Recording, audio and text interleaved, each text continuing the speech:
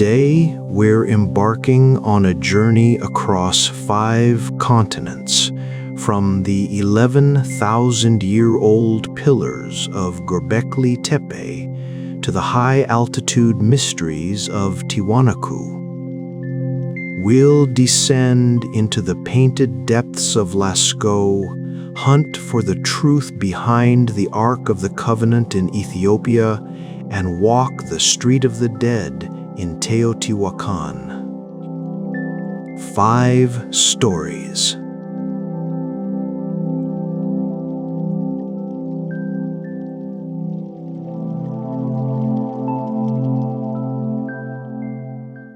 The temple.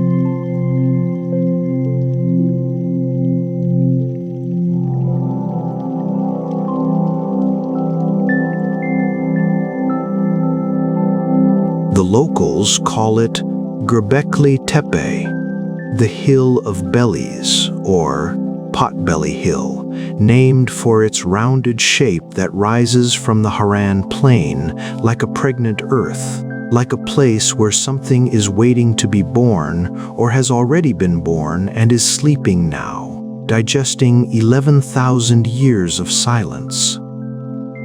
Anlurfa, the nearest city, claims to be the birthplace of Abraham.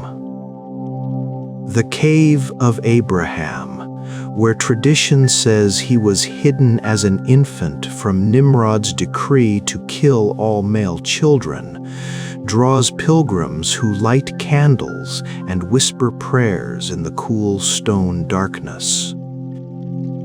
The Pool of Sacred Fish, where Abraham was supposedly thrown into a fire that God transformed into water, and the logs became fish hosts, thousands of carp that locals consider sacred, that bite your fingers gently when you dangle them in the water, that have lived in that pool for so long they've become part of the city's identity. This is a landscape soaked in story.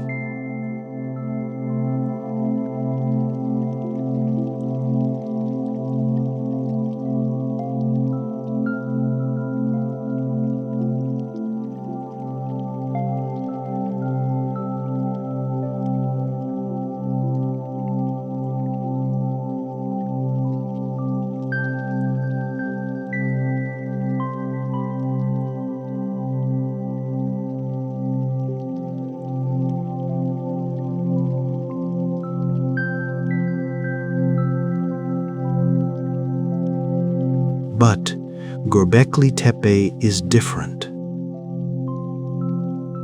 Its story starts before Abraham, before written language, before agriculture, before pottery, before civilization as we understand it. Its story starts in a time we barely have words for, when humans were still supposed to be hunter-gatherers, when we weren't supposed to build temples yet, when monumental architecture wasn't on our evolutionary to-do list for at least another few thousand years. And yet,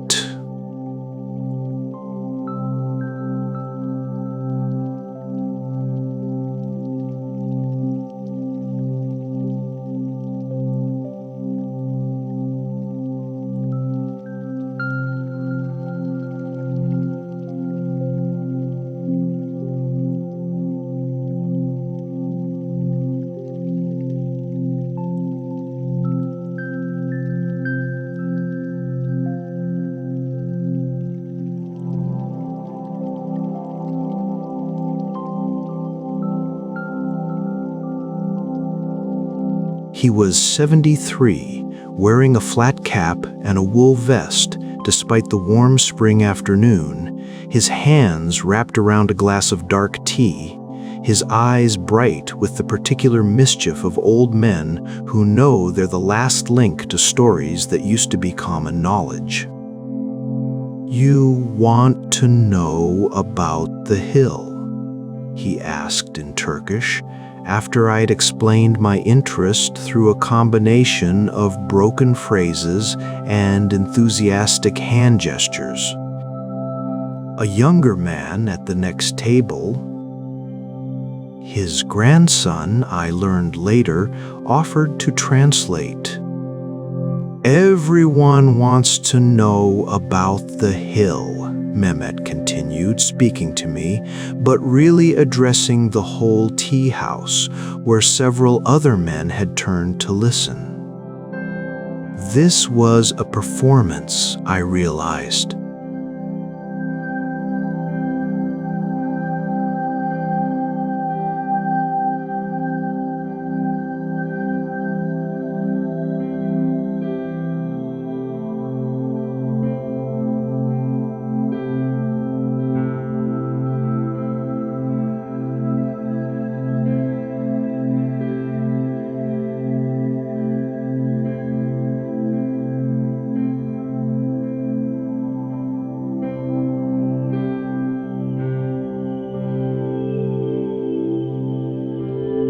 The kind that happens in Turkish tea houses when someone asks the right question and the elders decide you're worthy of an answer.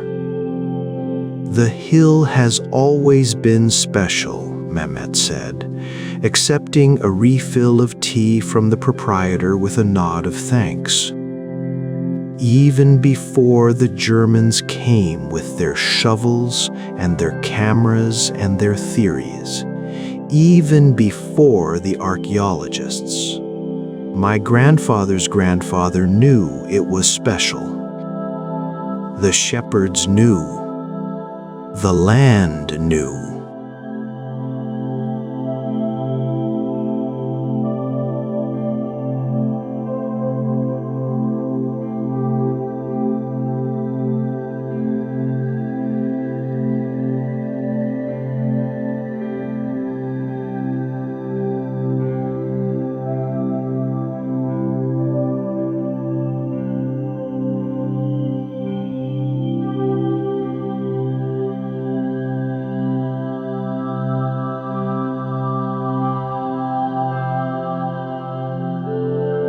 You could drive a whole flock up the hill, and they'd graze around the sides, around the base, but they wouldn't go to the summit, as if they could sense something, as if the ground there was different.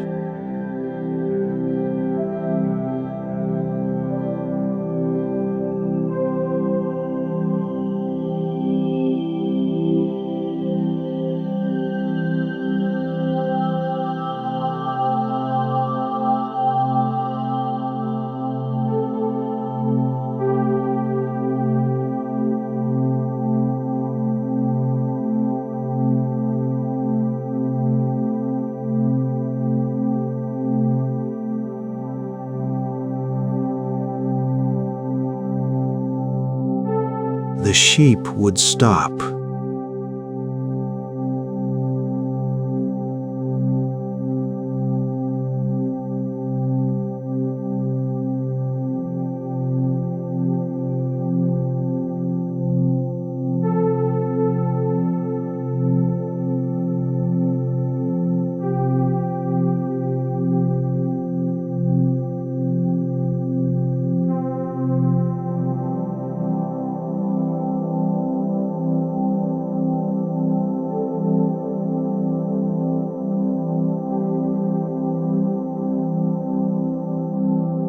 Mehmet shrugged.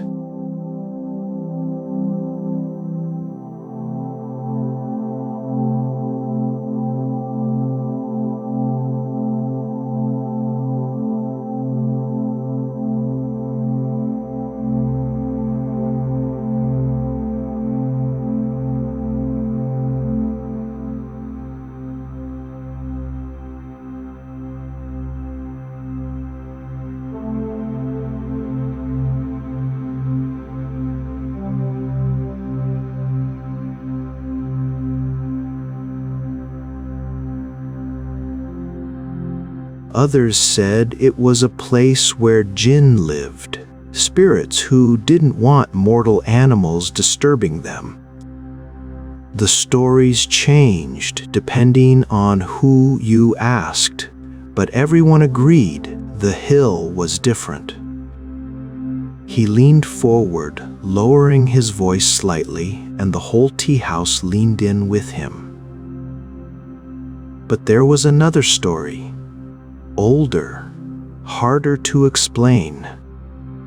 Some of the very old people, the ones who remembered before the Republic, before the modern age, they said Göbekli Tepe was where the first prayers were spoken, where humans first looked at the stars and understood they were looking at something, not just darkness with lights in it, where we first asked the questions that make us human.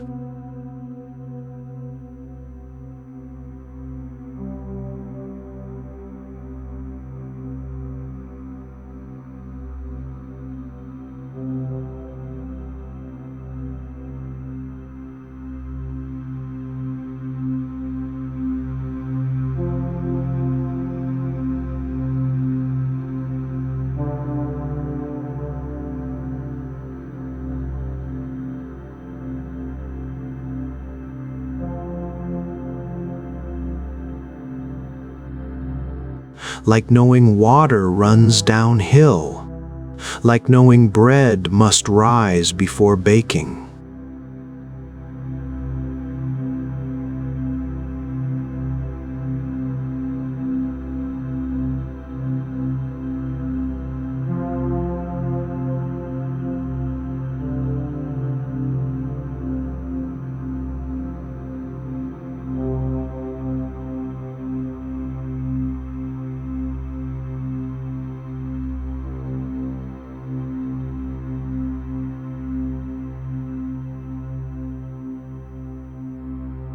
The hill was where prayer began.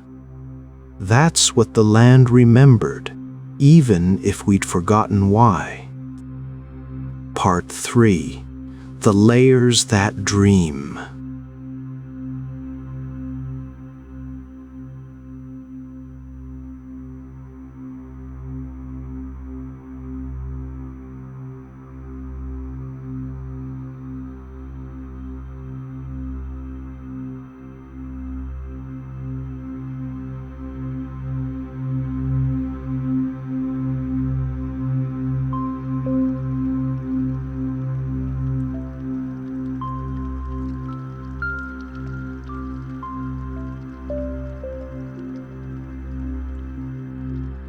When Klaus Schmidt, the German archaeologist, began excavations in 1995, he discovered something that made prehistory professors cry into their textbooks. Massive T-shaped limestone pillars, some weighing up to 10 tons, arranged in circular structures, decorated with carved animals. Foxes, bulls, snakes, wild boars, vultures, scorpions, all created by people who supposedly couldn't do this yet. Hunter-gatherers, nomads, people without agriculture, without permanent settlements, without the social organization we thought was necessary for monumental architecture.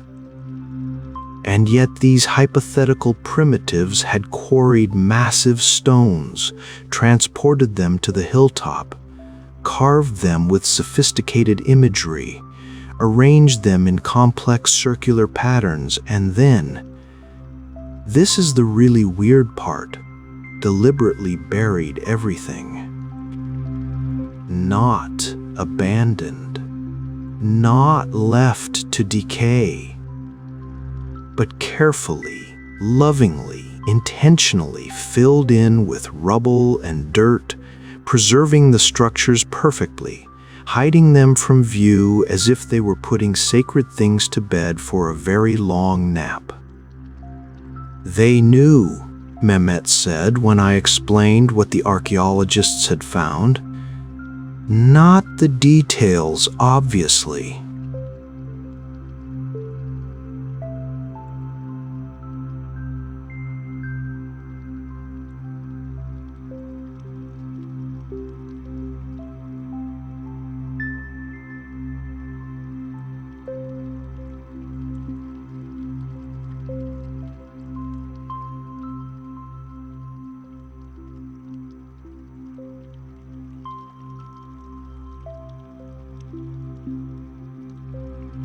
That something important happened on that hill.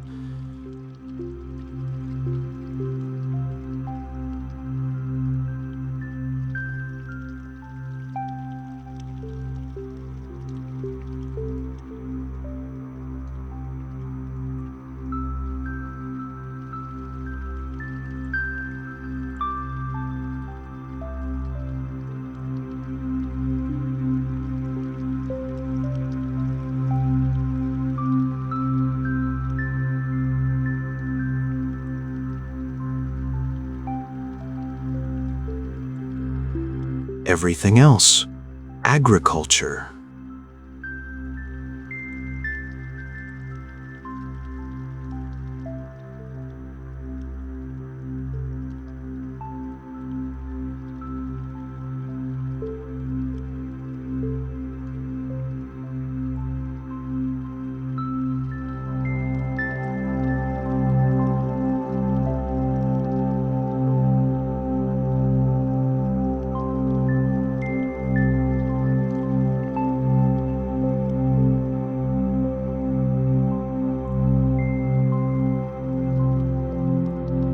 Questions about why you exist, where you go when you die, what the stars mean, whether anything has purpose. Once you start asking those questions, everything changes. You can't go back to just hunting and eating and sleeping. You need answers. You need agriculture to feed the people who search for answers. You need cities to house the searchers. You need writing to record what you find. His grandson, translating, added his own commentary. My grandfather thinks Göbekli Tepe is where humans decided to become civilized, not gradually, but as a decision.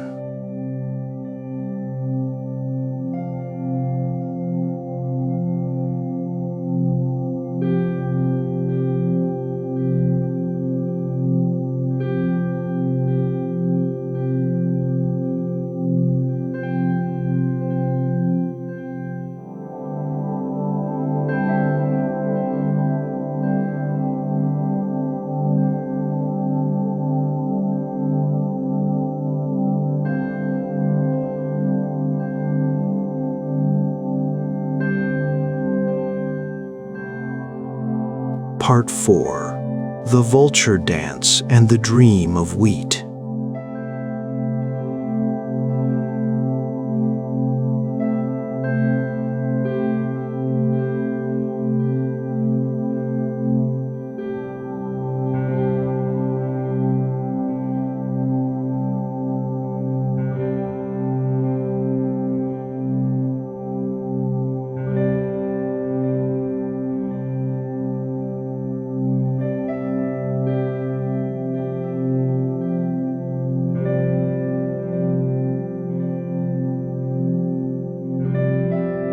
Not majestic eagles, vultures, deathbirds, carrion eaters, creatures that circle in the sky waiting for life to end so they can begin their work of transformation, turning dead flesh into continued flight, converting what was into what will be. The vultures are important. said Ai, a young archaeology student from Heron University who was volunteering at the site. She'd joined us at the tea house when word spread that foreigners were asking good questions.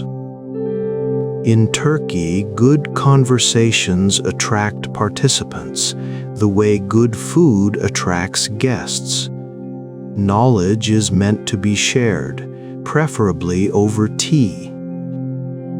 In shamanic traditions across Central Asia and Siberia, Ai explained, switching smoothly between Turkish and English, vultures are psychopomps, guides for the dead.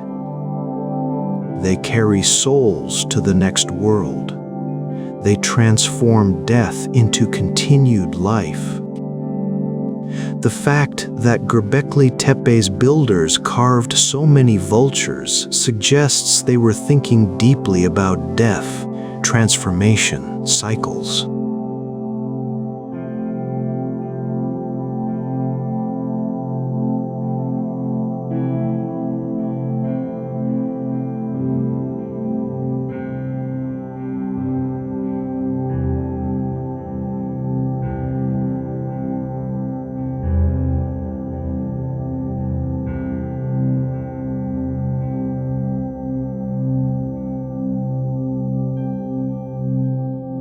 Some ancient peoples would leave their dead on high places for vultures to consume.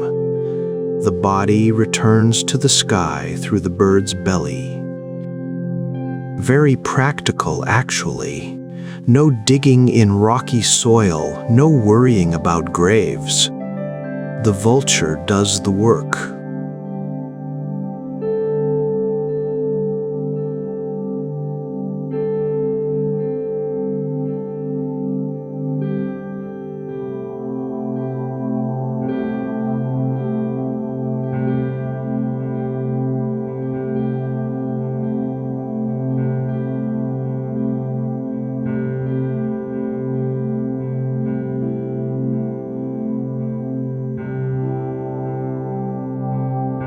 The vulture takes what is earthbound and makes it fly, takes what is ended and continues it.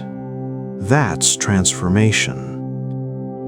That's the core mystery these people were contemplating. How does something end and yet continue? How does death feed life?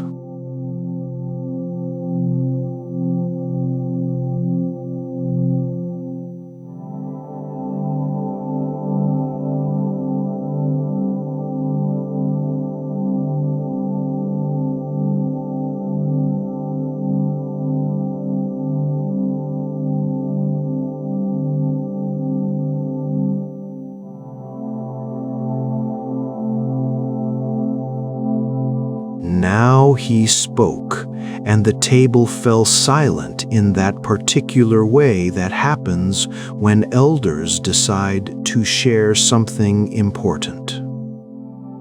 My grandmother told me a story her grandmother told her.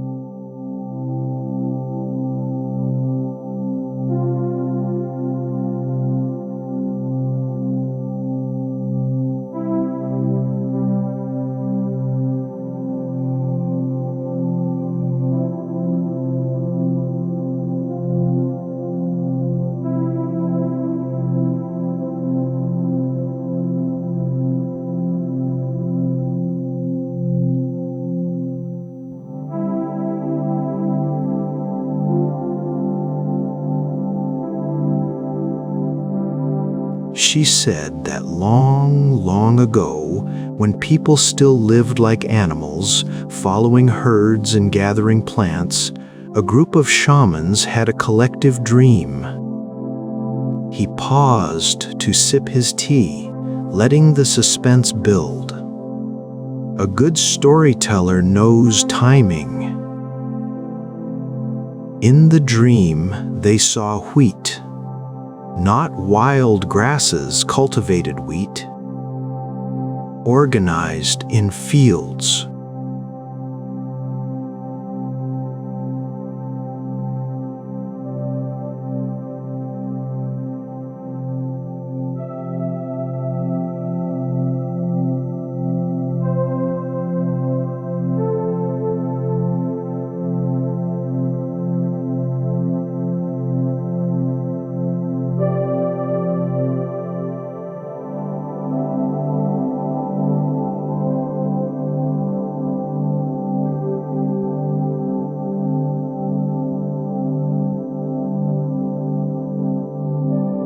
They saw children who grew up in the same place their parents had lived, learning trades instead of just survival.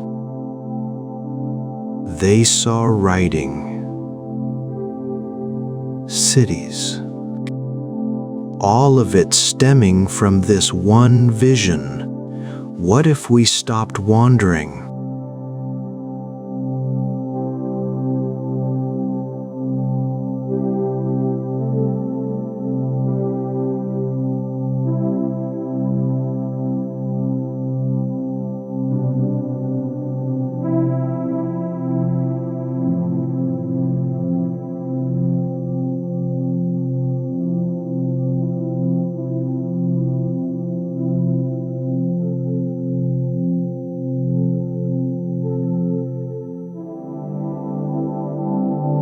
But the shamans also saw the cost.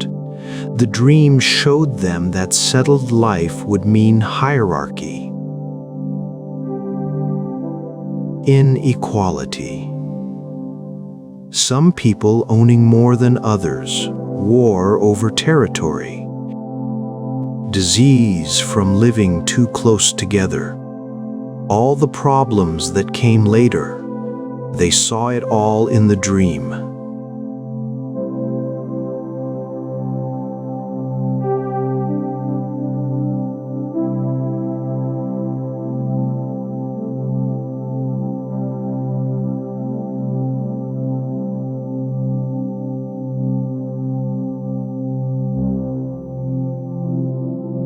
They built the temple, Göbekli Tepe. They built it as a question mark, as a way of asking, should we do this?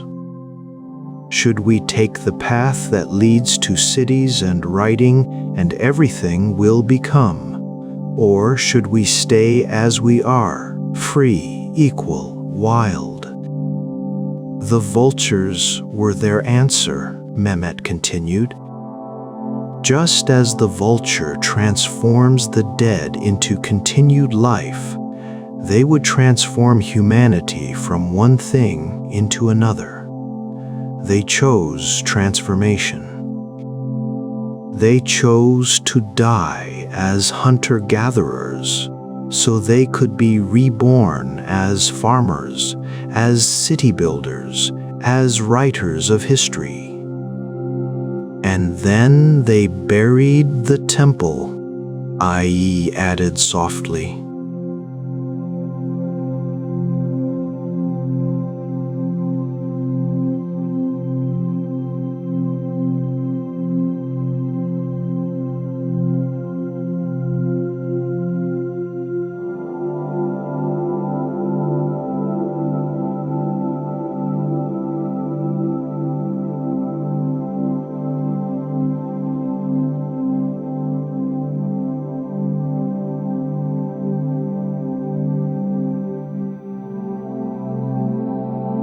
The temple was the chrysalis. They built it, transformed inside it, and when they emerged as something new, as agricultural people, as civilization, they buried the chrysalis to preserve it, to remember where they came from.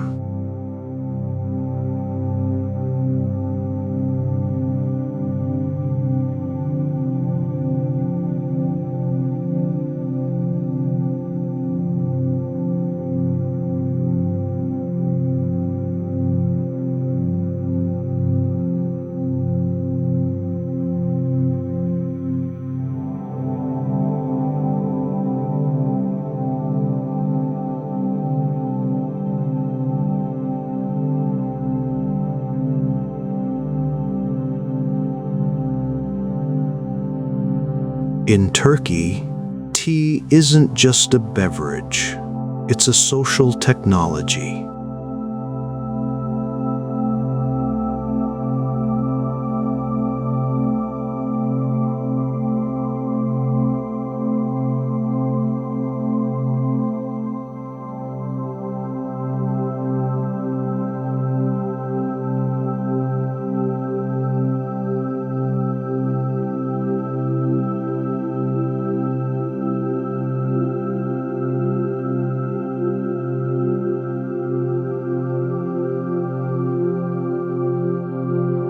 The say houses are where the real work of society happens, not the formal work of offices and governments, but the essential work of community, story, relationship.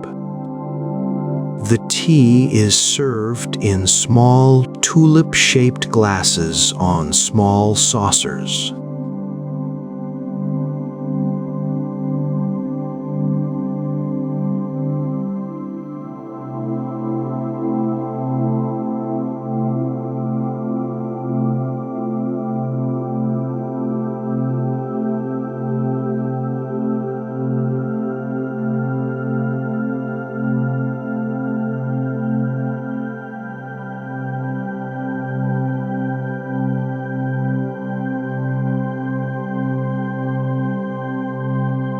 They're filled precisely 2/3 full, leaving room at the top for the tea to cool slightly, for the conversation to expand into.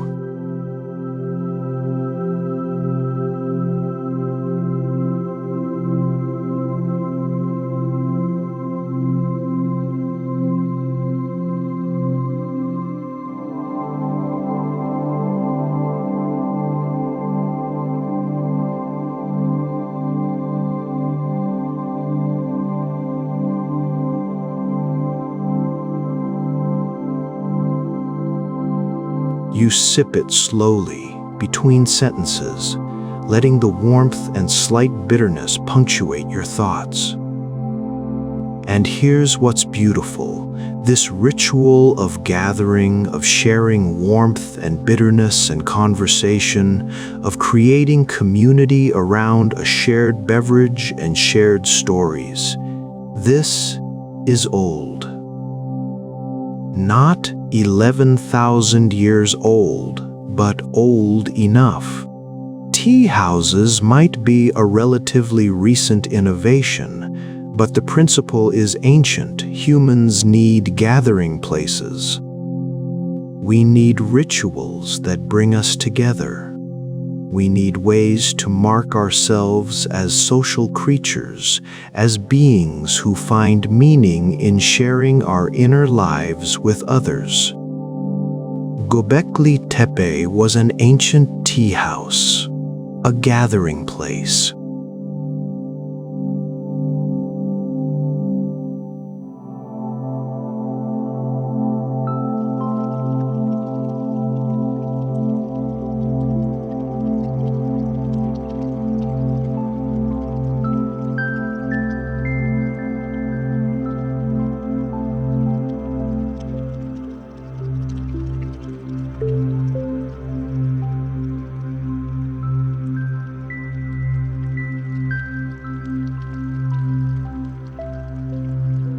People came there for special occasions, for ceremonies, for the prehistoric equivalent of sitting around sipping say and asking big questions about existence. The temple was never about the stones, Mehmet said, as if reading my thoughts.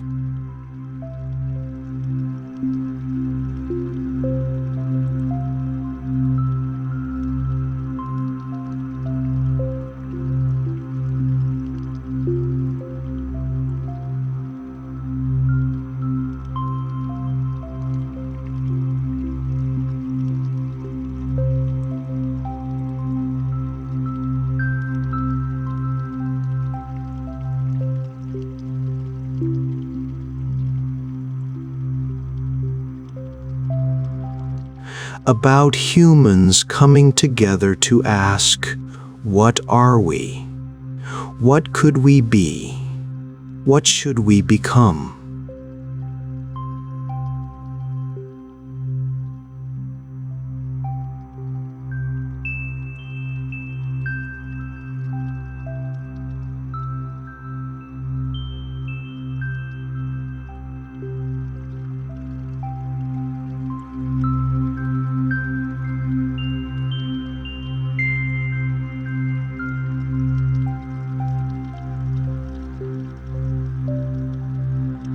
Because they had a reason that mattered more than food. They had questions that needed answering.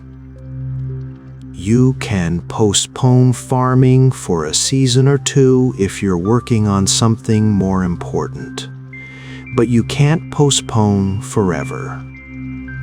Eventually, you need food systems that let you keep gathering, keep building, keep asking questions.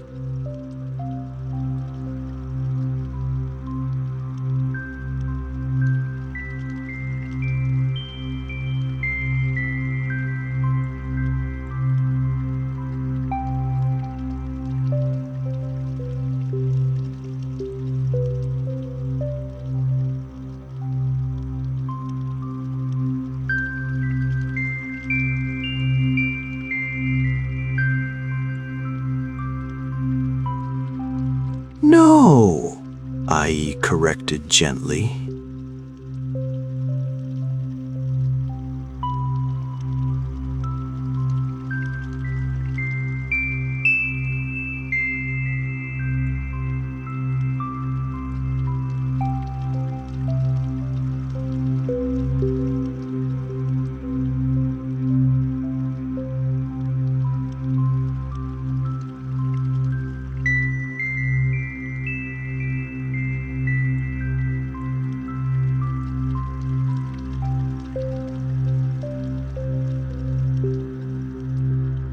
We weren't stupid.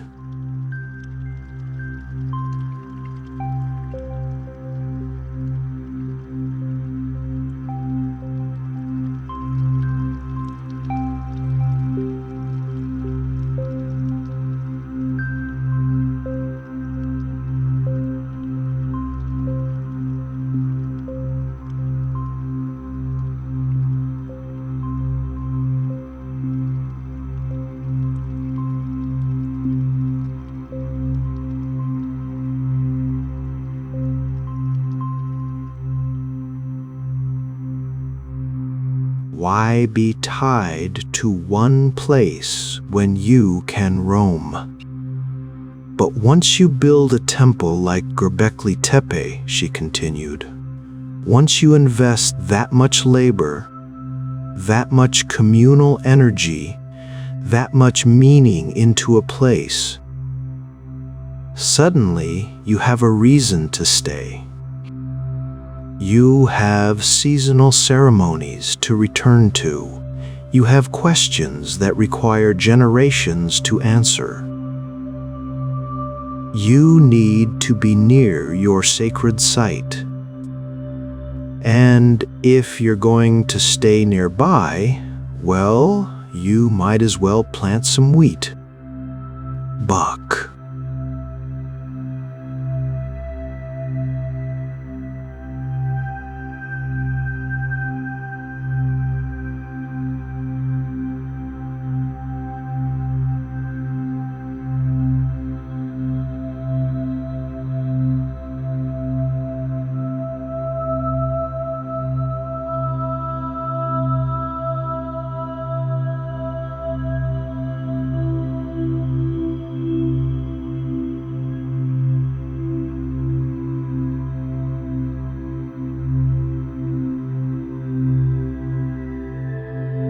The T form suggests a body. The vertical shaft is the torso. The horizontal piece at the top represents shoulders or a head.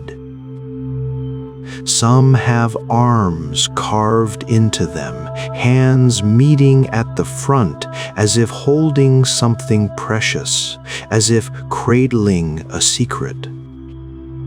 They stand in circles, facing inward like a council meeting. Like a gathering of ancestors or gods or idealized humans discussing matters too important for spoken words alone.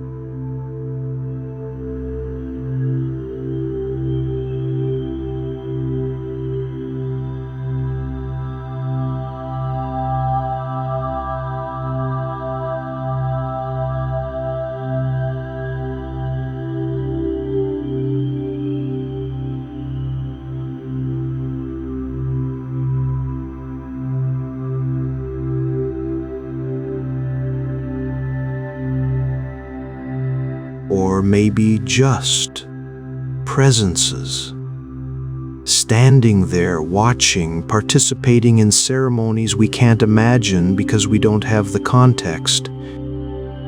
We don't know what questions they were asking. We don't know what answers they found.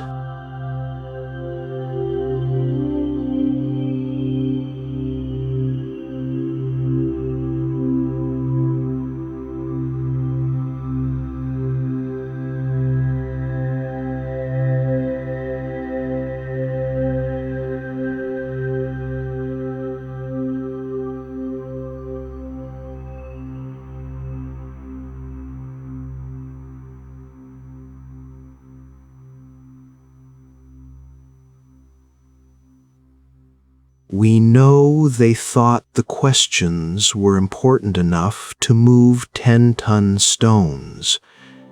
That tells us something about human nature. We're not satisfied with just existing.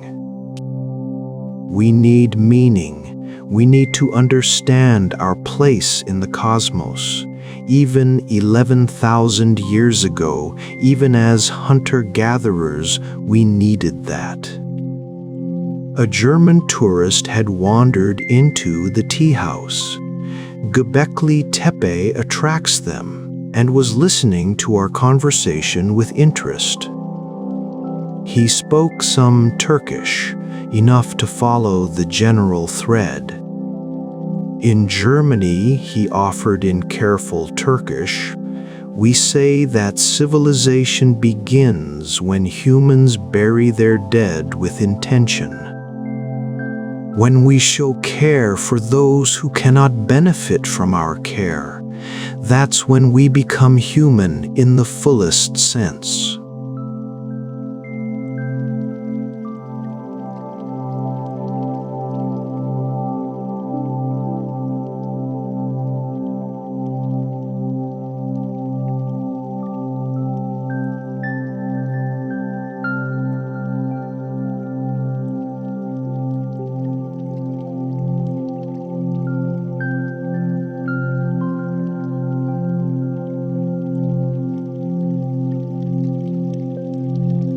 They buried the temple with intention, with care.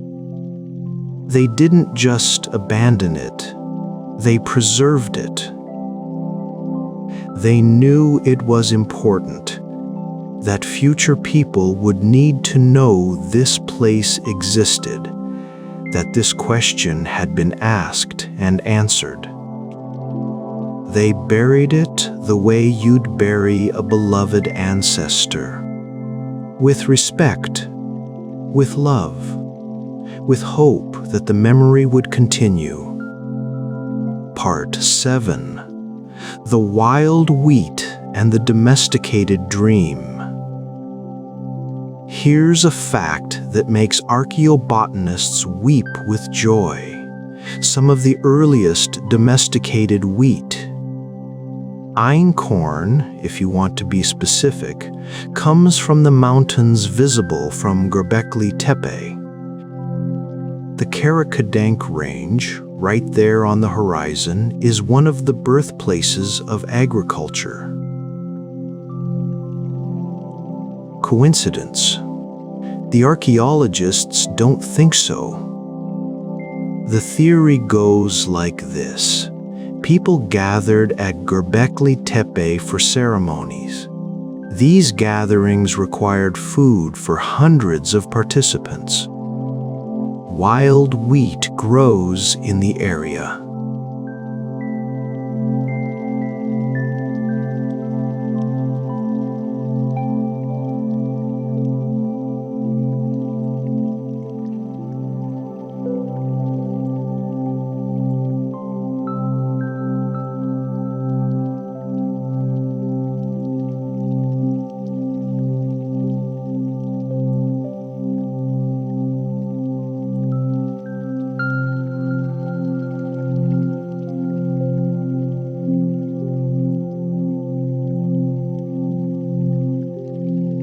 People harvesting wild wheat for the ceremonies would have noticed that some plants produced larger seeds, grew more reliably, responded better to disturbance. Maybe at first it was accidental selection. Maybe later it became intentional. Maybe someone standing on Göbekli Tepe between ceremonies, looking out at the golden grasses on the hillsides, thought, "What if we encouraged the good plants? What if we discouraged the others?"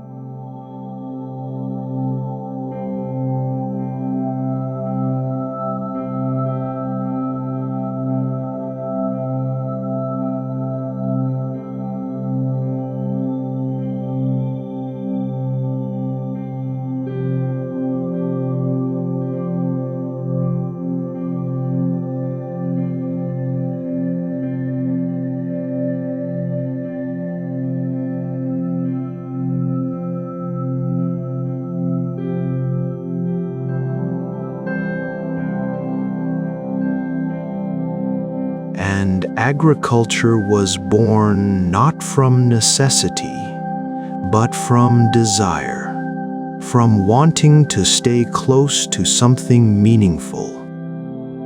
"The wheat chose us as much as we chose it," Mehmet said, with the certainty of someone whose family has farmed wheat for generations.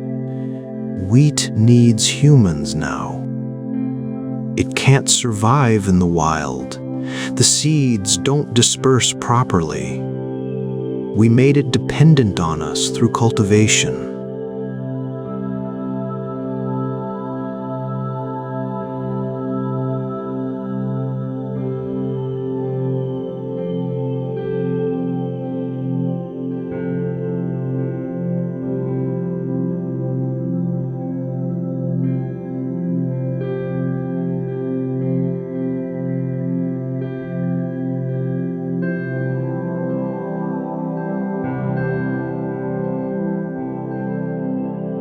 We need wheat to make bread, and bread is life.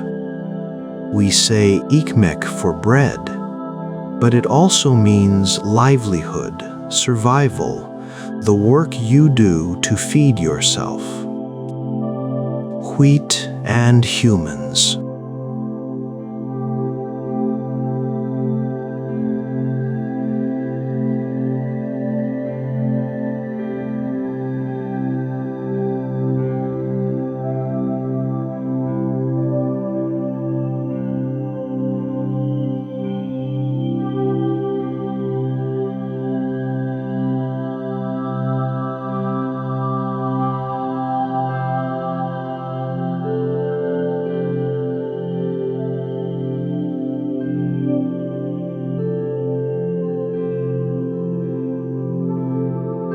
She'd thank the wheat for giving itself, thank the earth for growing it, thank her ancestors for learning to cultivate it, thank God for making it all possible.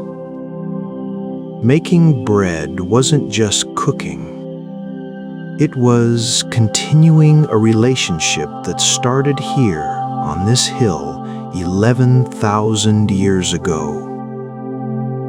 The tea house owner brought out a plate of simit circular bread covered in sesame seeds, the Turkish equivalent of bagels.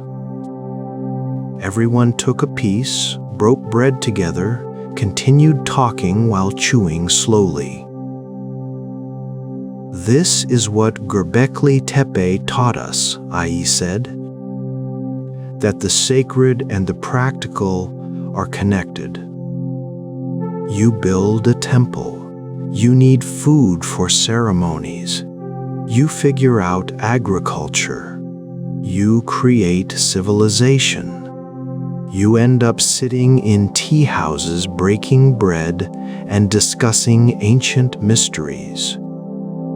It's all one continuous thread, from the first carved pillar to this simit, from the first question about meaning to our conversation right now. Part 8.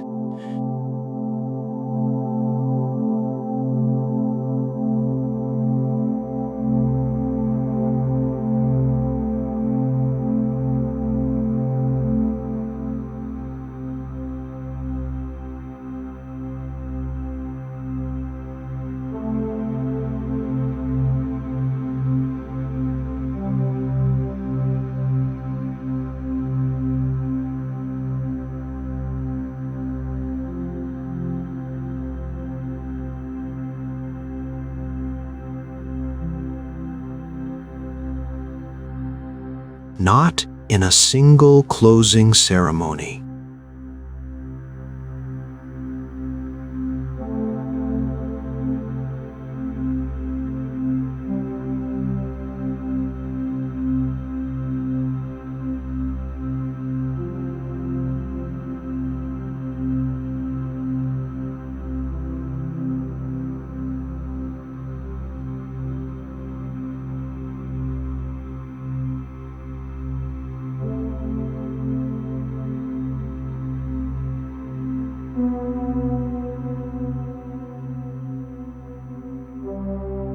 Like Russian dolls, like layers of consciousness, like versions of a question that keeps getting refined, deepened, made more sophisticated.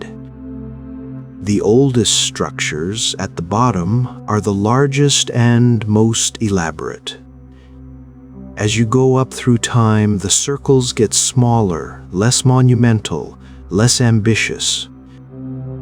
It's as if they were winding down, as if the big question had been answered and now they were just maintaining the tradition, going through the motions, until finally they buried the whole site one last time and walked away forever.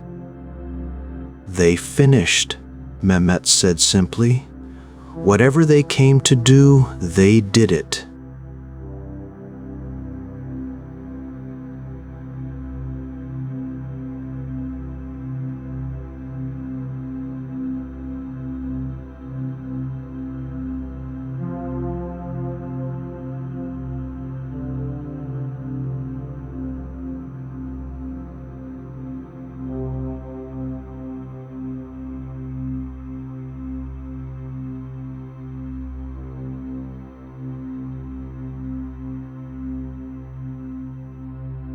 They were hunter-gatherers when they started building. They were farmers when they finished. The temple had served its purpose.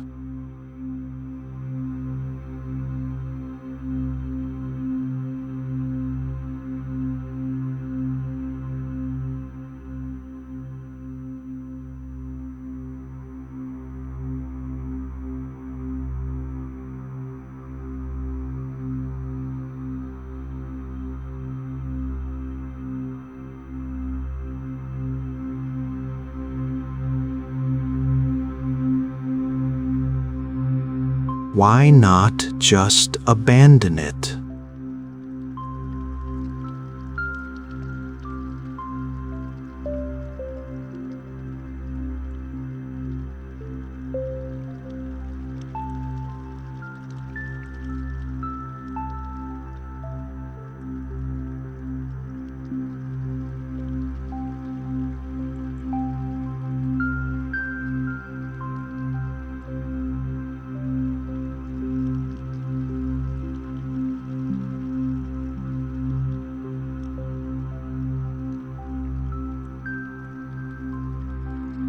That effort shouldn't be wasted.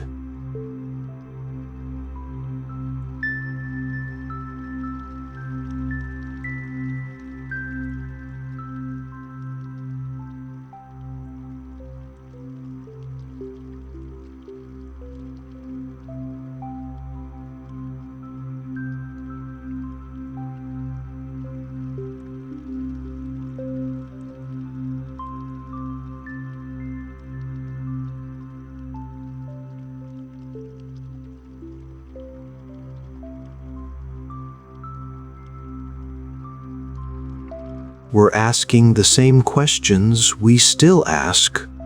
Why are we here? What are we supposed to do? What comes next?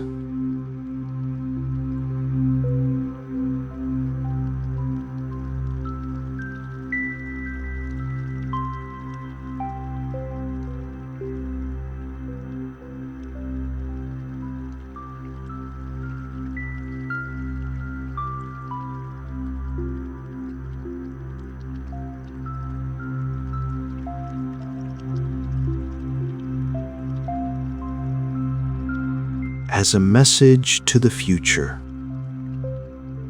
Look, they're saying. Look what we were capable of.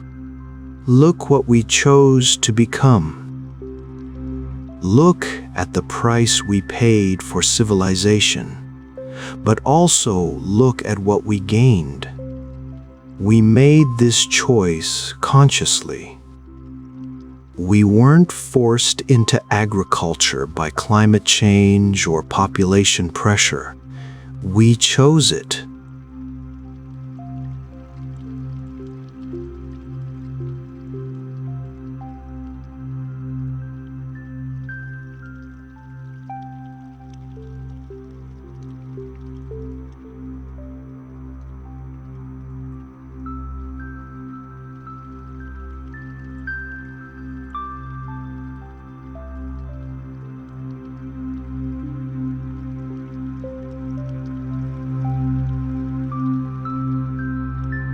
The German tourist spoke up again. In the West, we think of civilization as progress, as humans getting better, smarter, more sophisticated over time. But Göbekli Tepe suggests something different. It suggests humans were always this smart, always this capable. We just chose different ways to use our intelligence. Exactly.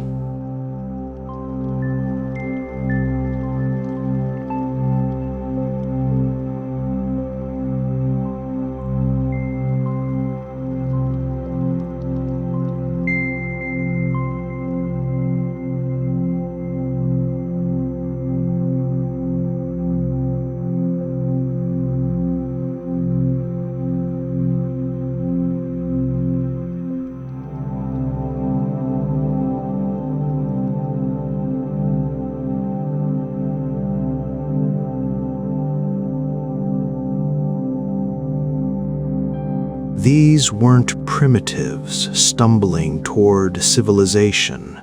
These were people making calculated decisions about what kind of life they wanted. They saw the future, literally, in visions or dreams or philosophical speculation, and they chose it with open eyes, knowing the costs. Part 9. The Tea House Consensus.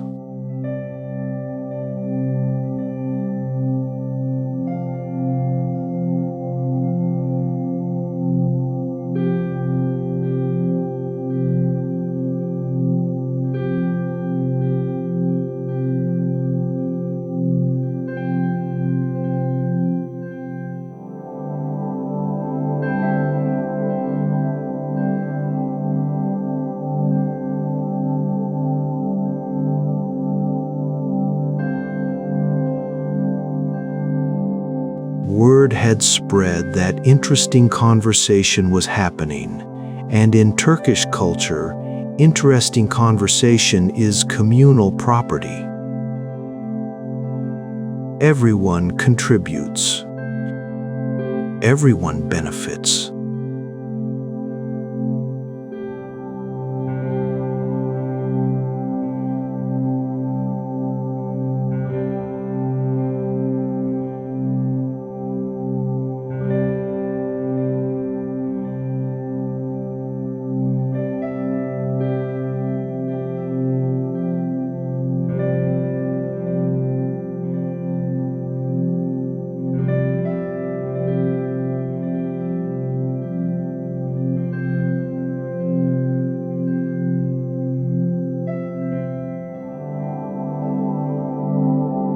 An imam from the local mosque offered a religious perspective.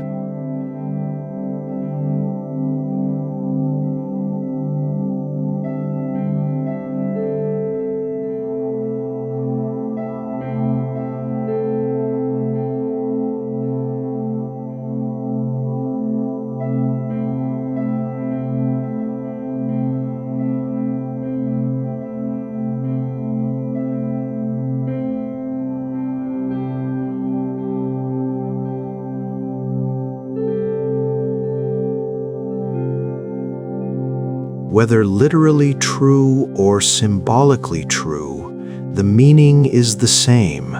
This is where humans learn to have a relationship with the divine, to ask questions that go beyond daily survival.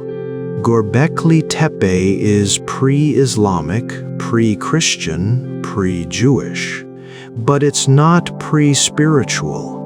It's where spiritual seeking began.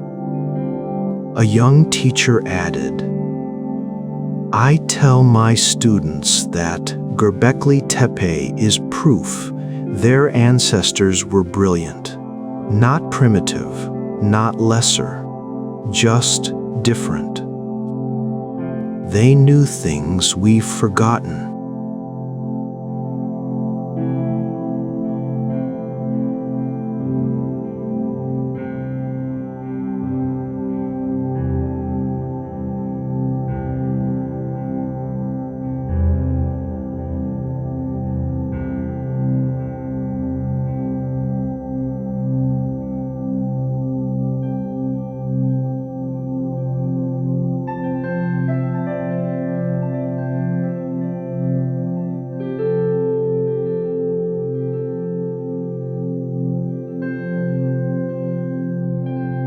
They could ask philosophical questions without universities.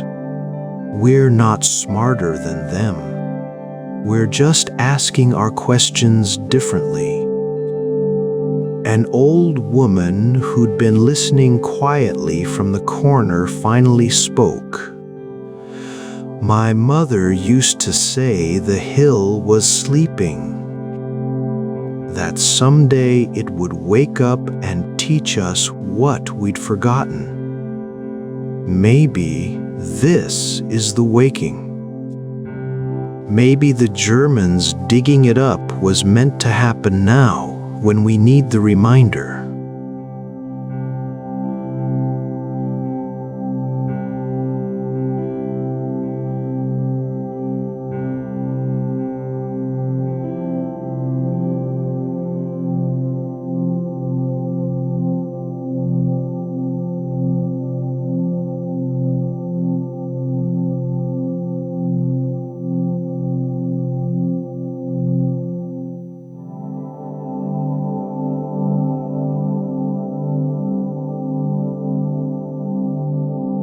That humans can choose to change.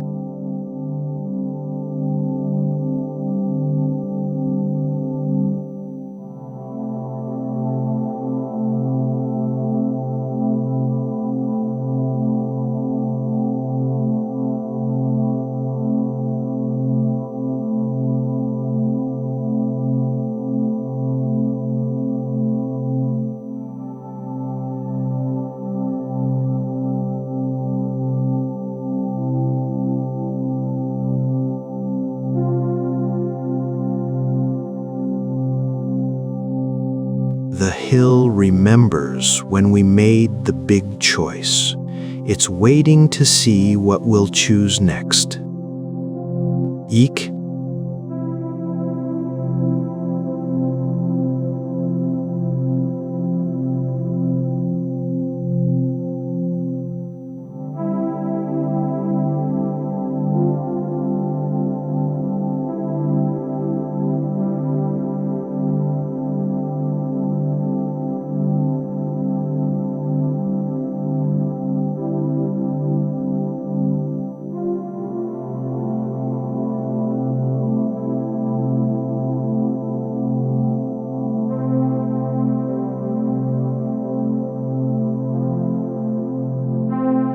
these people.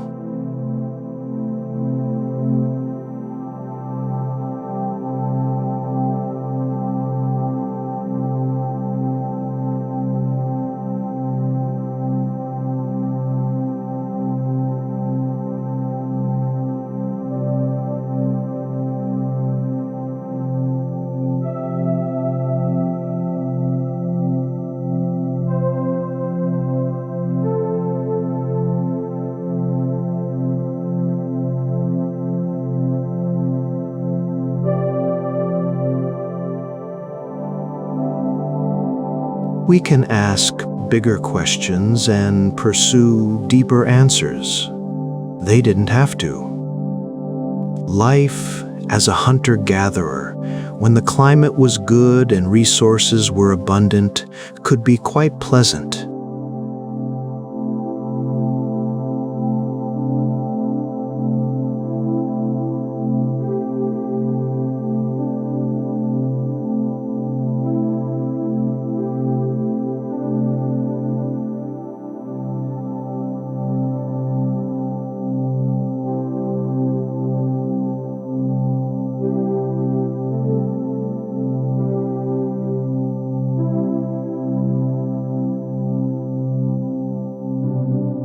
Spend the rest of your time socializing, telling stories, making art, playing with children.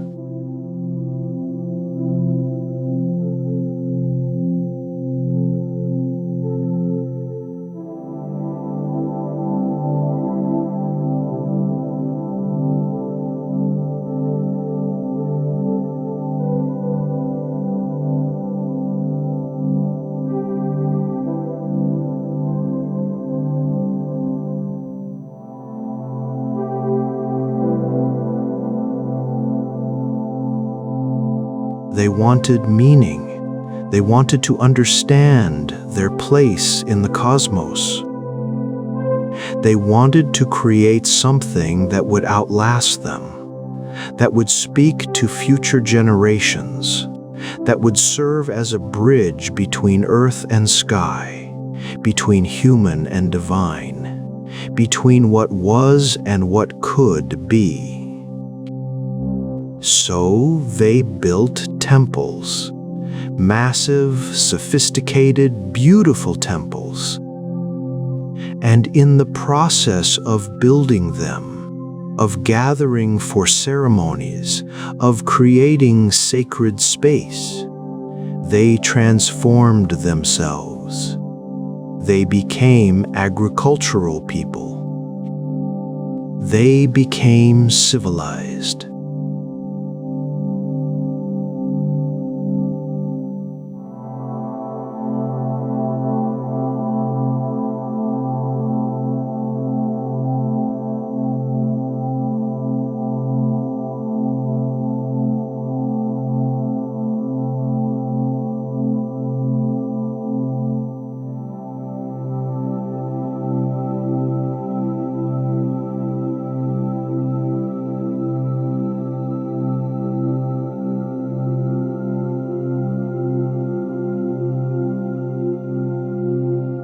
The stones are still here, Mehmet said as the afternoon light turned golden through the tea house windows. Still standing after 11,000 years. Still witnessing, still teaching if we're willing to learn.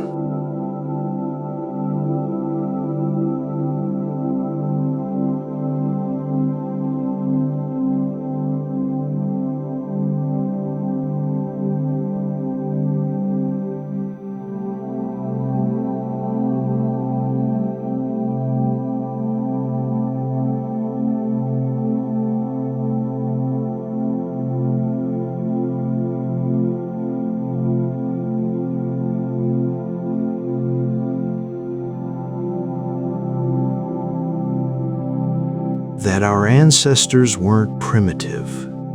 They were pioneers. That big changes start with big questions. That transformation requires sacrifice. You can't become something new without letting go of something old. That sacred space matters. That gathering in community to ask meaningful questions is worth the effort, worth moving 10-ton stones, worth changing your entire way of life. He finished his tea and set the glass down with a soft click. And that it's okay to bury the past, as long as you bury it with love. As long as you preserve it for those who come after. As long as you remember that every ending is also a beginning, every burial is also a birth, every closed chapter makes room for the next story. Ha! Part 11. The Shepherd's Current Dream.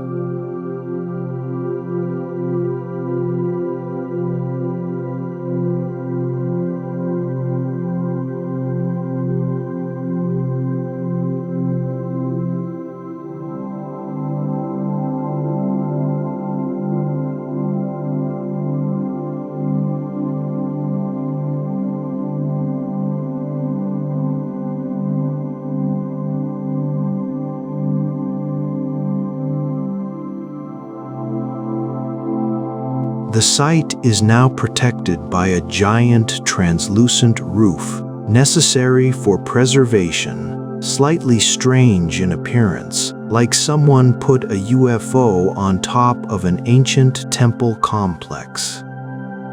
But underneath, the stones stand as they've stood for 11 millennia, T-shaped witnesses to questions asked before writing existed to record them.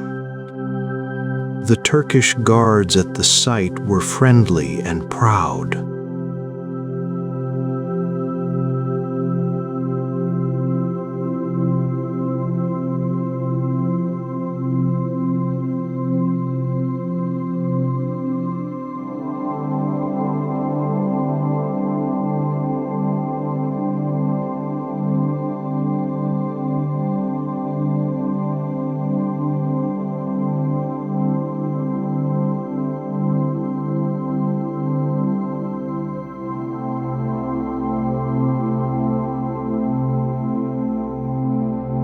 This is what their land contains. This is what their ancestors built. This is their gift to human history. I walked among the pillars, touching them gently. This is allowed, unlike at many archaeological sites.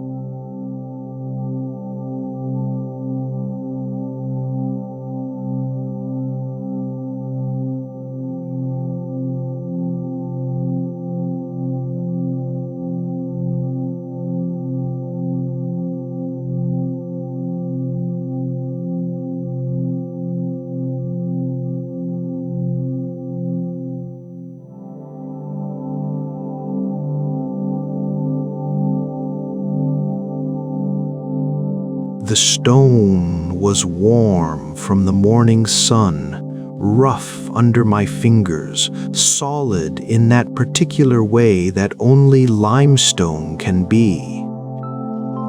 The carvings were still visible. Foxes mid-leap, bulls with massive horns, snakes coiling around pillars, scorpions rendered with anatomical precision. These people knew their animals, observed them closely, chose them intentionally for the messages they conveyed.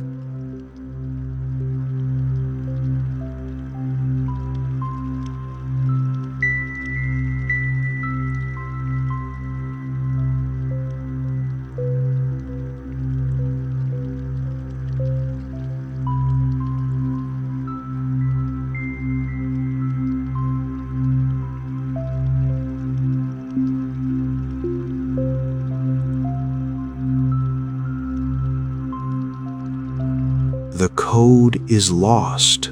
the context gone, the explanations buried with the last person who understood them fully.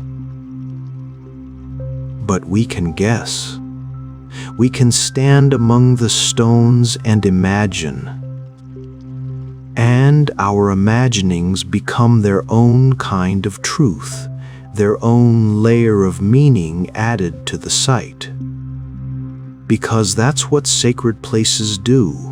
They accumulate meaning over time, generation after generation, adding their interpretations, their questions, their hopes. A shepherd was grazing his flock in the distance, beyond the modern fence that protects the archaeological site. His sheep dotted the hillside, white and brown against the golden grass. A scene that could have been from any century, except now.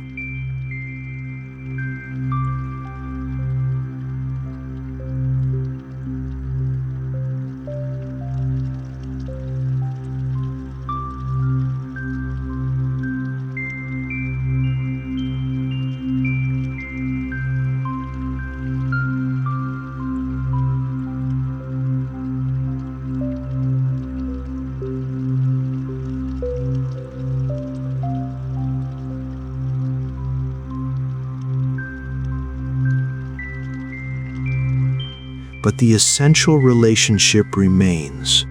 Humans and animals and land, working together, surviving together, asking questions together about why we're here and what it all means. The shepherd saw me watching and raised his hand in greeting. I waved back.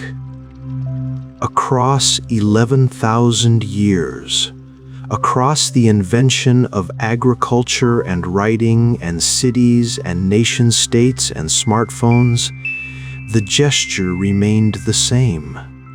Acknowledgement.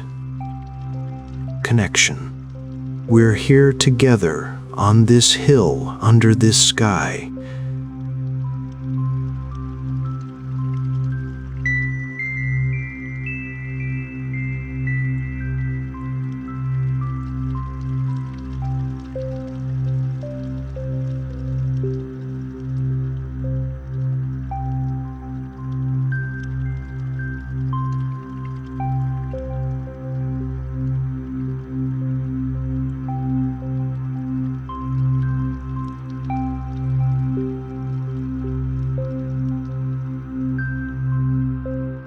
Still somehow knowing this ground is different.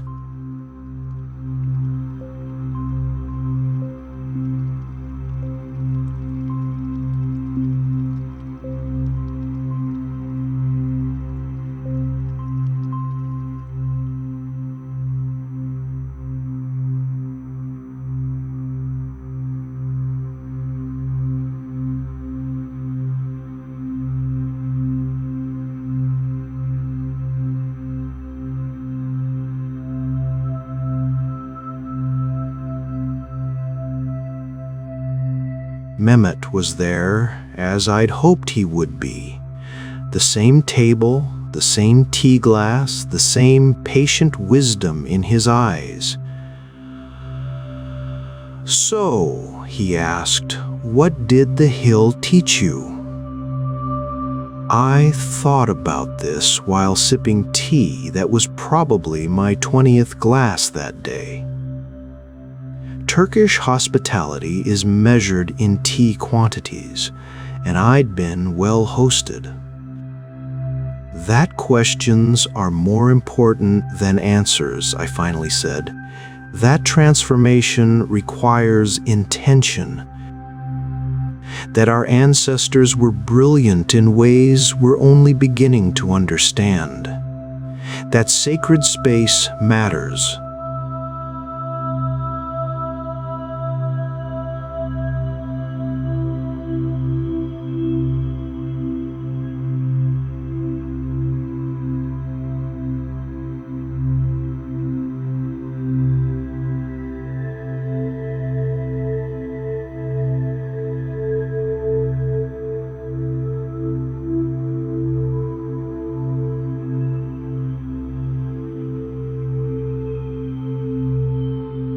He nodded slowly. Good. You learned what the stones wanted to teach. But there's one more thing.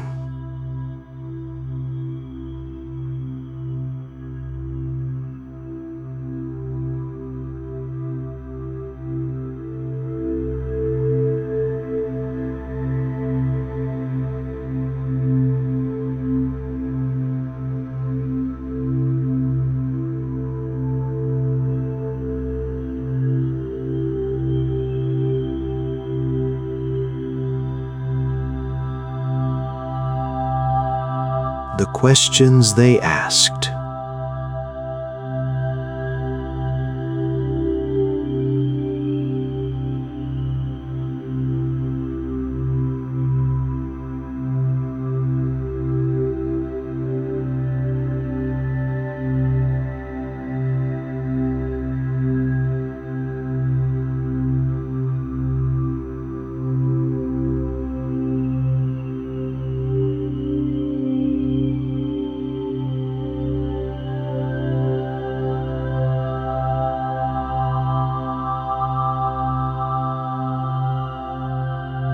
The temple was their answer to those questions.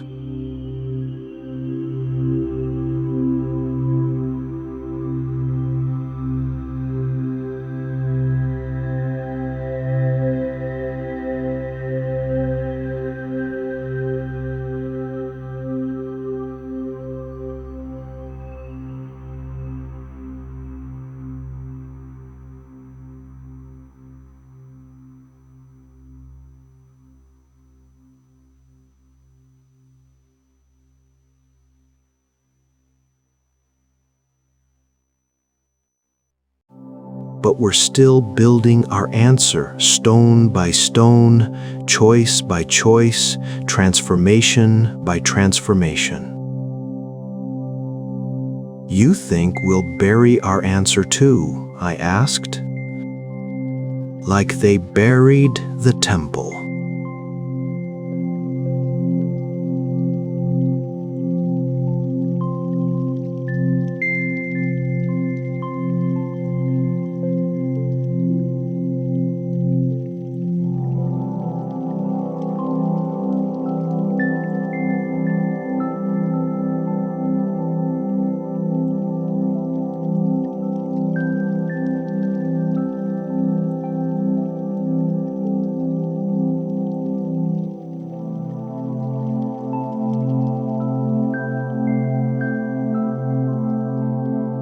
We'll bury this age carefully, lovingly, preserving it for whoever comes after.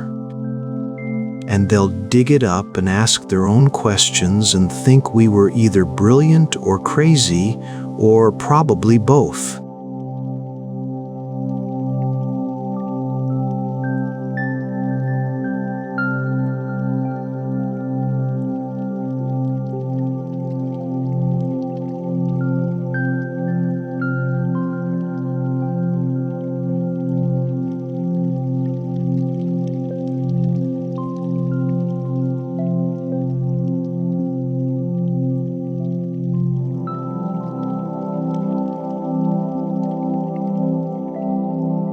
That's the gift of Göbekli Tepe.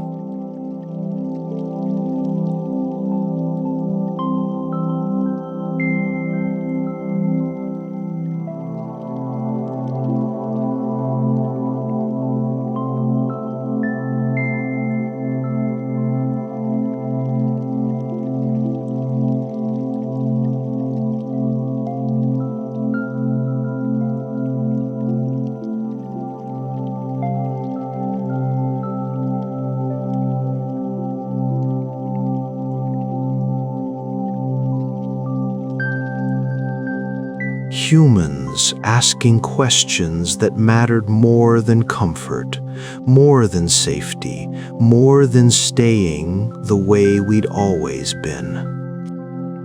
That impulse to ask, to build, to transform, that's what makes us human.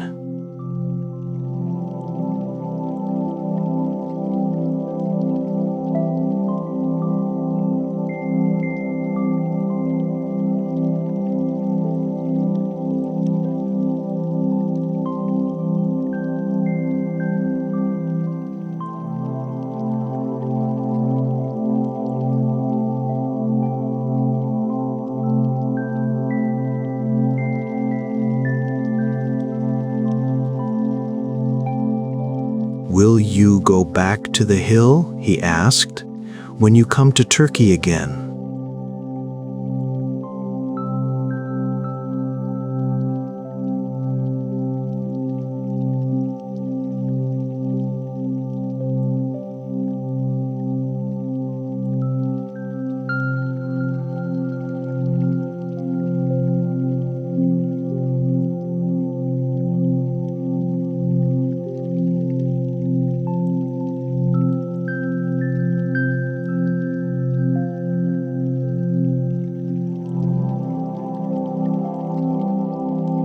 Bring better questions next time.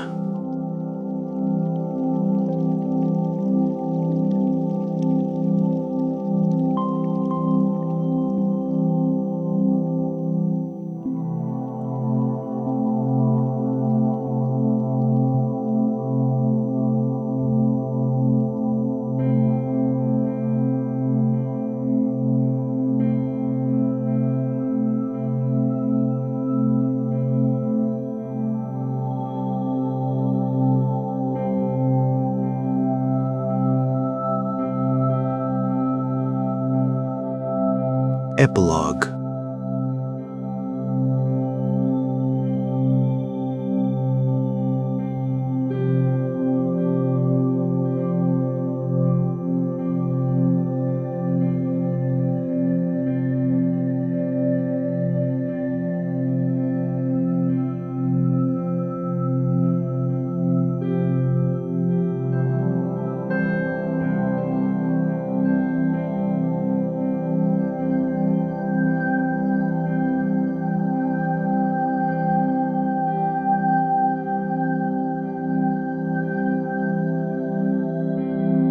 Fresh baked pied.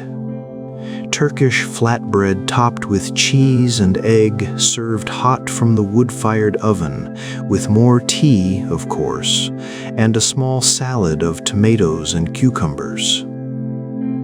The wheat in that bread could trace its lineage back to the Karakatong Mountains, to the first intentional cultivation, to the people who gathered at Göbekli Tepe and decided their questions were important enough to require agriculture, to justify the hard work of farming, to warrant the transformation from one way of life to another.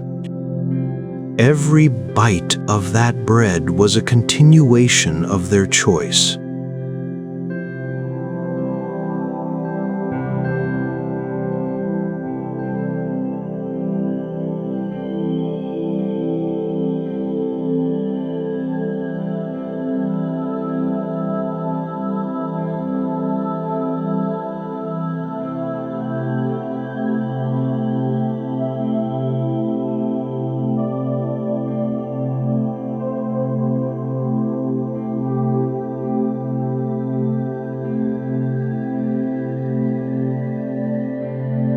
Yes, we still need the stability that agriculture provides.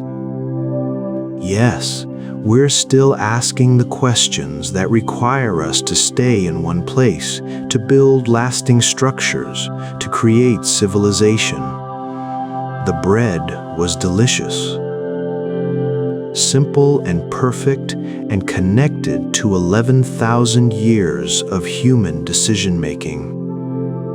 I ate slowly, savoring it, thinking about pillars arranged in circles, about vultures carved in stone, about shepherds who noticed their sheep wouldn't graze on sacred ground, about old men in tea houses preserving stories that everyone knew but nobody could quite explain.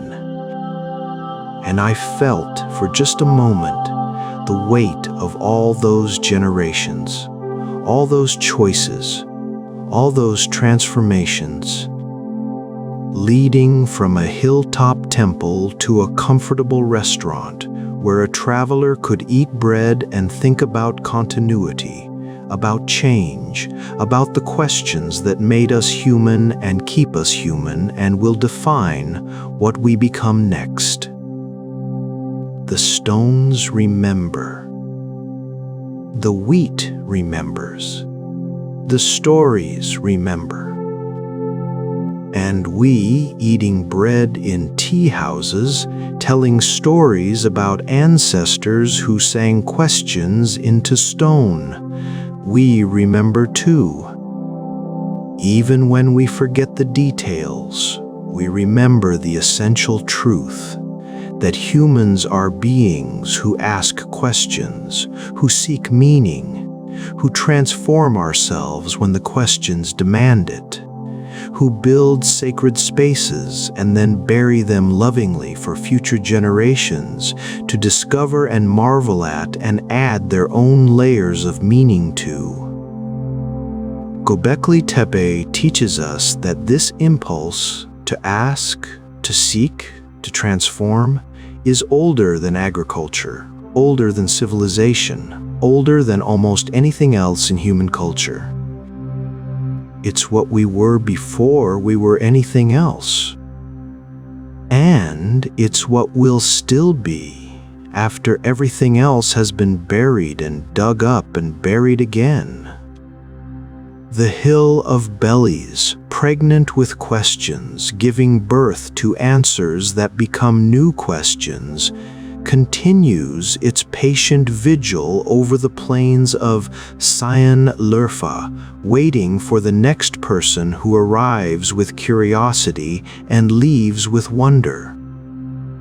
The tea is always hot. The bread is always fresh. The stones are always waiting.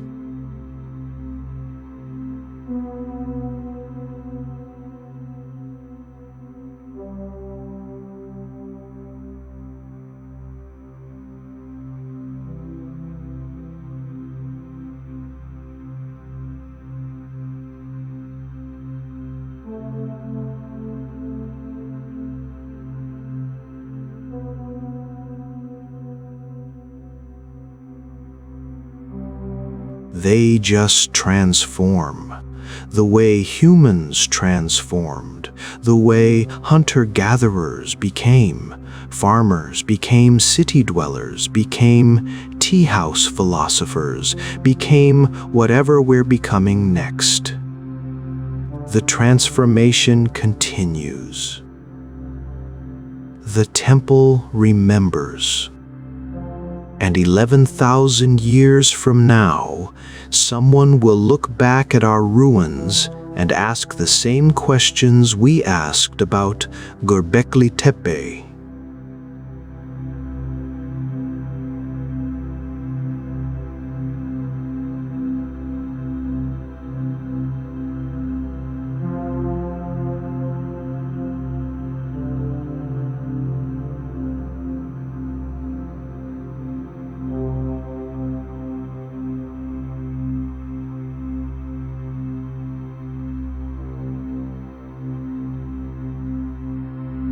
What were they building? What did they hope to become? I hope they find the answers as mysterious, as inspiring, as fundamentally optimistic as we found the temple on the Hill of Bellies. I hope they drink tea while they discuss it. And I hope they understand that they're asking the same questions we asked, the same questions the temple builders asked, the same eternal questions that make us human. What are we? What should we become? What's worth transforming for? The stones know, the wheat knows, the tea houses know. And if you listen carefully, with respect and curiosity and openness to mystery, they'll teach you too. Author's note. I spent 3 days in Lurfa drinking approximately 60 glasses of tea, eating uncountable amounts of bread, having conversations that started as simple questions and ended as philosophy. I visited Göbekli Tepe twice, once with tourists, once nearly alone at opening time. The stones were exactly as mysterious as promised. The sheep still avoid the hilltop. The locals still tell stories that explain everything and nothing. I left with more questions than I arrived with, which, according to Mehmet, means the visit was a success. I'm planning to return with better questions next time. The stones are waiting, and the tea is always hot.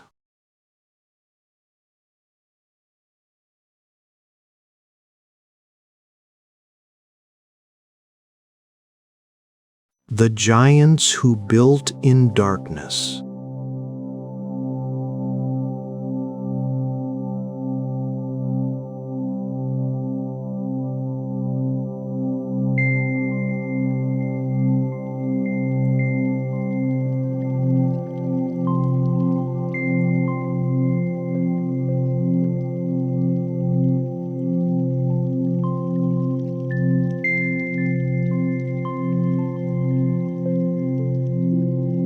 It stands about 7 feet tall, not the biggest, not the most famous, in a corner of the site museum where the afternoon light hits it at an odd angle.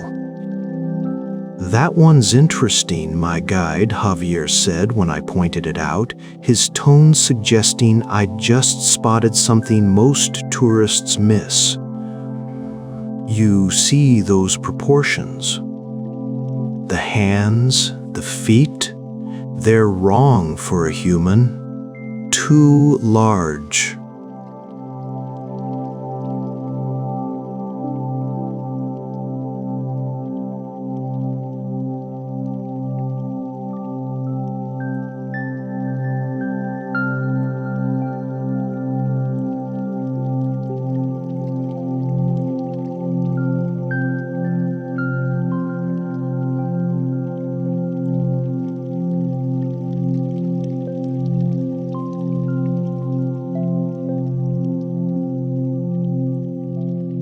The ones who built Tiwanaku before there was sunlight to see by.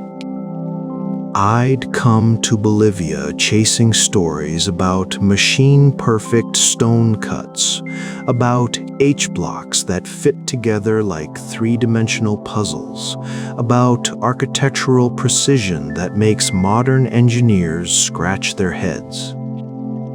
But Javier, born in a village near the ruins, descended from people who'd lived around Lake Titicaca for centuries, wanted to tell me about something else first. He wanted to tell me about Viracocha and the first creation. You know the myth. He asked as we walked through the ruins, past the famous Gateway of the Sun with its carved figure holding staffs in both hands, weeping tears that represent rain. I knew the tourist version creator God made the world very important. Here's a statue. But Javier's version was different, richer.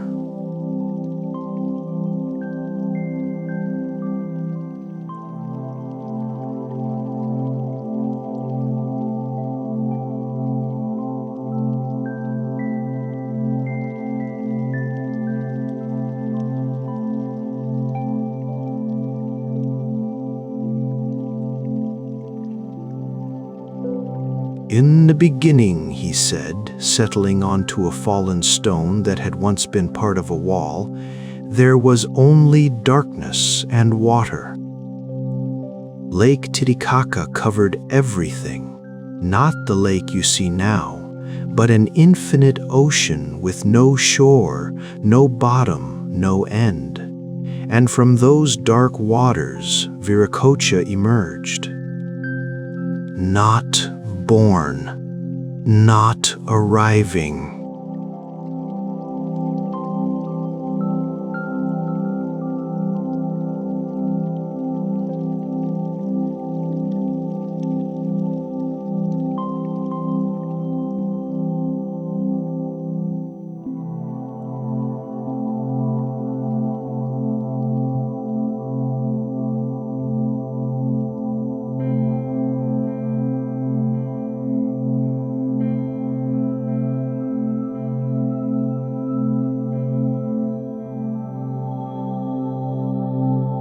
He lit a cigarette, offered me one, I declined, and continued.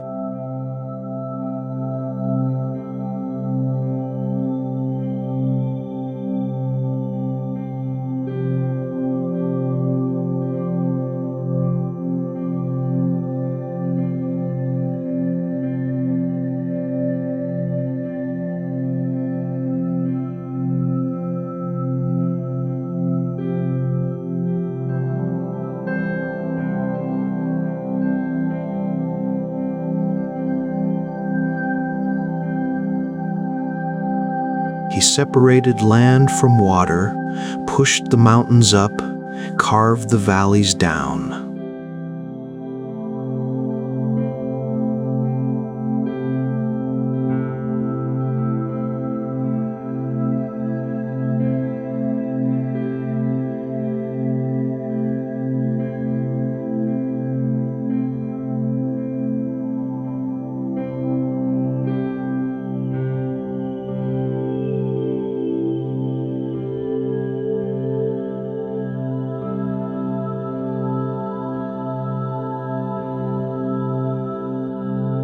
So he tried to create beings to inhabit this dark world. But here's where it gets interesting. He didn't create humans first. He created giants.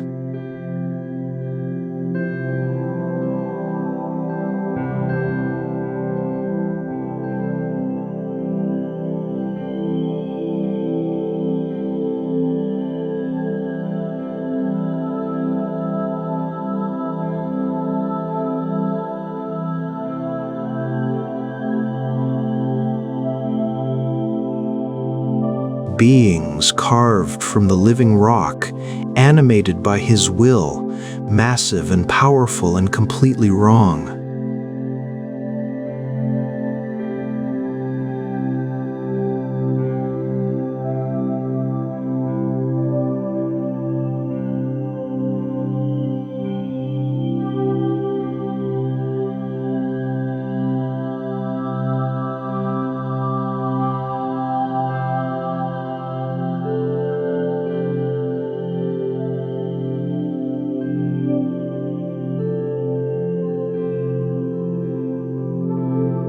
That's what the old stories say.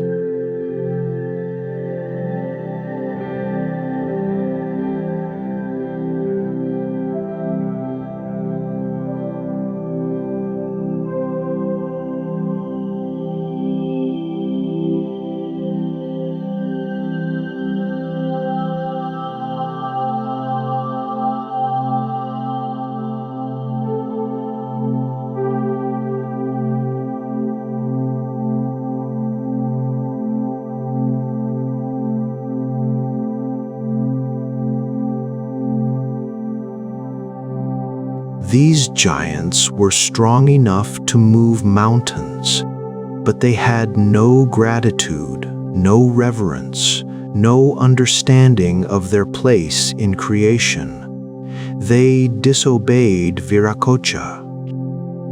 They mocked him. Some stories say they tried to attack him. Javier gestured at the ruins around us. The precisely cut stones, some weighing 80 tons or more, scattered across the site as if by some great force. So Viracocha destroyed them, sent a flood.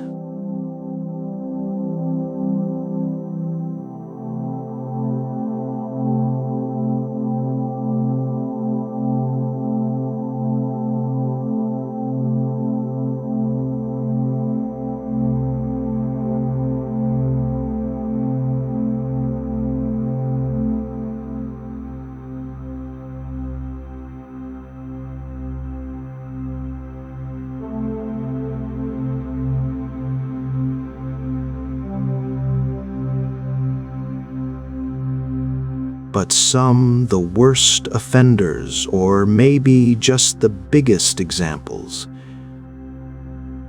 Viracocha turned back into stone, froze them where they stood, And those petrified giants, the stories say, are still here.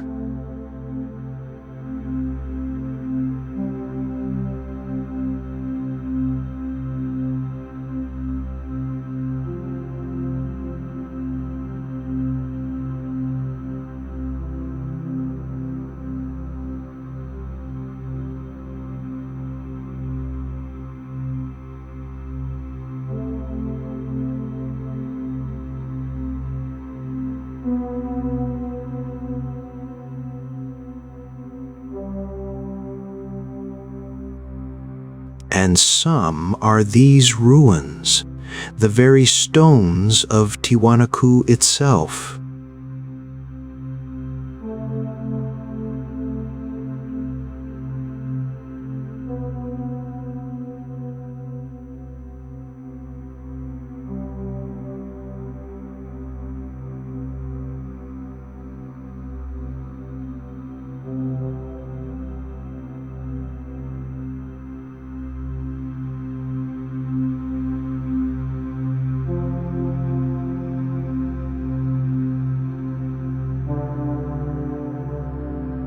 The H blocks at Pumapunku.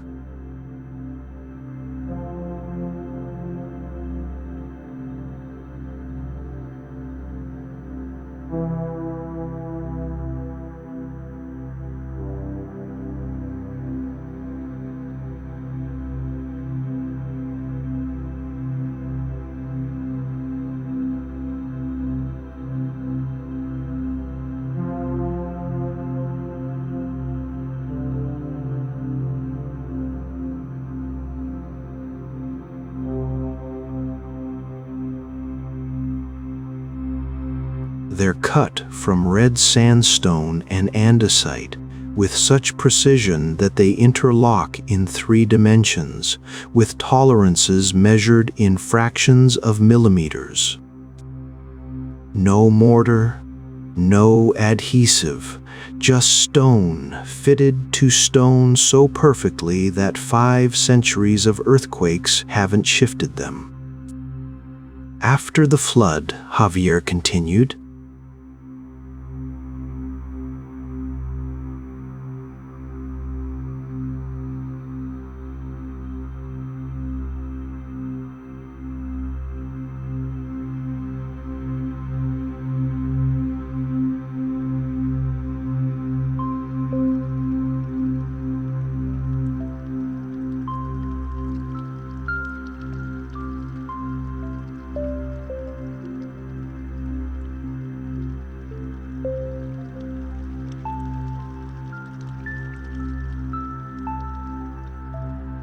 he made them by pulling them from Lake Titicaca, physically hauling celestial bodies out of the water and setting them in the sky.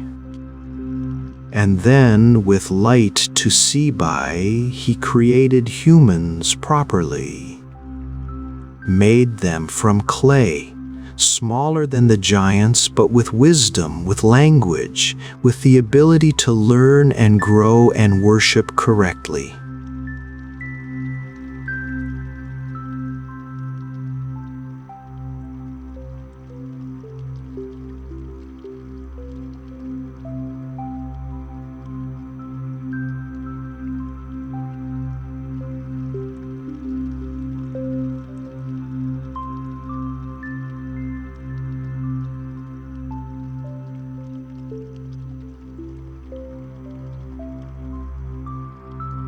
I asked.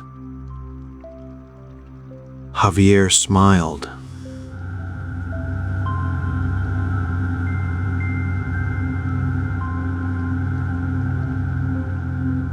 I asked,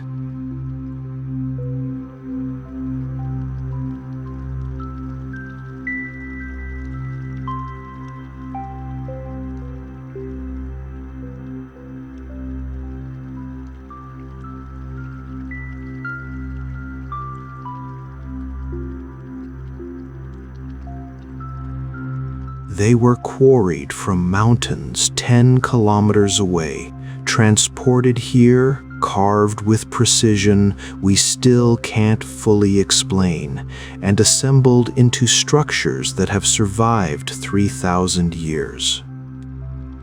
The official story is that the Tiwanaku people built this place between 500 and 900 CE using bronze tools and clever engineering.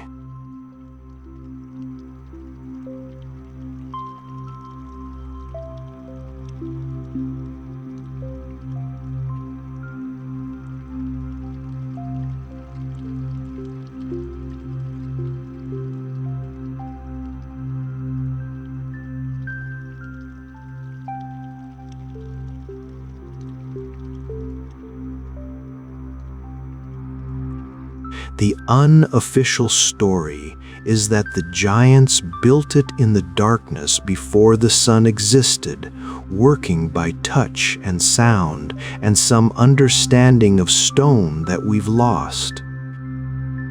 And when Viracocha froze them, their knowledge froze with them. But not completely.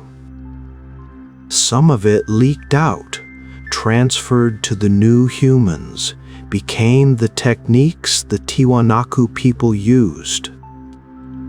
They weren't inventing how to cut stone perfectly.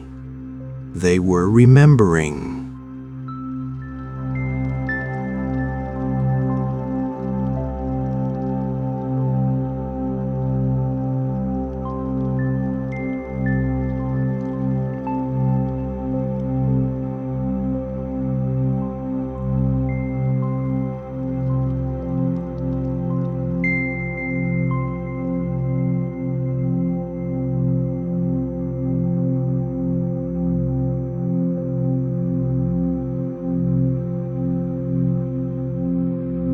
The kind of thing that makes archaeologists wince, and yet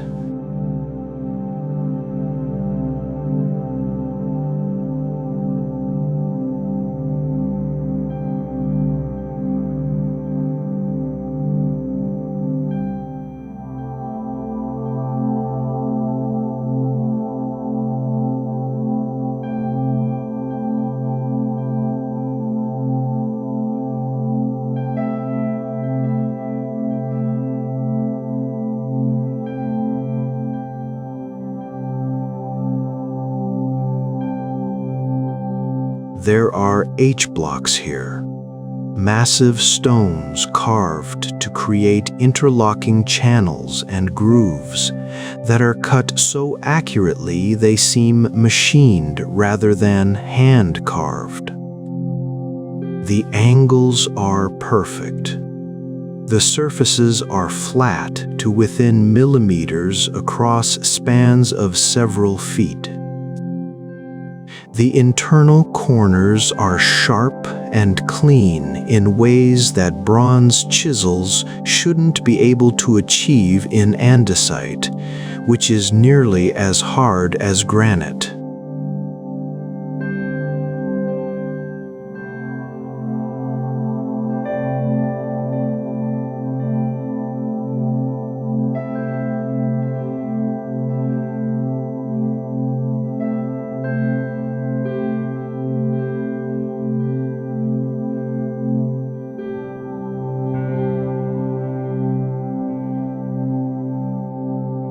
I asked, running my hand over one of the H-blocks.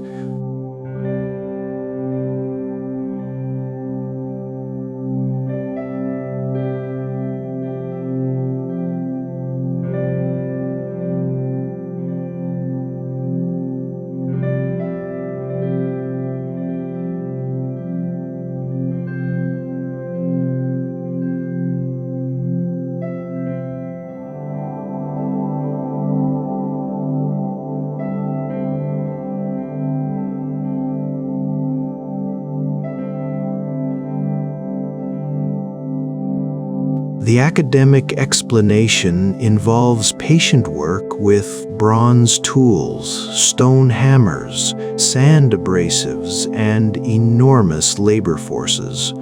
All true, probably, but also insufficient.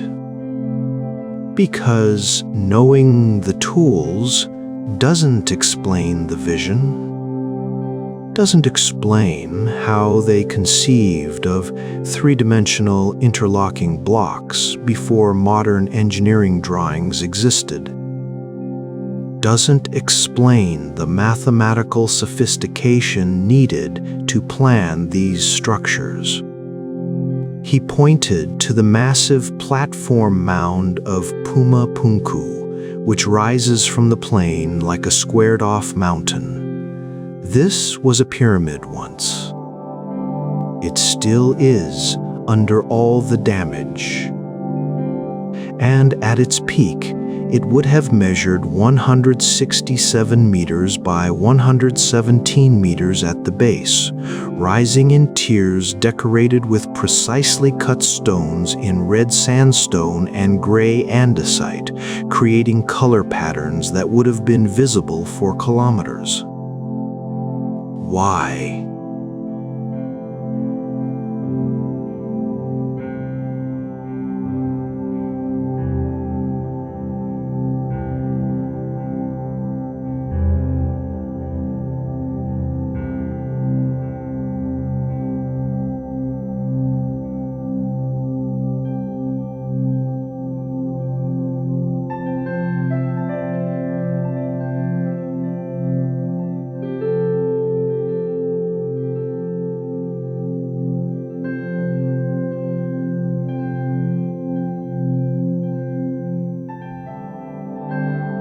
This place might be older than their culture. Carbon dating is tricky here because the site has been occupied continuously. People kept using it, building on top of older structures, moving stones around. But some researchers think the original construction could date back much further than conventional archaeology admits. We sat on the platform, looking out across the Altiplano, the high plain 12,000 feet above sea level, where the air is thin and the sky feels closer than anywhere else on Earth. Lake Titicaca glimmered in the distance, massive and blue and somehow ancient, as if the water itself remembered when it covered everything. The locals still see the stones moving, Javier said quietly. What? At night. People from the villages around here, they tell stories about seeing the statues walking. The giant monoliths getting up and moving around the site as if they're not fully petrified, as if they're still partly alive, still partly working on whatever they were building before.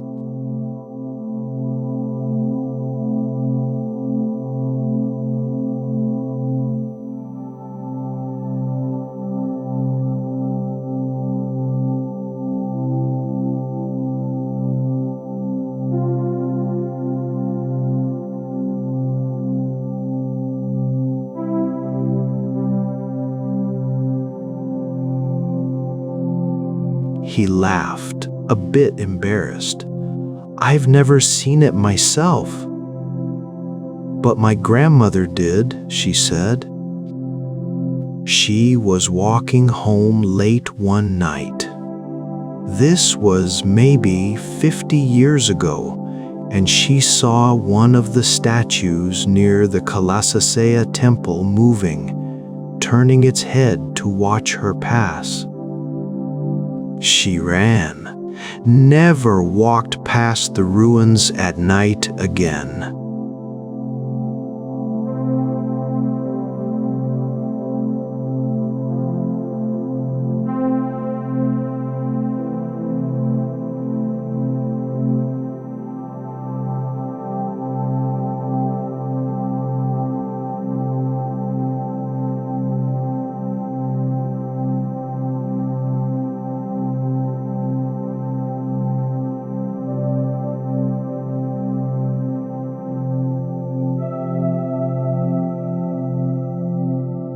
but sitting there in the ruins, surrounded by stones that shouldn't have been cut so precisely with Bronze Age technology, it was hard to be completely skeptical. The Kalasasaya Temple is another architectural wonder, a rectangular enclosure measuring about 100 by 100 by 100 meters, surrounded by standing stones that create a calendar. During the spring equinox, sunrise aligns perfectly with the eastern entrance. During the winter solstice, it aligns differently. The structure tracks the sun's annual movement with astronomical precision, turning architecture into a timekeeping machine. But here's the thing, the reconstruction is controversial. In the 1960s, the Bolivian government initiated restoration work, and much of what tourists see today is rebuilt. The original stones are there, yes, but they've been re-erected, reset, sometimes placed incorrectly. Archaeologists argue about whether the current alignments match the original ones, or whether the restoration inadvertently destroyed evidence of even more sophisticated astronomical knowledge. "Maybe we broke something when we tried to fix it," Javier said. "Maybe the giants built a machine and we've turned it back into just stones." The Gateway of the Sun is the site's most famous artifact, a massive doorway carved from a single block of andesite weighing approximately 10 tons. The lintel is decorated with an elaborate carving, a central figure holding two staffs, wearing a rayed headdress, surrounded by geometric patterns and smaller running figures. The central figure is generally identified as Viracocha, though some scholars argue it might be another deity.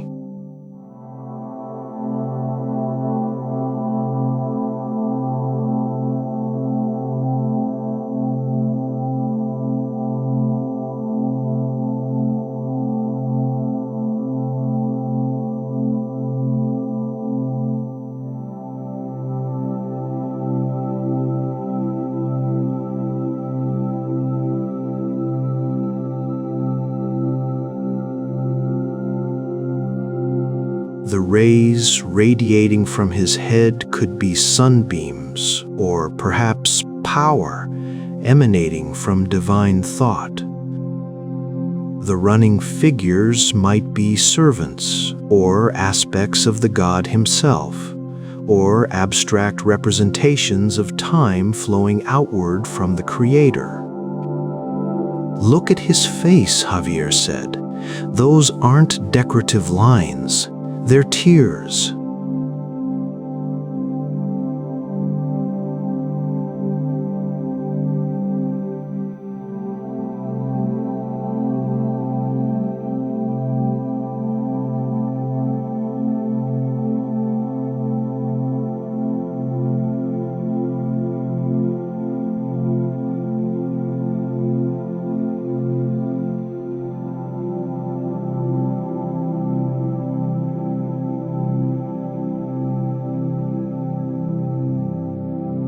But some people say the tears are regret, sadness that he had to destroy his first creation, grief for the giants he had to freeze.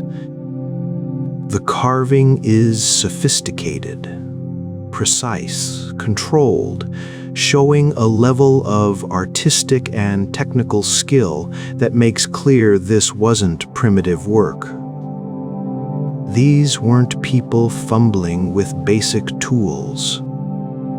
They were master craftspeople with generations of accumulated knowledge and techniques refined to an extraordinary degree.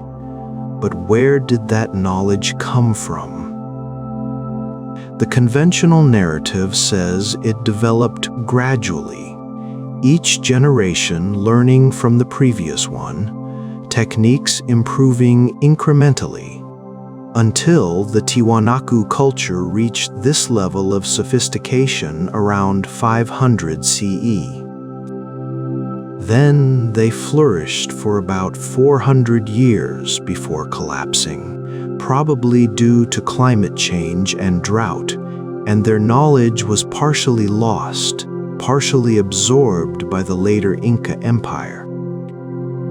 The legend says the knowledge was never fully lost because it was never fully human to begin with. It came from the frozen giants, leaked out, transferred through dreams or visions, or simply through careful observation of the petrified forms. The Tiwanaku people didn't invent perfect stone cutting. They rediscovered it by studying what the giants had left behind. On my last evening at the site, Javier took me to see a recently excavated area that tourists don't usually visit, a section where they've uncovered what appears to be an underground temple system. Steps lead down into chambers with walls of precisely fitted stones, creating rooms that are dark, cool, and somehow expectant, as if they're waiting for something. "This is new work," Javier explained as we descended carefully.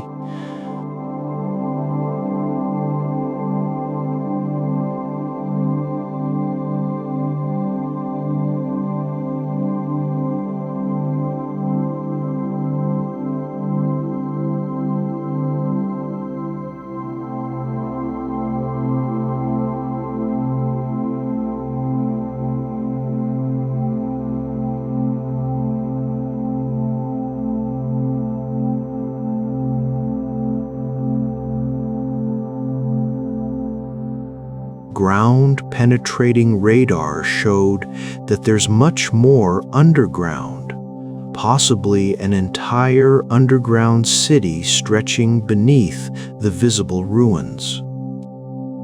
We stood in one of the chambers, our flashlights creating dramatic shadows on the stone walls. The quality of the work was extraordinary. Smooth surfaces, right angles, tight joints. This wasn't rough utility construction. This was crafted with the same precision as the surface structures.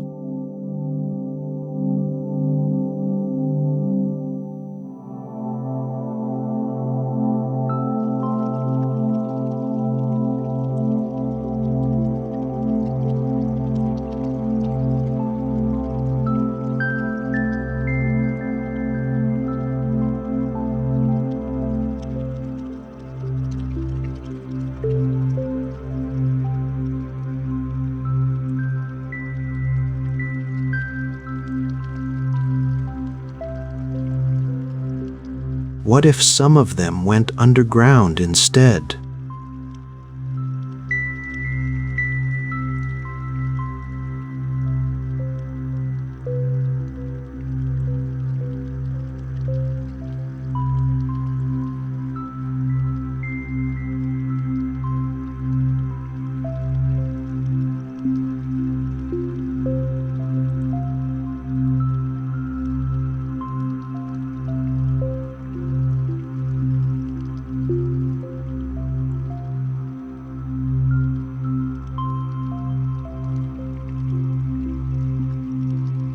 For the sun to fail, for darkness to return, for Viracocha to need them again.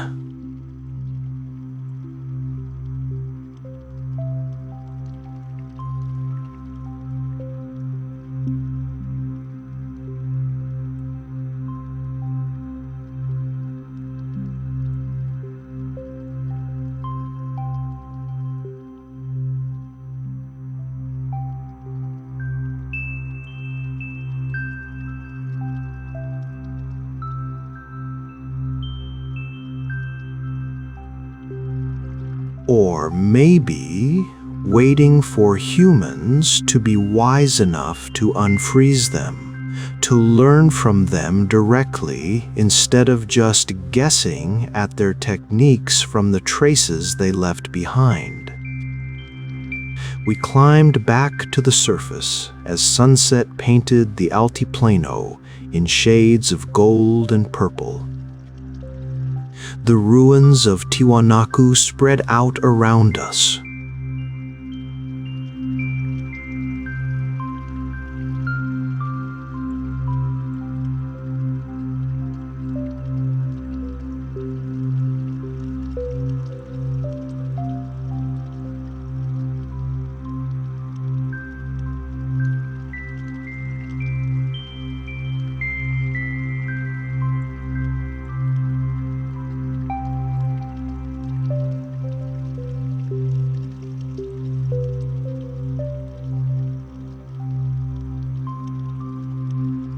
The machine-like cuts, I said.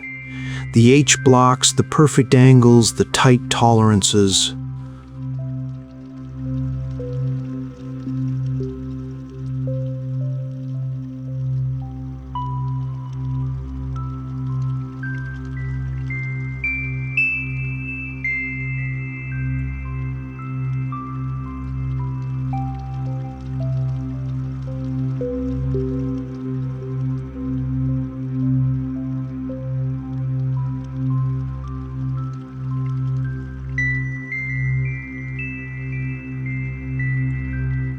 I think the giants understood stone differently than we do.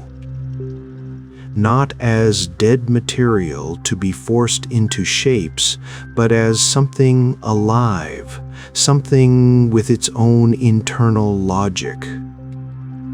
Maybe when you're made of stone yourself, you understand how stone wants to be cut, where the natural fracture planes are, how to work with the material instead of against it.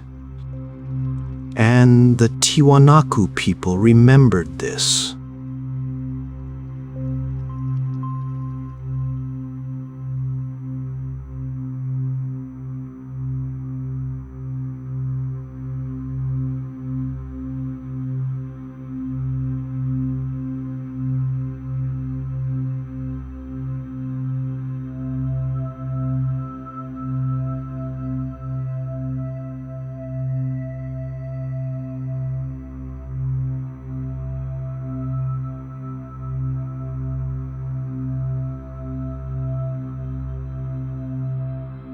But not completely. You can tell by the way some stones are rough where others are perfect, the way some structures are precise and others approximate.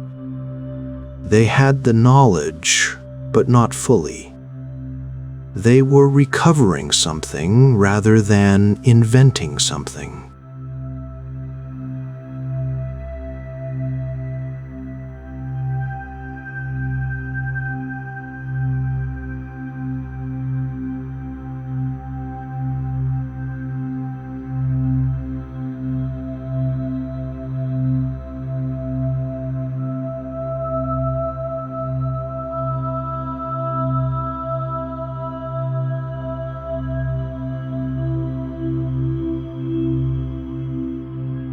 But what strikes me is how it reframes the question. Instead of asking, how did ancient people achieve this precision?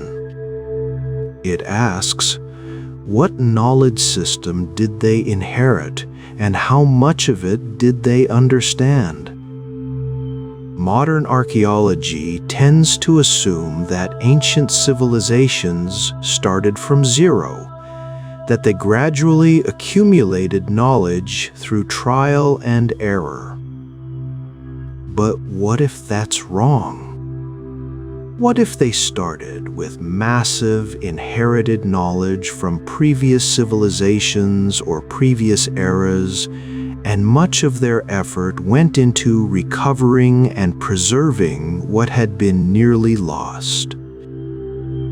The Tiwanaku Empire collapsed around 1000 CE, probably due to severe drought that made the agricultural systems fail.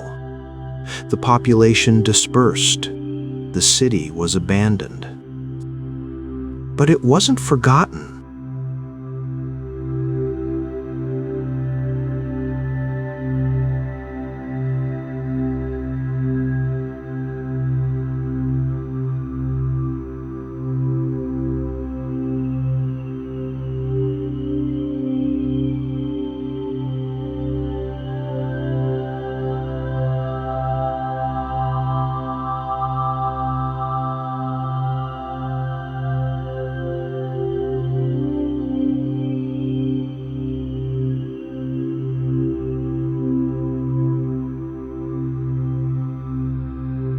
And today, the Aymara people who still live around Lake Titicaca maintain traditions that go back centuries, possibly millennia. They perform ceremonies at the ruins during solstices and equinoxes. They leave offerings. They speak of the site as still sacred, still active, still connected to forces that don't fit into modern categories.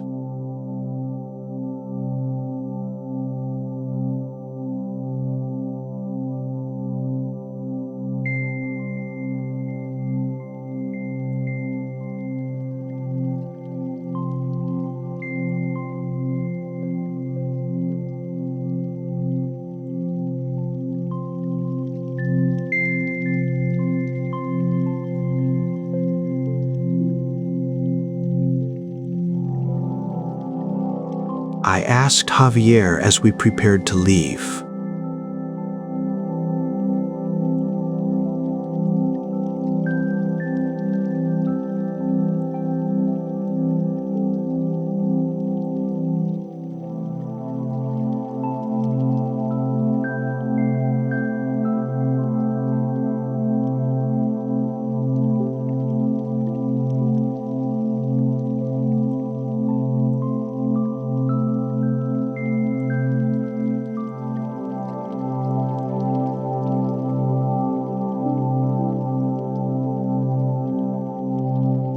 The question is, does the legend explain things that the conventional history doesn't? And yes, it does. It explains why the precision seems impossible with Bronze Age tools. It explains why some stones show techniques we can't replicate even now. It explains why the local people have always treated these ruins as more than just old buildings, as something stranger, something that bridges between the human world and something else. He gestured at the gateway of the sun, standing stark against the darkening sky. Viracocha weeps on that gate. His tears become rain. And maybe his tears are also memory, the memory of creation and destruction, of making and unmaking, of the giants who built in darkness and the humans who inherited their work without fully understanding it. And the giants themselves, still here. Still frozen, still waiting in the stone. Flying out of La Paz the next day, I looked down at Lake Titicaca. Massive, blue, ancient, sitting at 12,500 feet elevation, as if it didn't care about normal geography. According to the legends, Viracocha emerged from those waters to create the world. According to geology, the lake is millions of years old, a remnant of a much larger ancient sea. Maybe both are true. Maybe the god emerging from water is just an ancient way of saying that life and civilization began here, in this high plateau, in this thin air, around this impossible lake. And maybe the giants weren't literal beings, but represent something else. The knowledge and achievements of previous civilizations that seemed superhuman to those who came after. The Tiwanaku people found ruins of earlier cultures, found stones cut with impossible precision, found evidence of knowledge they didn't fully possess, and they told stories about giants to make sense of it. Or maybe, just maybe,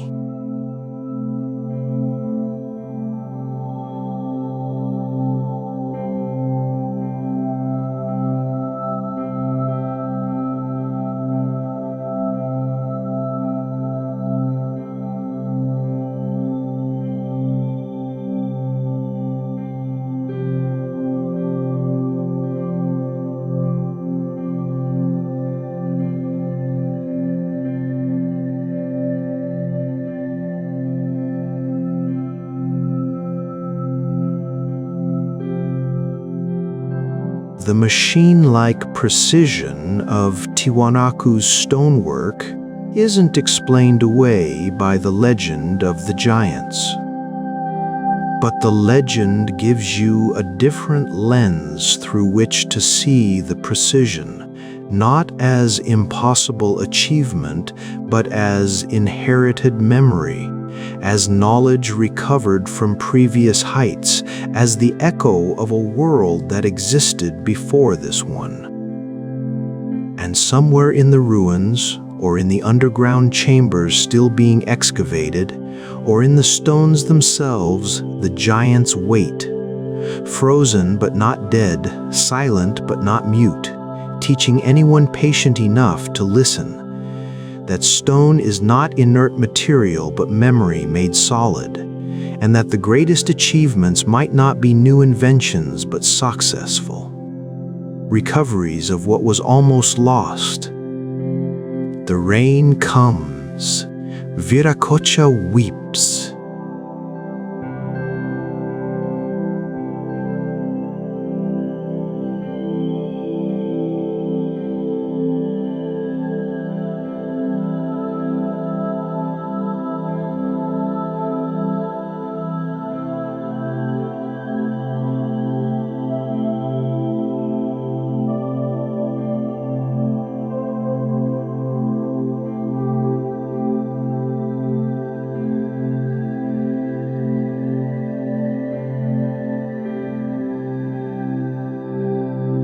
And at night, if you're walking past the ruins at the right time, you might see them moving. The monoliths, the statues, the frozen giants doing what they've always done, building something in the darkness, counting the days until the sun fails and they're needed again. The treasure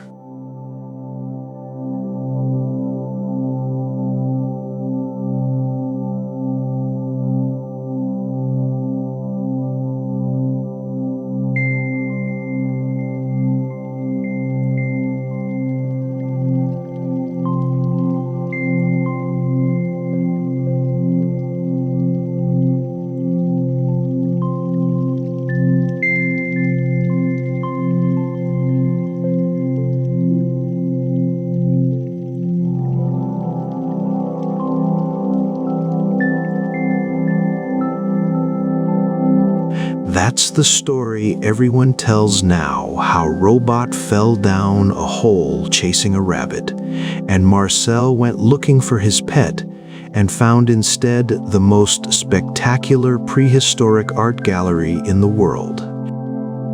It's a good story.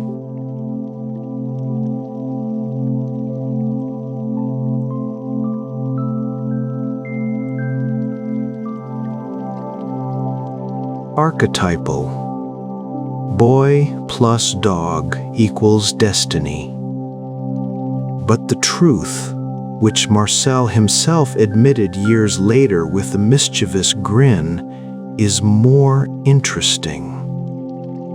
He found the hole himself, deliberately, because he was looking for treasure.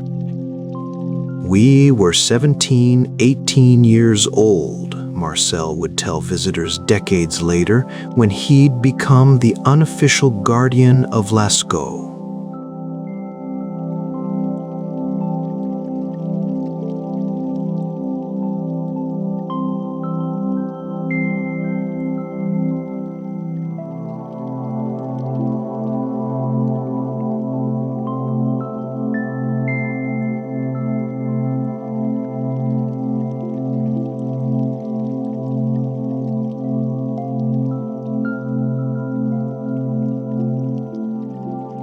The Germans had just occupied France.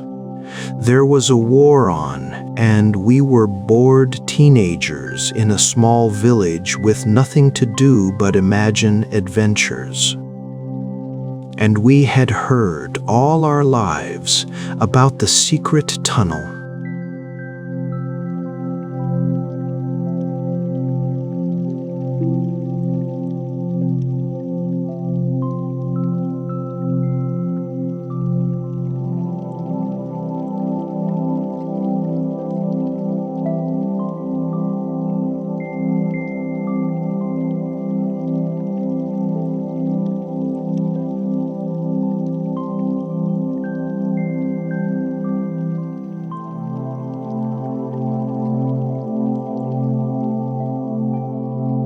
Somewhere in the hills above Montignac, in the Dordogne Valley of southwestern France, there was supposed to be an underground passage connecting to the Lascaux Manor, the medieval chateau that overlooked the town. Some versions said it was an escape route for nobles during the 100 Years' War.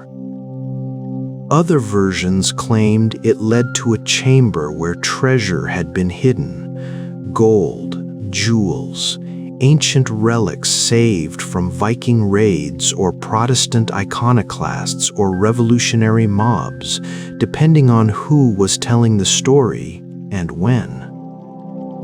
Every generation of local children had looked for it. Every generation had failed to find it. But Marcel and his friends, Jacques Marsal, Georges Agnel, and Simon Coencas, they were convinced they'd figured it out.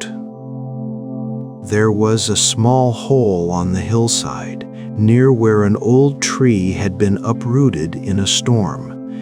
It looked man-made. It looked like an entrance that time had tried to hide.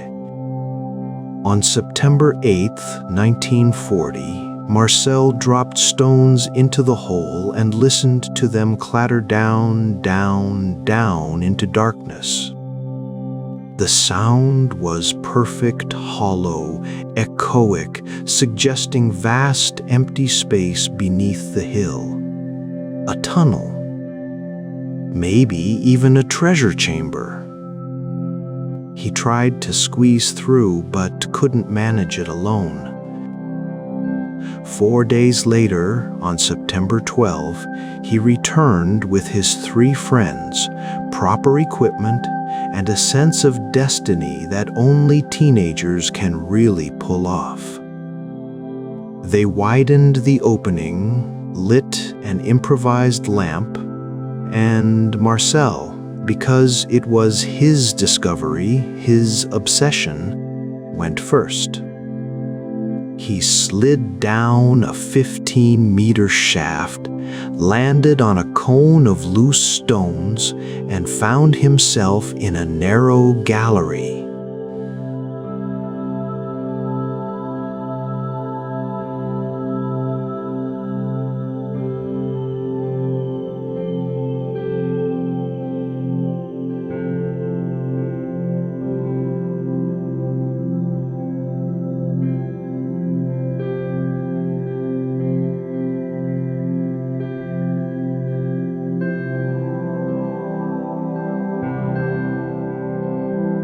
By the flickering light of their lamp, they moved forward through the passage, looking for signs of human construction, for doorways, for chambers where treasure might be hidden. Instead, they found bulls. Enormous bulls painted on the walls in red and black ochre, so large and so vivid that even by lamplight they seemed to move, seemed to breathe, seemed impossibly alive after sleeping in darkness for 17,000 years. We didn't understand what we'd found, Marcel remembered.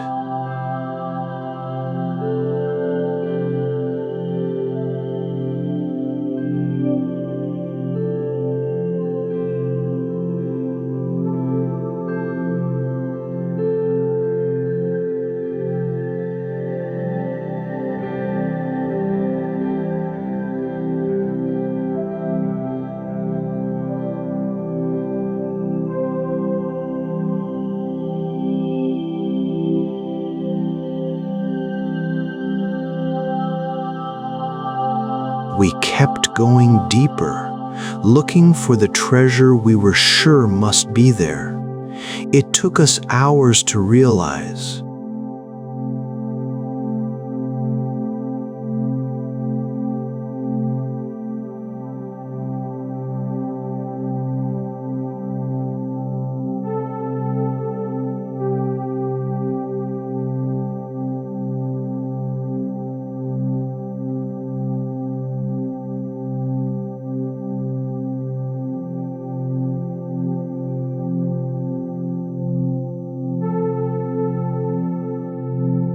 We'd been looking for gold, and we'd found something infinitely more valuable.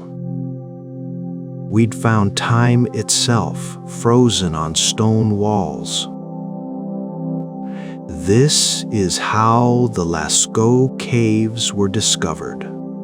Not by archaeologists with careful methodology, but by teenagers chasing a legend that turned out to be true and false in equal measure.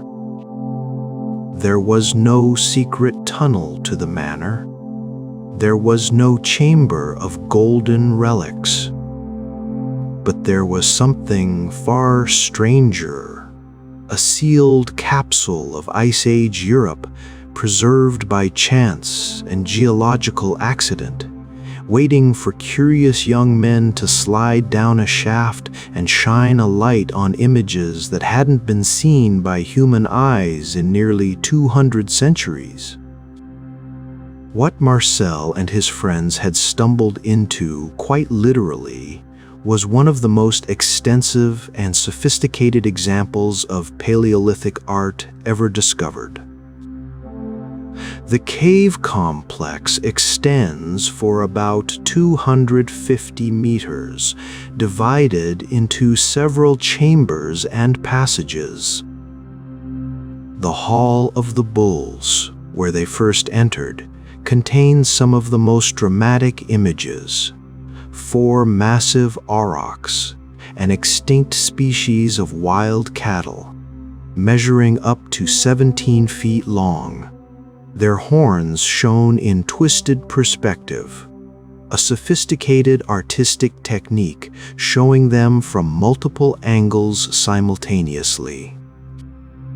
There are horses everywhere, over 60 horse paintings scattered throughout the cave, depicted with small heads, rounded bellies, and remarkably accurate anatomy, despite being rendered 17,000 years ago.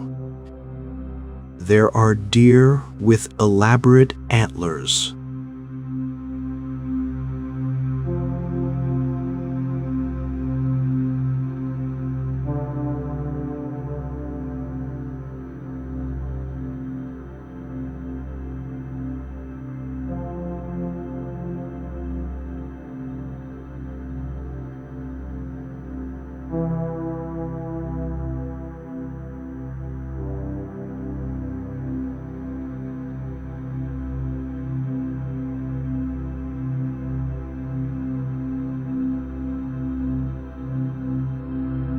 there are bison and ibex. And there's what's been nicknamed the unicorn, a mysterious two-horned creature that might be a mythical animal or might be an attempt to show a real animal from an unusual angle. In total, the caves contain approximately 600 painted animals and nearly 1,500 engravings created using mineral pigments, red and yellow ochre, iron oxides, charcoal, manganese dioxide, ground fine and mixed with animal fat or water, then applied with brushes made from animal hair, blown through hollow bird bones or applied directly by hand. But here's where the story gets really strange. Some of these animals shouldn't exist together. Not in the same time, not in the same climate, not in the same cave. "Look at this," says Marie, my guide at Lascaux for the latest replica, since the original cave has been closed since 1963 to preserve it. She points to a section of wall where a bison and horse overlap. The bison here, they're painted as if it's summer. Their coats are light. They're shown in mating postures.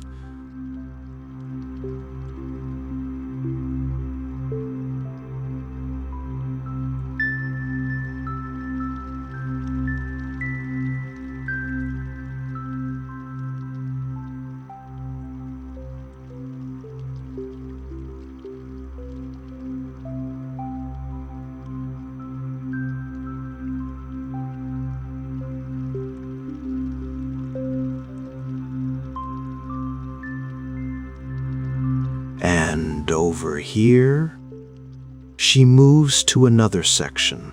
The deer are swimming, which they do when rivers are full in spring. All of these are in the same gallery, painted by the same people, maybe even the same artists.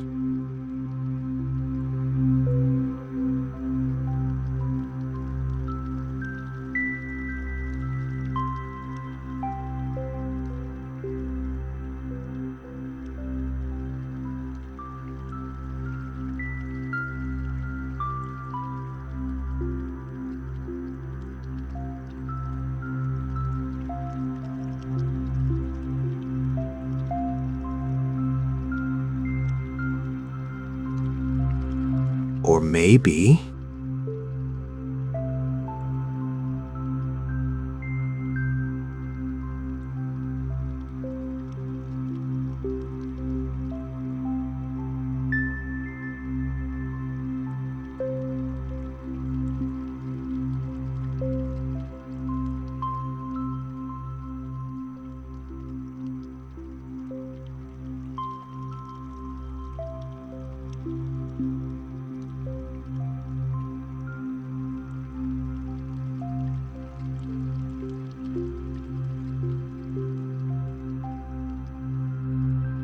or painting a world that existed differently than the one outside the cave.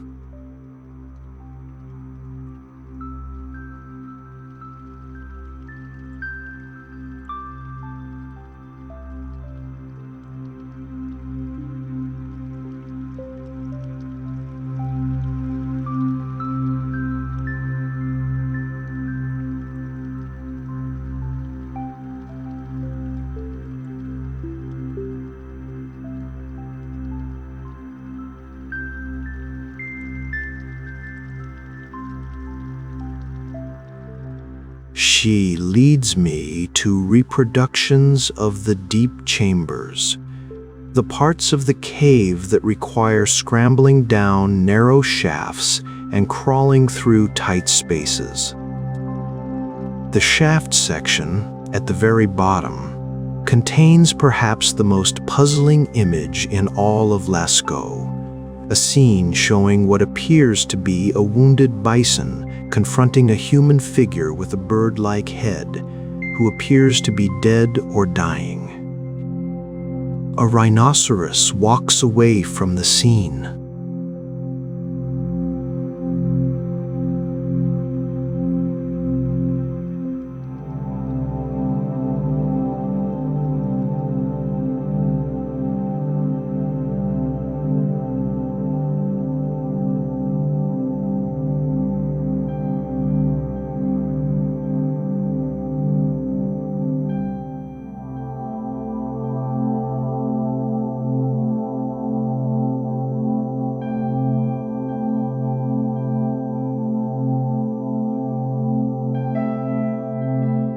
Everything else is individual animals, beautiful but isolated. This is a story being told.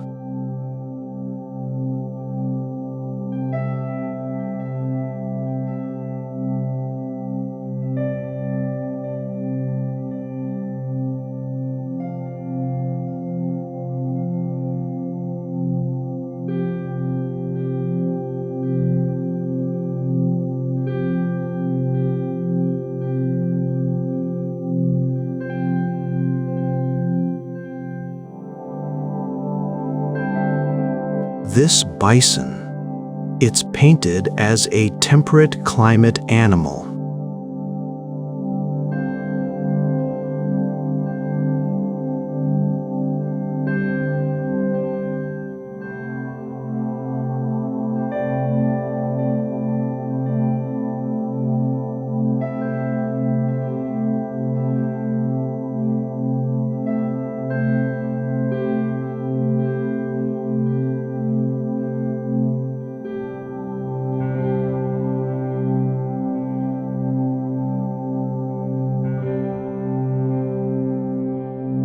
But the rhinoceros went locally extinct in this area around 20,000 years ago.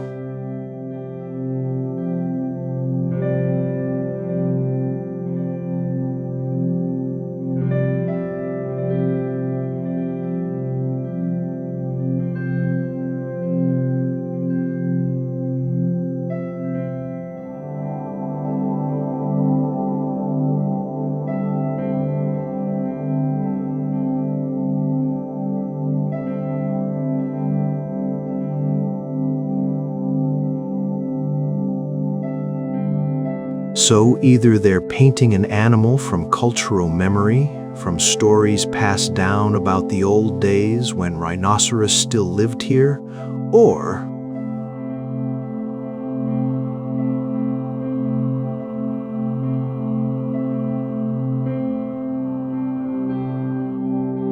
she shrugs, smiling, or the dating is wrong.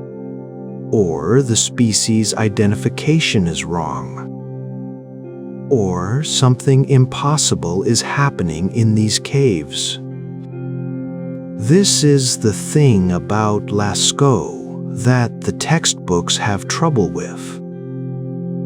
The conventional timeline says the paintings were created in a relatively short period, maybe a few centuries, around 17,000 years ago during the Magdalenian period.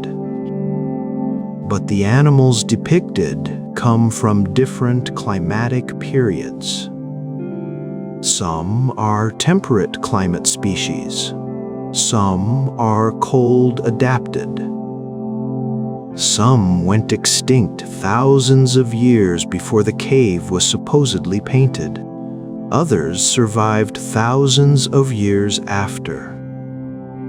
It's as if the artists were documenting not just what they saw, but what they remembered, what they'd been told, what existed in a collective memory stretching back through generations. And this is where it gets really strange, as if they were somehow seeing across time, painting a composite of past, present, and future fauna all layered together on the stone walls. The local people in Montignac have their own explanation, of course. It's not in the official guides, and the archaeologists don't talk about it. But if you hang around the cafes and talk to the old families who've lived here for generations, they'll tell you the cave is a threshold. Not a place, explained Monsieur Dubois, whose grandfather knew Marcel Revidat personally.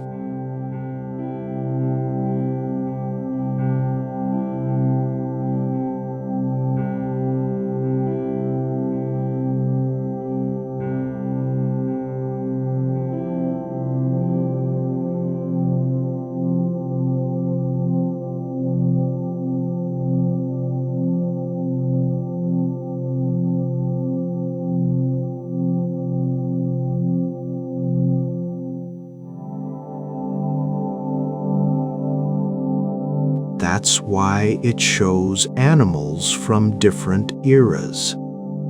That's why the Romans never found it, even though they were here for centuries and surely knew these hills. That's why it stayed hidden until 1940, until it was the right moment. Time works differently in the cave.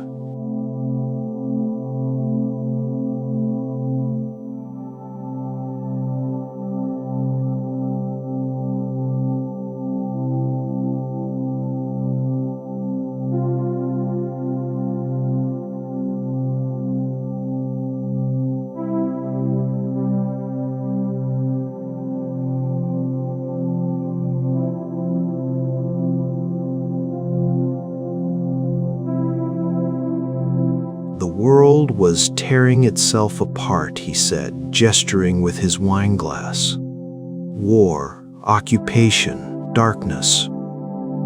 Maybe the cave opened then because humanity needed to remember, needed to see evidence of ourselves from 17,000 years ago, creating beauty, documenting our world, making art for no practical reason except that something in us demands we make beautiful things.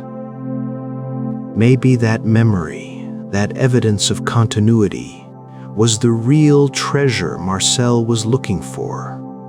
Not gold, not jewels, but proof that humans have always been human, creative, curious, capable of transcendence.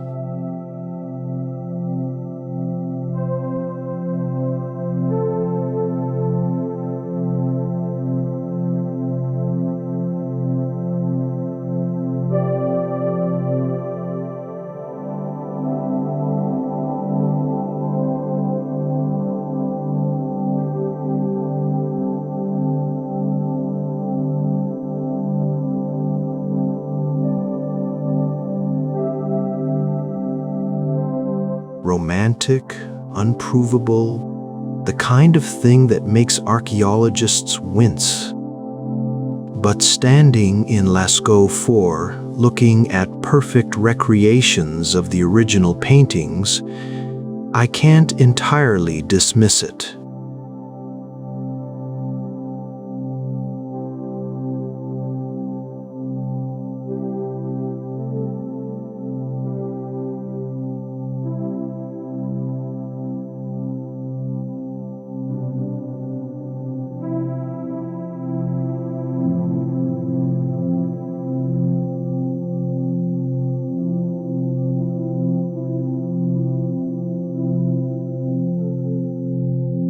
These aren't crude stick figures or primitive scratches. These are sophisticated works by practiced artists who understood perspective, proportion, movement, and composition. They used the natural contours of the rock to give three-dimensionality to their subjects. A bulge in the wall becomes the rounded belly of a horse. a depression becomes the curve of a bison's spine. They created scaffolding to reach high surfaces.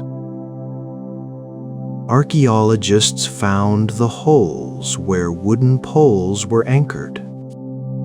They ground their pigments carefully, mixed them to specific consistencies.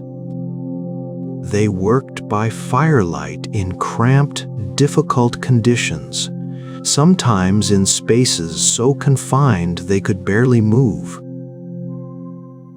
Why?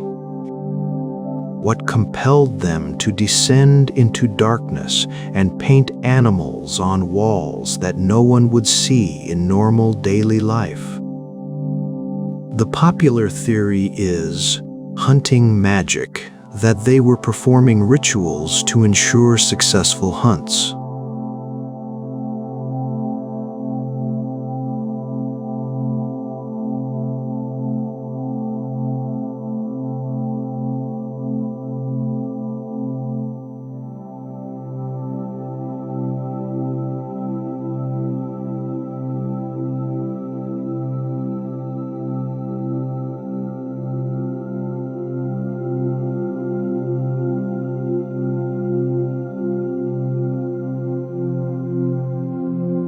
Many of the animals painted aren't ones they primarily hunted. Reindeer bones dominate the food.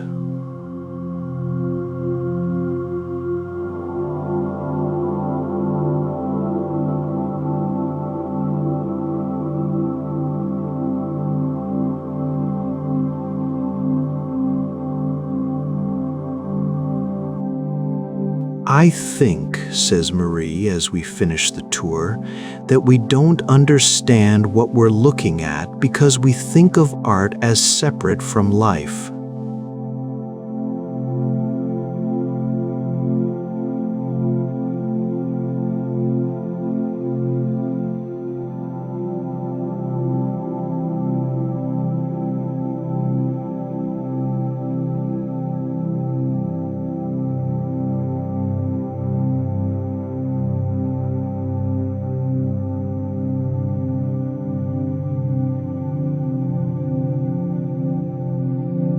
But for them, I think art was life.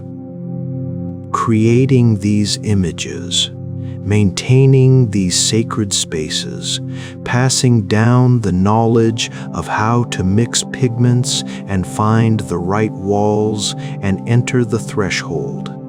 That was their reality.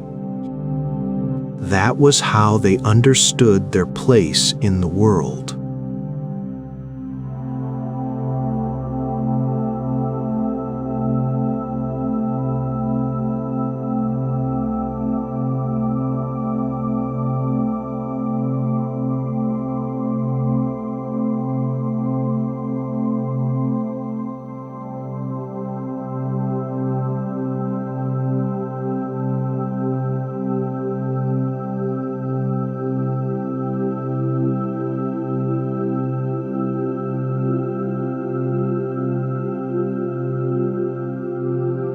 Maybe time is more flexible than we think.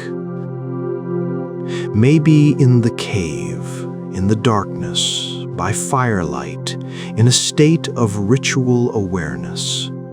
Maybe they could see further back than just their own lifetimes. Maybe they were painting deep time.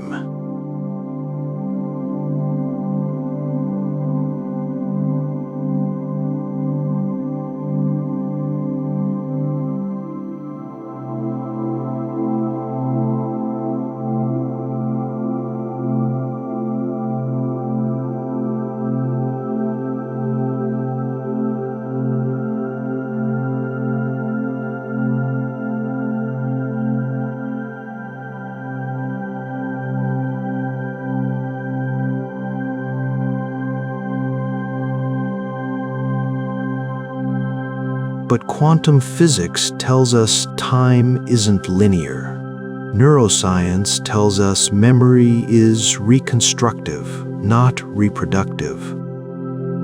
Anthropology tells us that oral cultures can preserve accurate information across dozens of generations. Maybe it's not impossible.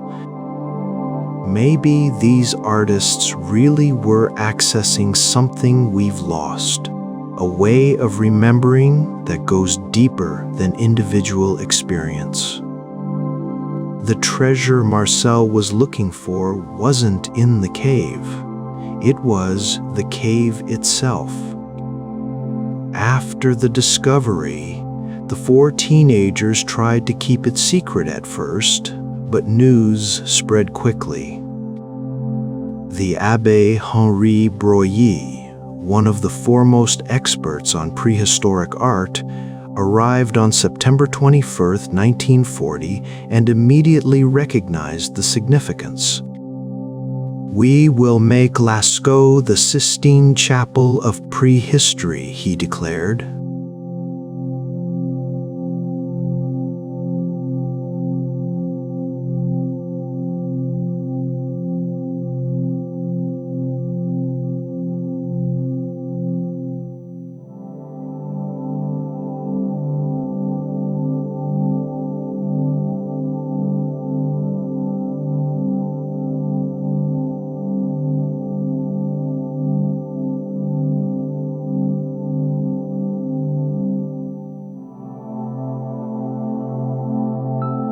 Over the next 15 years, more than 1 million people visited, up to 100,000 per year at peak times.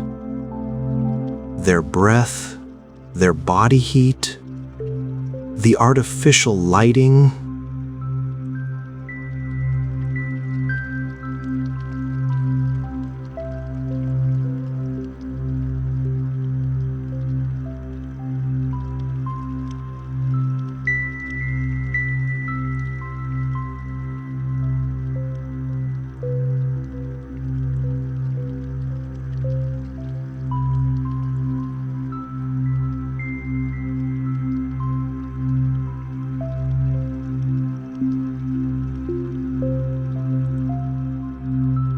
lichens and algae grew, crystals formed.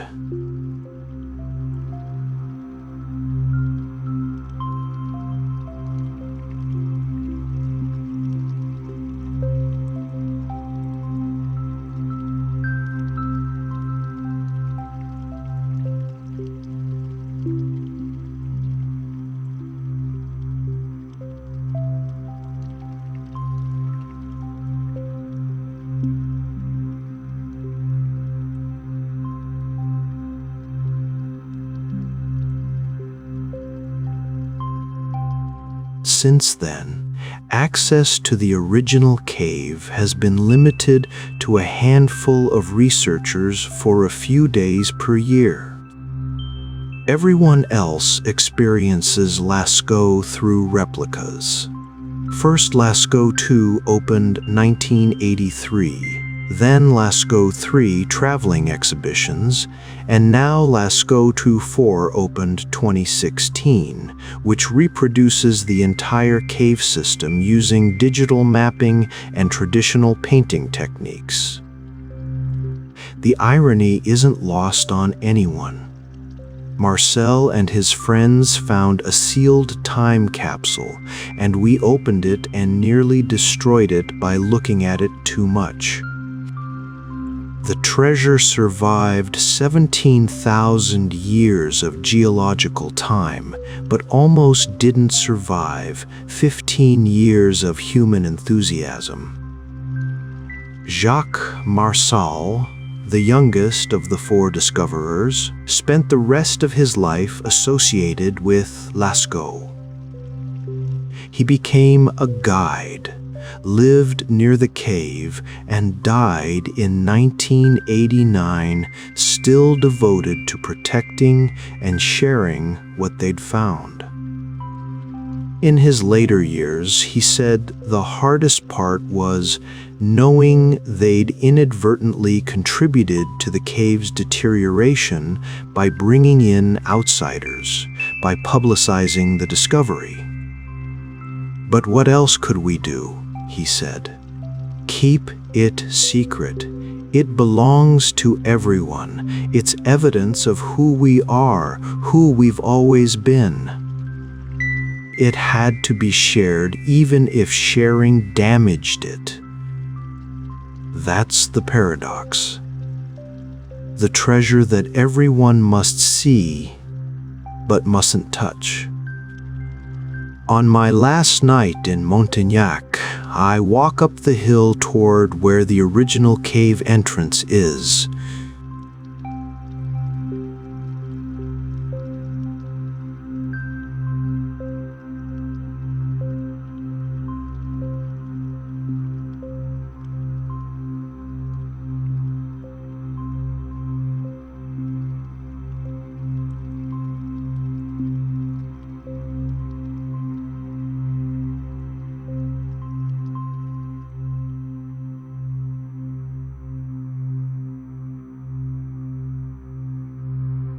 The cave breathes now through a sophisticated climate control system, maintaining constant temperature and humidity to prevent further degradation. Inside, alone in darkness, the paintings wait. Horses and bulls and bison and mysterious creatures, layered across impossible timelines, documenting species that came and went, climates that warmed and cooled, generations that painted and repainted and added their visions to those of their ancestors. I think about Marcel Ravidat, 17 years old, sliding down a shaft looking for gold and finding bulls instead. I think about how he lived to be 89, saw the cave become world famous, saw it closed to save it, saw perfect replicas created so others could experience what he experienced.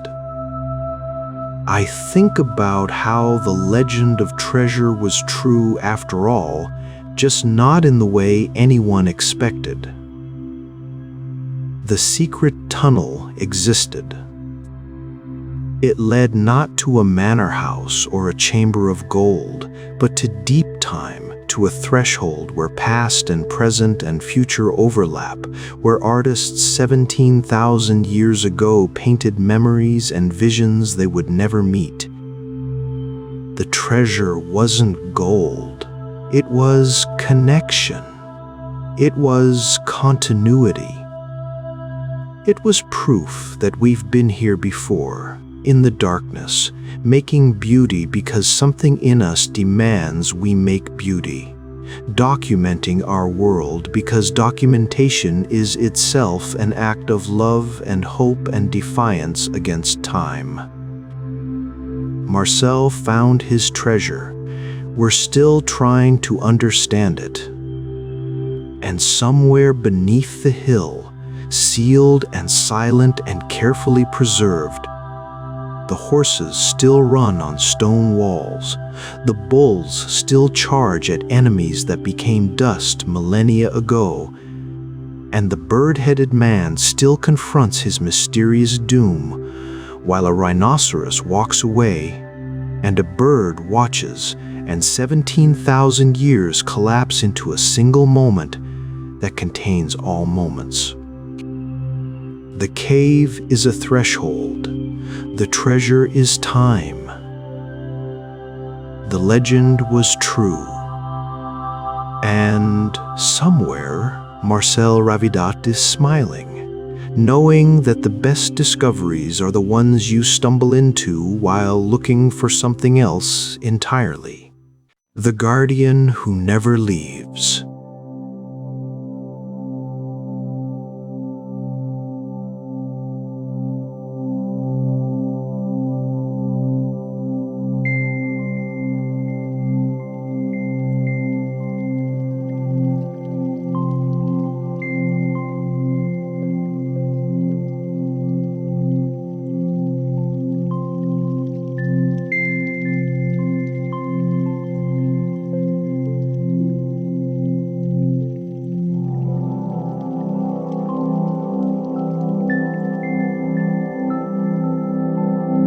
His name is known only to a handful of church officials and the person who will replace him when he dies. He guards something that, according to Ethiopian Orthodox tradition, is the most sacred object in existence.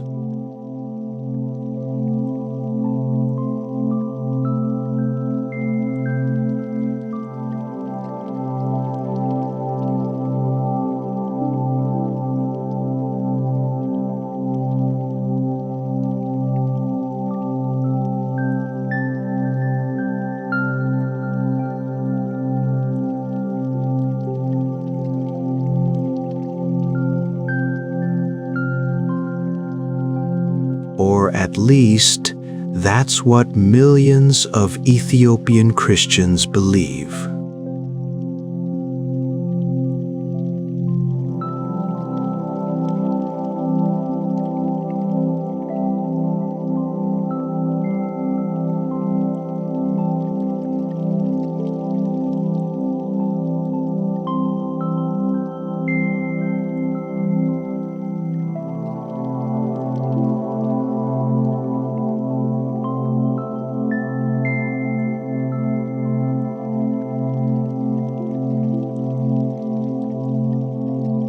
Asks Tesfaye, my guide in Aksum, grinning as we walk past the church of Our Lady Mary of Zion.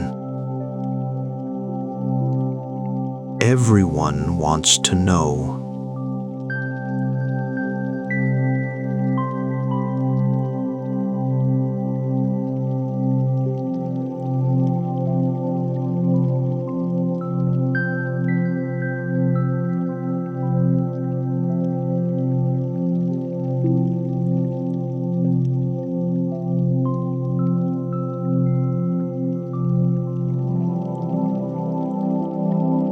It's been here for 3,000 years.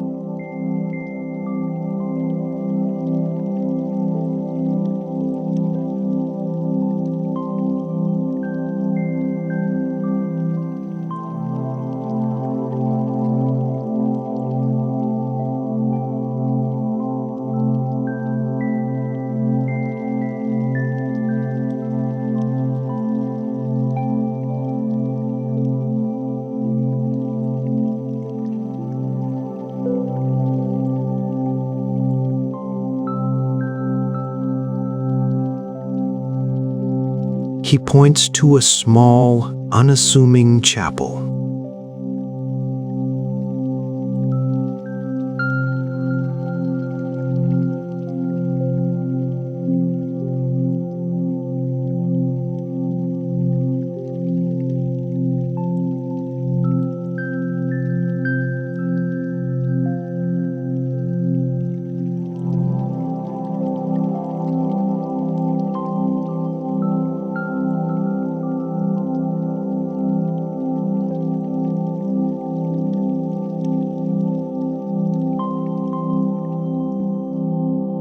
And inside with it sits the guardian, the monk who was appointed for life and who will never leave those walls until his death.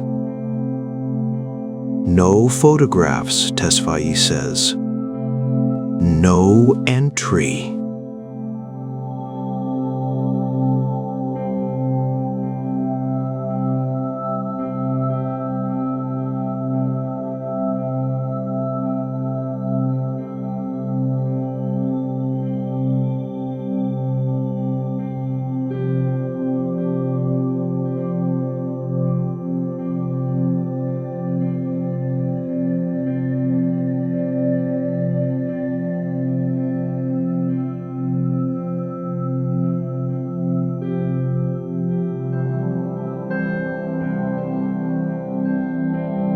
It sounds like the setup for a mystery novel. But in Aksum,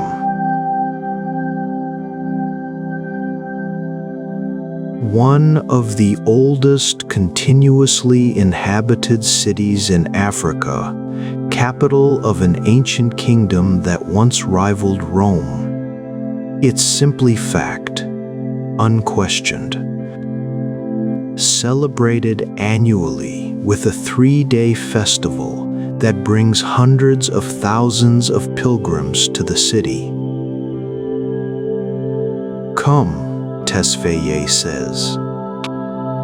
If you want to understand the Ark, you need to hear the real story, not the Indiana Jones version.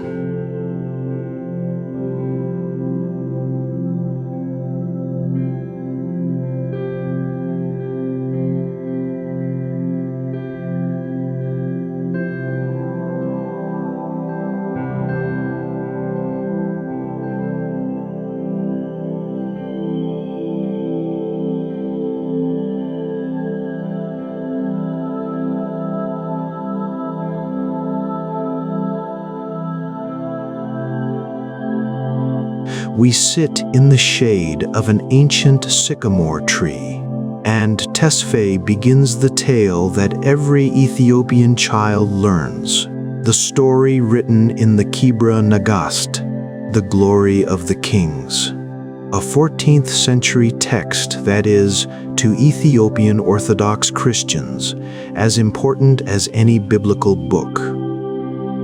It begins, he says, with the Queen of Sheba.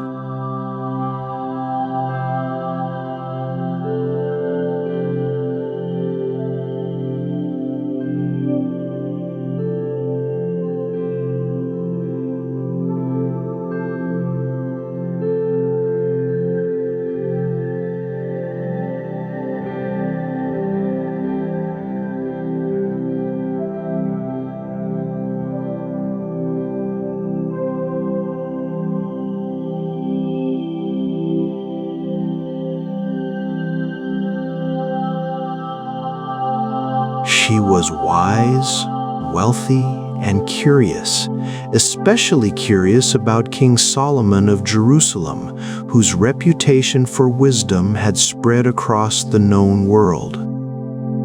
So Makeda made the journey to Jerusalem, bringing gifts of gold, spices, and precious stones.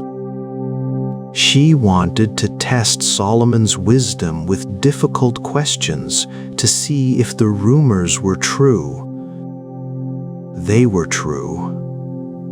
More than true. Solomon's wisdom enchanted her, and his charm. Well, his charm was equally impressive. The details of their romance, Tesfaye says with a smile.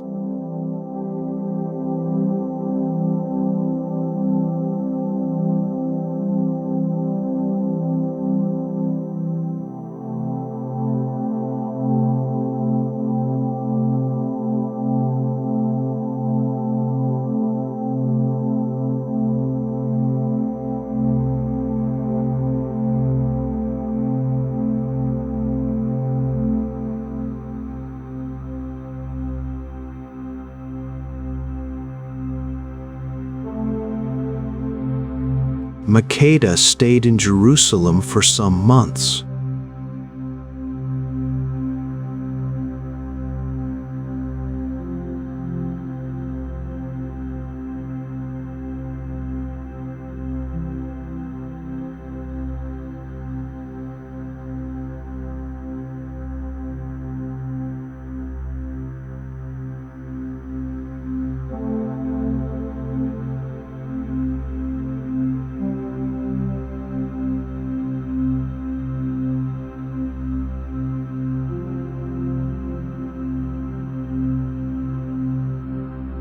He was raised in Ethiopia as a prince, heir to Makeda's throne. But he grew up hearing stories of his father, the great King Solomon of Jerusalem. When Menelik turned 20, he decided to meet his father.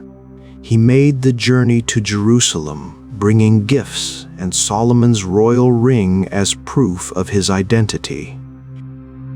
Solomon recognized his son immediately and was overjoyed. He wanted Menelik to stay, to rule in Jerusalem, to be his heir. But Menelik loved Ethiopia. He knew that his destiny lay in his mother's kingdom. So Solomon agreed to let him return, but on one condition: Menelik must take with him the firstborn sons of the Jerusalem nobility and priesthood. This would create a bond between the two kingdoms, a connection of blood and culture. Menelik agreed. But among the young men who traveled with him was Azariah, son of Zadok the high priest. And Azariah had a secret plan. "Here's where it gets interesting," Tesfaye says, leaning forward. The official version in the Kebra Nagast says that Azariah, with divine guidance, swapped the Ark of the Covenant with a replica. He did this without telling Menelik. The real Ark was loaded onto their caravan, and they left Jerusalem before anyone discovered the theft.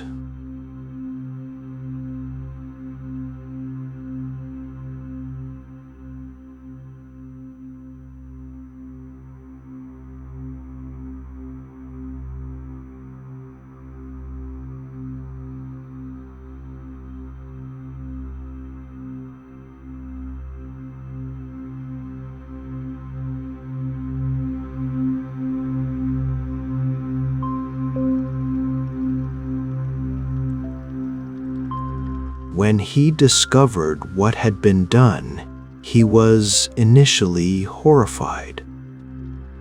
But then he reasoned, if the Ark of the Covenant hadn't destroyed them all with its power, and the Ark was known to be dangerous, remember? Then God must have willed it to come to Ethiopia. God had chosen Ethiopia as the new Zion, the new home for his covenant with humanity.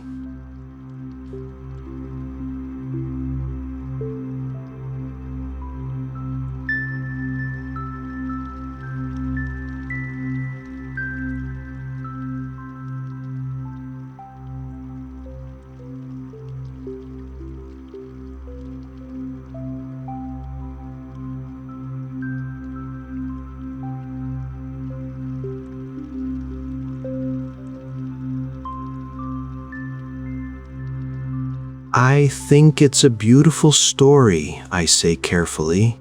It's more than story.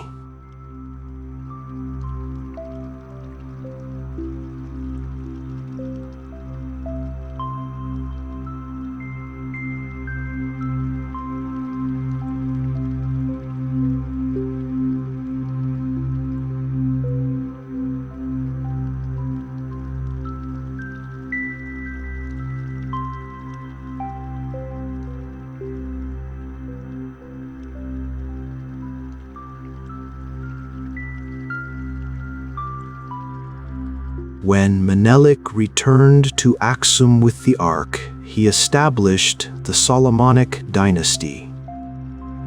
Every Ethiopian emperor from that day until Haile Selassie in 1974 claimed descent from Solomon and Sheba through Menelik. The Ark became the spiritual center of our nation. And Ethiopia became a second Israel, a chosen land. He gestures around at the ancient city. This is why we have such deep connections to Judaism, why we follow kosher dietary laws, why we circumcise our sons, why our churches are built like the temple in Jerusalem, with a Holy of Holies in the center where the Ark replica sits. We're not just Christians who like Old Testament traditions, we're the people who inherited the covenant itself. Over the next few days in Aksum, I learned more about how deeply the Ark is woven into Ethiopian identity. Every single Ethiopian Orthodox church, and there are over 36,000 of them,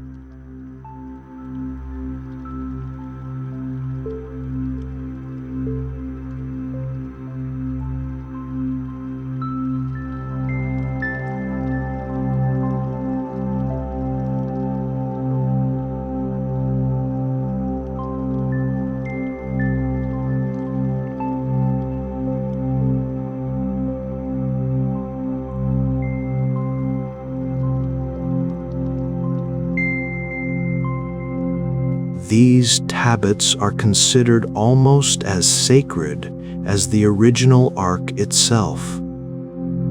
They're kept in the innermost sanctum of each church, wrapped in richly embroidered cloth, and are only brought out once a year during Timkat, the Epiphany festival that celebrates the baptism of Christ. "You should see Timkat," Tesfaye says enthusiastically.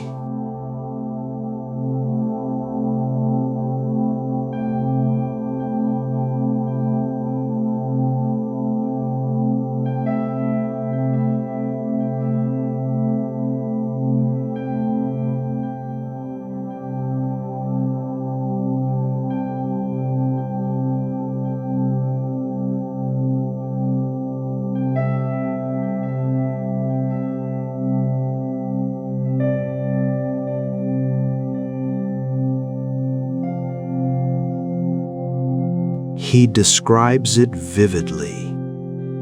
On January 18th, the eve of Epiphany, priests from each church carry their tablets in procession to a nearby body of water, a river, a lake, even a special pool built for the purpose. The tablets are never uncovered. They remain hidden under ornate cloth, carried on the priests' heads, shaded by colorful ceremonial umbrellas. The priests wear elaborate robes, brilliant whites, golds, reds. Young deacons beat drums and ring bells. The crowd, thousands of people dressed in traditional white garments called shamasing, chant, dance, and ululate as the procession winds through the streets. The tablets spend the night by the water in specially erected tents. Many worshippers stay there too, praying through the night, maintaining vigil over these replicas of God's covenant. At dawn on January 19th, the senior priest blesses the water by dipping a golden cross into it. Then he sprinkles the blessed water over the crowd. Some people wade in completely, renewing their baptismal vows, shouting with joy, celebrating the moment when heaven and earth touched as Christ entered the Jordan River. Then the tablets are carried back to their churches in an even more joyous procession, singing, dancing, leaping. Young men perform traditional dances. Women ululate. Children run alongside, waving palm fronds. For us, Tesfaye explains, the tablet is not a symbol. It is the Ark.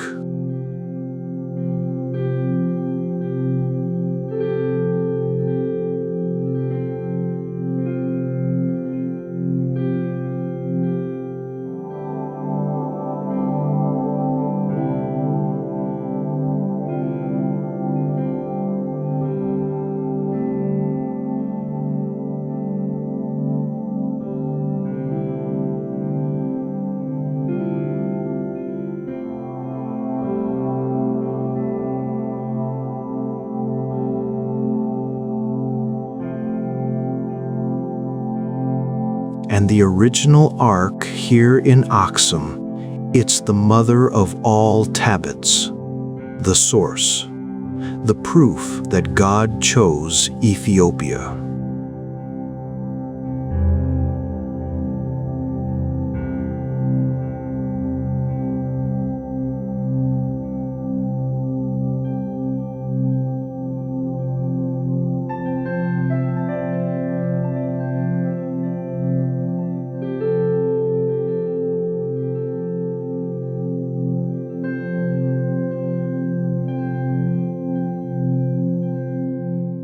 My grandfather, he says quietly, he told me a story.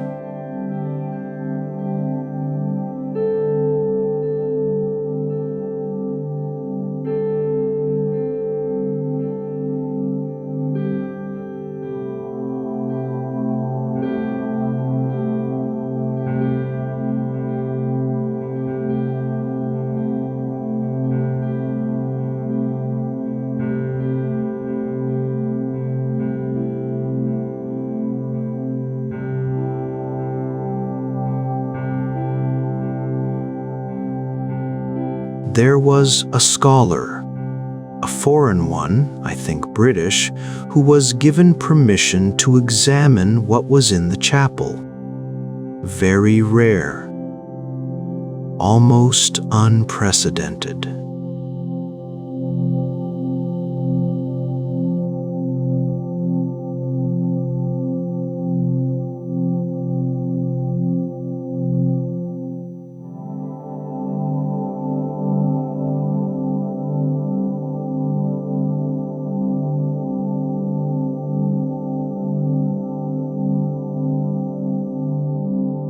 And he said it was a wooden box, medieval construction.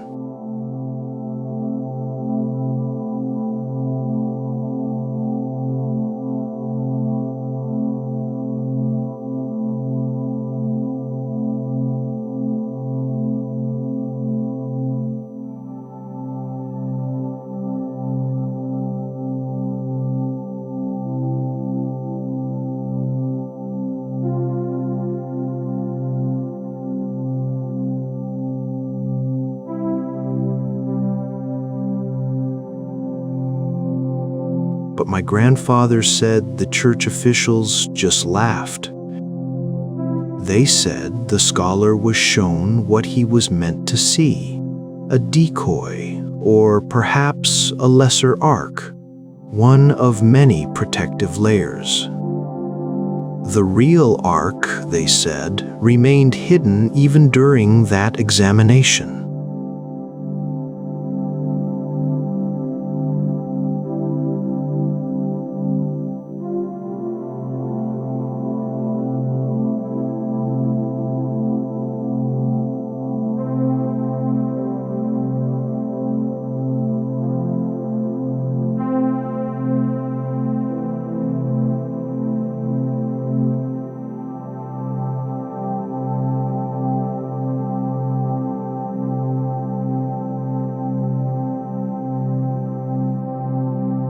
I believe that some things are not meant to be proven scientifically.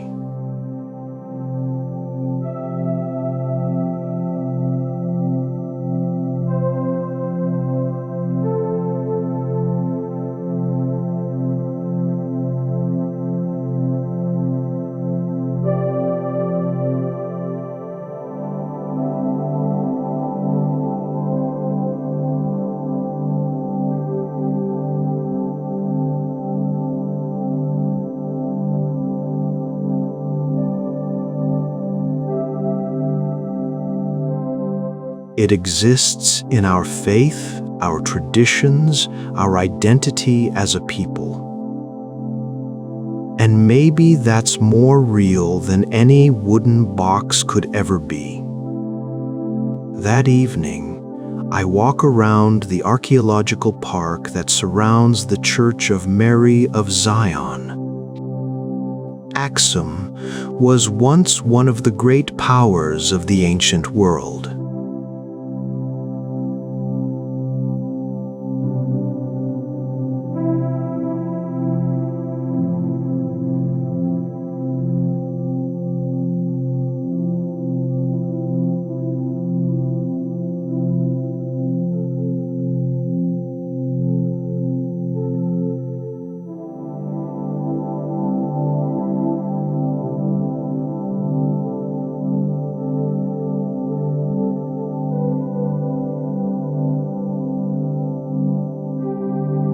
The most famous remnants are the stelae, massive obelisks carved from single pieces of granite.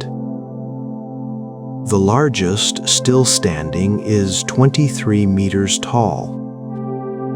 A fallen one would have been 33 meters if it had been successfully erected. It would have been the largest single stone monument ever carved by humans. How did they do it? No one knows exactly. But legend says the ark itself helped, that its divine power could slice stone and raise monuments, that when the ark was brought to Aksum, the city's greatness was assured. Tesfaye finds me there as the sun sets, painting the ancient stones golden. "You're wondering if it's really here," he says.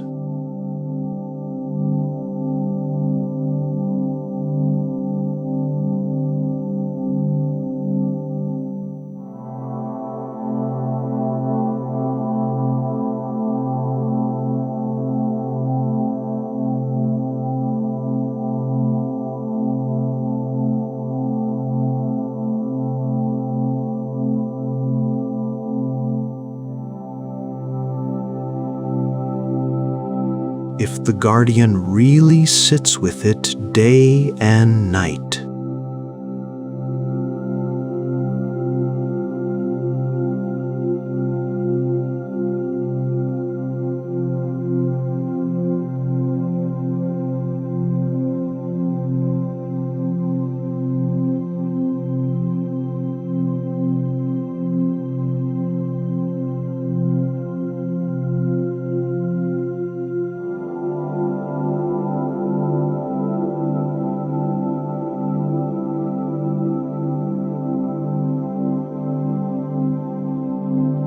If the ark is here, why not show it, prove it to the world?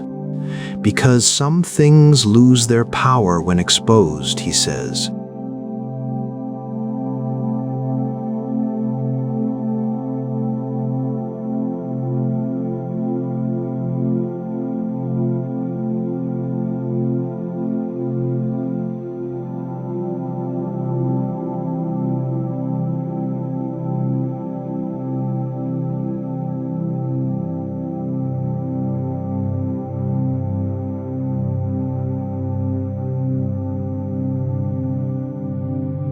It's not meant to be photographed and analyzed and debated.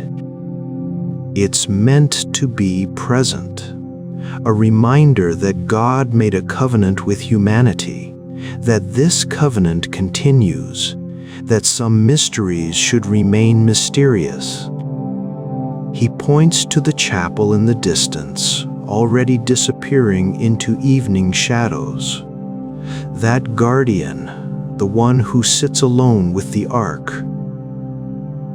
he's not a prisoner. He's the most honored person in our church. He was chosen because of his holiness, his devotion, his willingness to spend his life in the presence of God. When he dies, another monk will take his place. This has continued for centuries, maybe for millennia.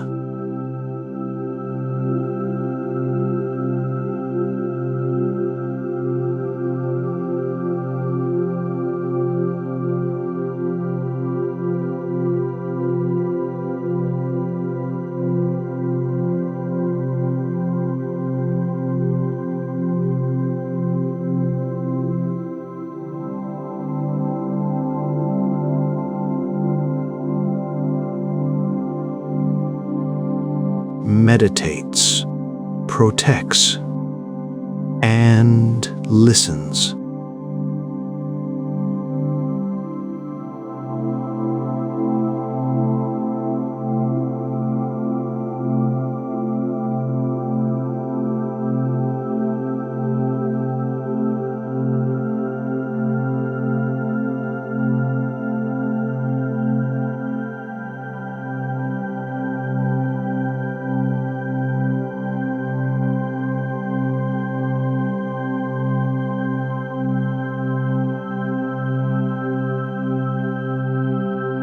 The guardian is not just guarding, he's maintaining a connection, keeping open a channel between heaven and earth that has existed since Moses came down from Sinai with stone tablets in his hands. We sit in comfortable silence as stars begin to emerge. The air cools quickly at Aksum's elevation, over 7,000 feet. Somewhere in the distance, I hear chanting from the church, evening prayers, continuing traditions that reach back centuries. There's another part of the story, Tesfaye says eventually, one that doesn't get told as often. When Menelik returned with the ark, he didn't just hide it away. He used it. The ark led the Ethiopian armies to victory. It blessed the harvests. Its presence made Aksum great, made Ethiopia powerful. Our golden age, when Aksum controlled trade routes, when we were converting to Christianity even before most of Europe, when we built the stelae and palaces. All of this was because the ark was here, because God had chosen this land. And when the kingdom fell, I ask,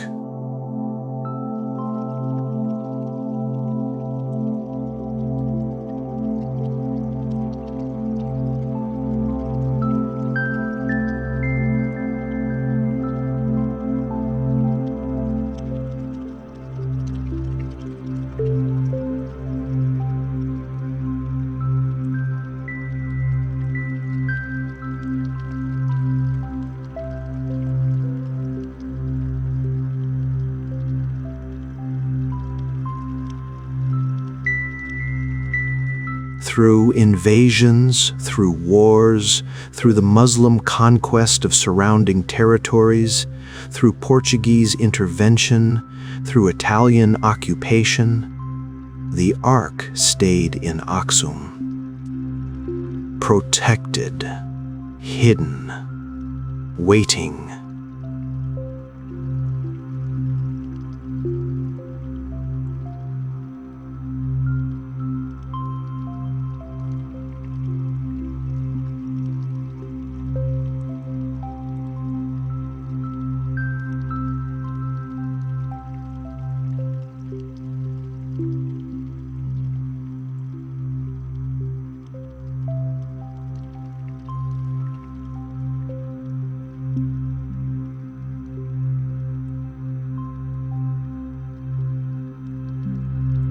He smiles.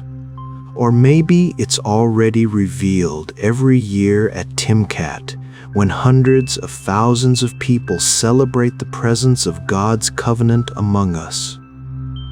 Maybe the revelation doesn't need to be dramatic. Just continuous, faithful, true. Before I leave Aksum, I attend a service at the Church of Mary of Zion, not the new one, but the old stone church nearby, partially ruined but still in use. The interior is dark, lit only by candles and oil lamps. The walls are covered with religious paintings in the distinctive Ethiopian style. Large eyes, flat perspectives, brilliant colors. The priests chant in Ge'ez, the ancient liturgical language. The congregation responds, swaying slightly, wrapped in white shamas. Incense smoke rises, thick and sweet. The service lasts for hours, but no one seems impatient. This is not a place where time is measured by clocks.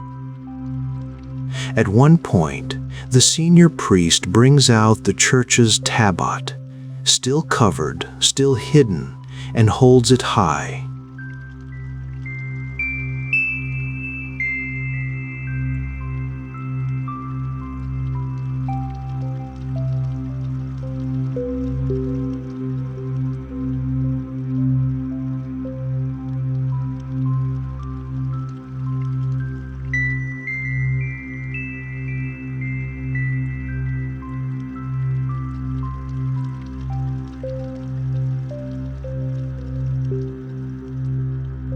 Some people weep, others sing. I feel like I'm witnessing something that hasn't changed in 1,000 years, something that connects directly to that moment, whether historical or legendary, when a young prince brought the most sacred object in Judaism to an African mountain city and established a new covenant, a new Zion, a new way of understanding God's presence on earth. Walking back to my hotel, I think about the guardian. Somewhere in that chapel he sits with the ark, or with the idea of the ark, which might be the same thing. He's given up freedom, given up family, given up everything except the most important task: maintaining the presence, keeping the faith, guarding the mystery. Is the ark really there? Scholars doubt it.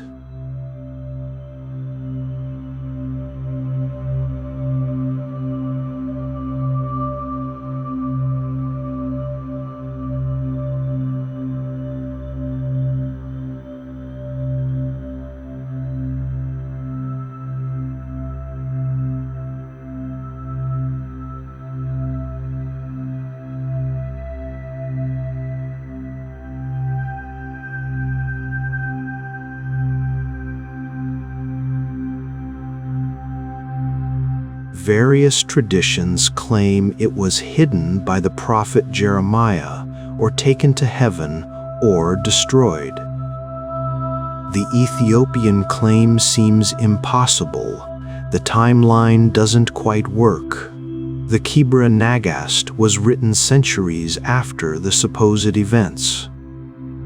But standing here in Aksum, surrounded by ancient stones and living faith, I find that the historical question matters less than I thought it would.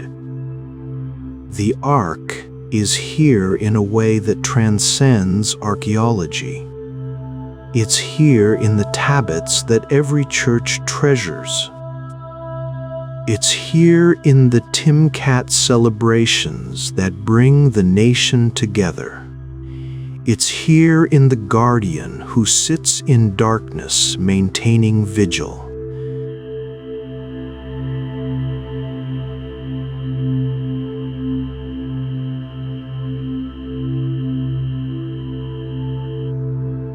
Maybe that's everything. The treasure isn't the box or the tablets. The treasure is the connection. The unbroken line of faith that stretches from Mount Sinai to Jerusalem to Aksum, from Moses to Solomon to Menelik to that silent guardian, from ancient past to living present. Ethiopia doesn't need to prove the Ark is here. Ethiopia knows it's here. And that knowing, that absolute certainty, that willingness to build an entire religious identity around an invisible, unverifiable, carefully guarded presence.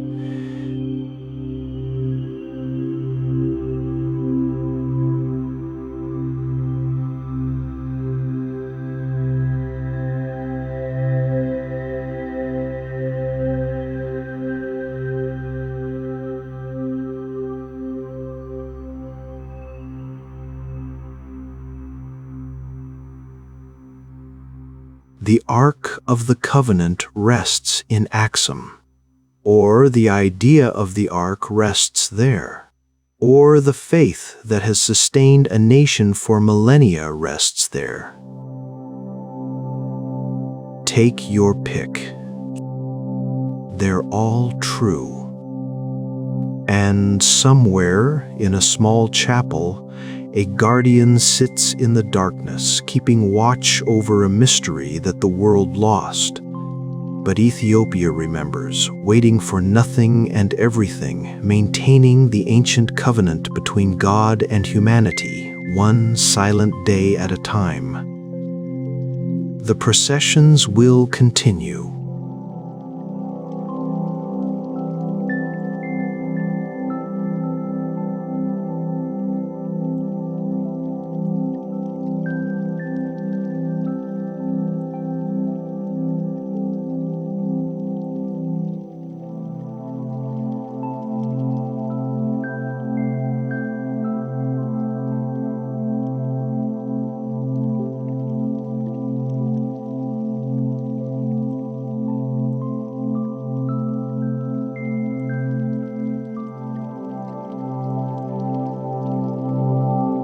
The children will grow up hearing about Makeda and Solomon and Menelik and the Ark.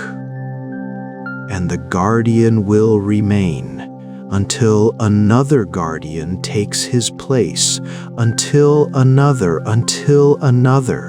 in an unbroken chain reaching back 3,000 years and forward to whatever comes next. This is the Ethiopian way. The Ark is not lost. It was never lost. It's exactly where it's meant to be, doing exactly what it's meant to do, reminding a people who they are, where they came from, and whose covenant they carry. The mystery endures. The faith continues where the gods were born.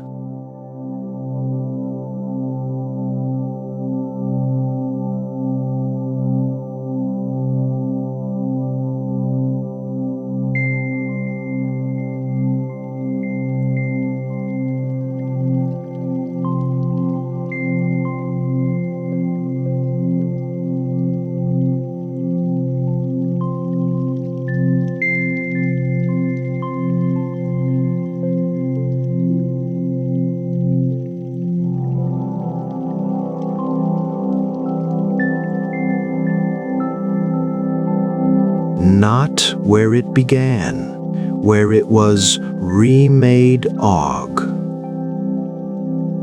Big difference. It's the morning of Day of the Dead, and Teotihuacan, the place where the gods were born, is preparing for its annual transformation. Workers are stringing marigolds along the Avenue of the Dead. Vendors are setting up stalls selling sugar skulls and pan de muerto. Musicians are tuning instruments for tonight's ceremonies. And Don Eduardo, who has lived in the town below the ruins for 73 years, is telling me why this place, more than anywhere else, is where the living and the dead meet. The Aztecs gave this city its name, he explains, but they didn't build it. When they found it,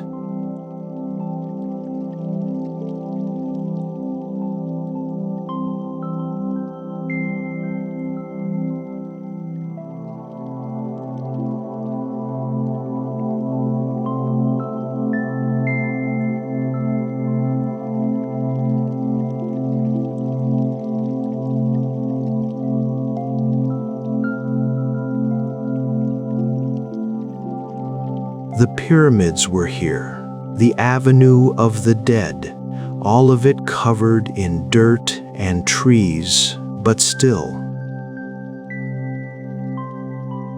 massive, still powerful. And the Aztecs looked at this place and said, This must be where the gods gathered. This must be where the fifth son was born.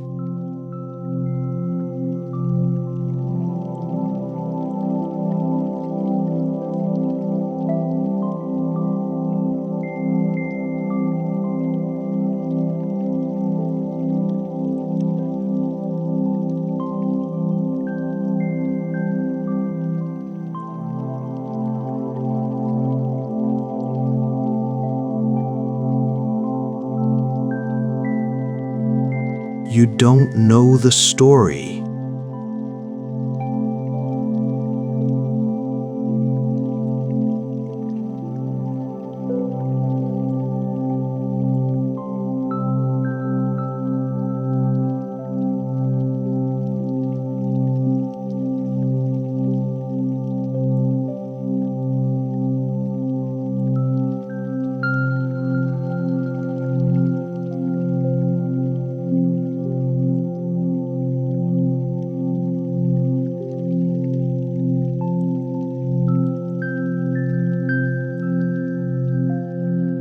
He gestures for me to sit on a stone wall, and even though the sun is climbing and the day is warming, even though tourists are beginning to arrive by the busload, Don Eduardo settles in to tell the story that every Mexican child learns, the creation myth that explains not just how the world began, but how it continues. After the great flood that ended the fourth age, he begins, the world was dark. The sun had been knocked out of the sky. The gods had destroyed and remade humanity 4 times already, and each time something had gone wrong. But the gods knew they had to try again. They had to create a fifth world, a fifth sun, or everything would remain in darkness forever.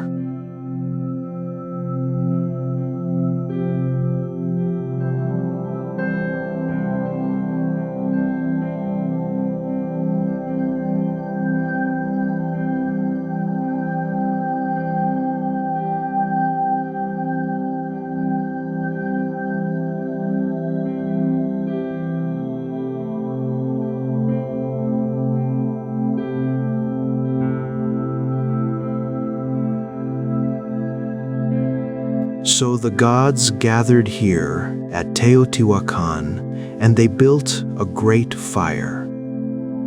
And they said,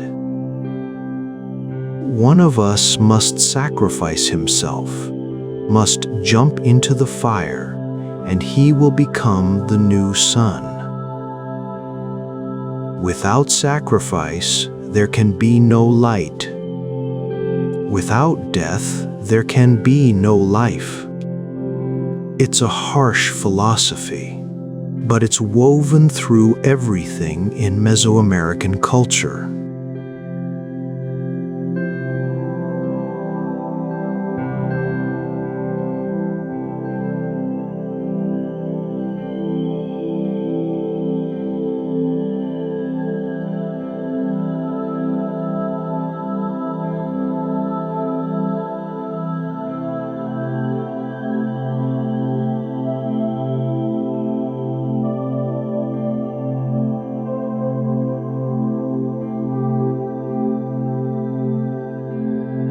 Two gods volunteered, Don Eduardo continues. Teotihuacan, who was rich and handsome and proud, and Nanahuatzin, who was poor and ugly, covered in sores and disease. Everyone assumed Teotihuacan would be the one. He was the obvious choice. He pauses for effect. But when the moment came, when it was time to jump into the flames, Teotihuacan ran forward 4 times, and each time his courage failed him. He couldn't do it. He stood at the edge of the fire and couldn't take the final step.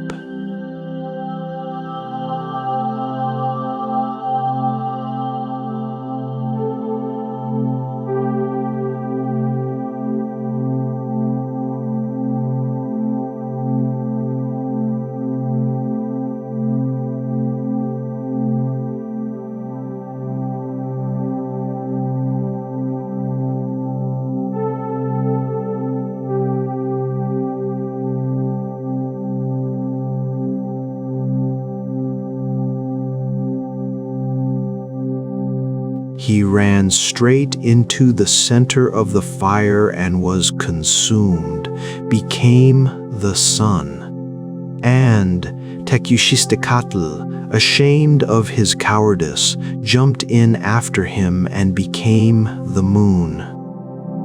That's why the sun is brighter, because it was made from true courage, from complete sacrifice, from someone who had nothing to lose except his life and gave it anyway.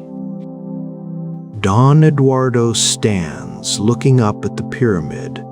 So when the Aztecs found this place, abandoned and ancient, they said, "This is where it happened," where Nanahuatzin became the sun.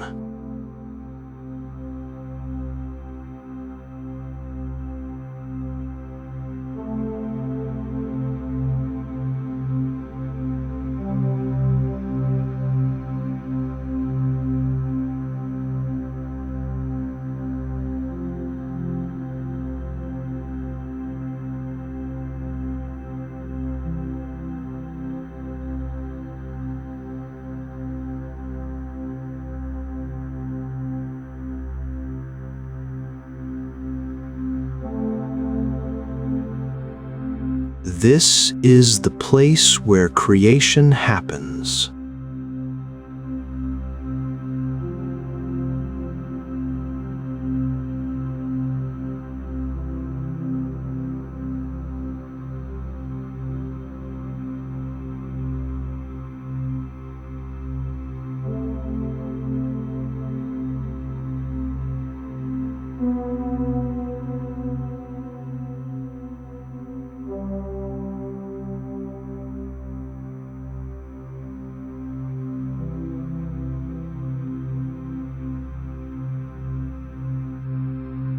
It rises in 5 tiers to a height of 65 meters, covers a base of 223 meters square, and contains approximately 1 million cubic meters of material.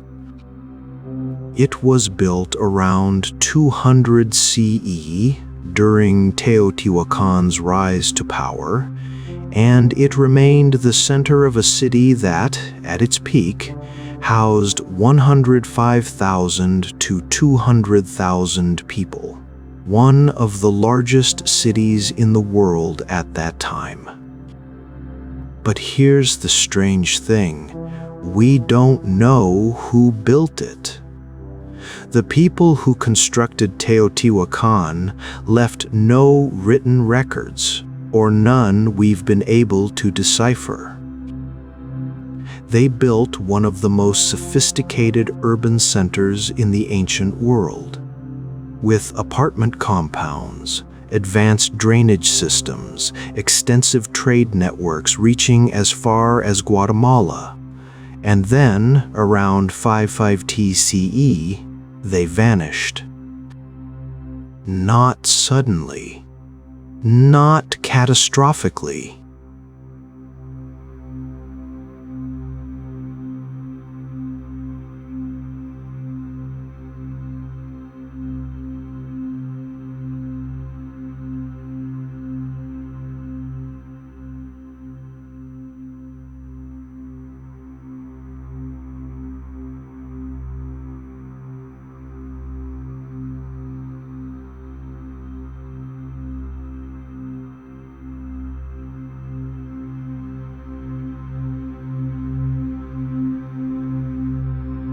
Where they went, why they left, who they were. These are questions without certain answers. That's why the Day of the Dead is so important here, Don Eduardo says as we walk toward the Avenue of the Dead, the main thoroughfare that runs for 5 kilometers through the heart of the ancient city.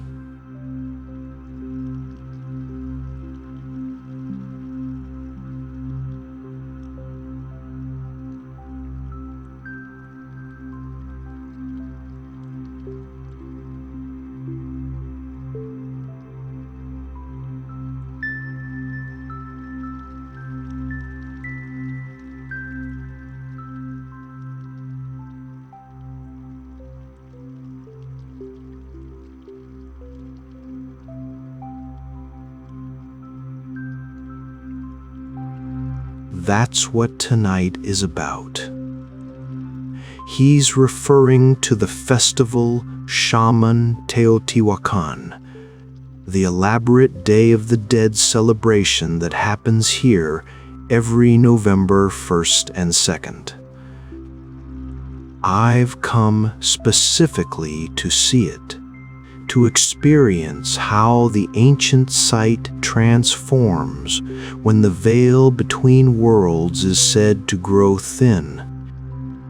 As the day progresses, the preparations intensify. Along the Avenue of the Dead, which got its name because the Aztecs mistook the platforms along its length for tombs, altars are being constructed. Families from the town bring photographs of their deceased loved ones, arrange marigolds, cempasúchil, in elaborate patterns, lay out offerings of food, pulque, mezcal, and pan de muerto. The marigolds, Don Eduardo explains, they guide the spirits home.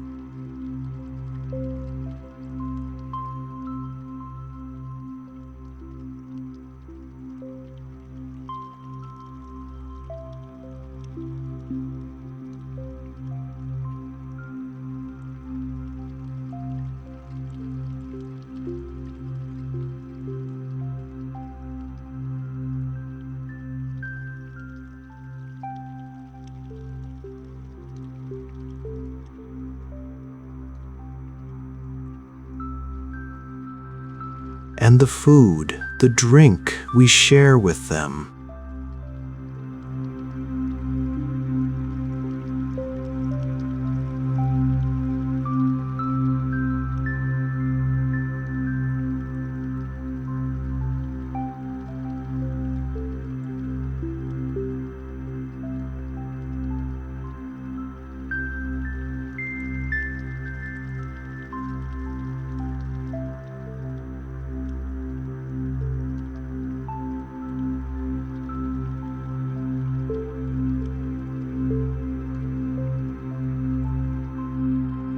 Near the Pyramid of the Moon, the second largest structure dedicated to the great goddess.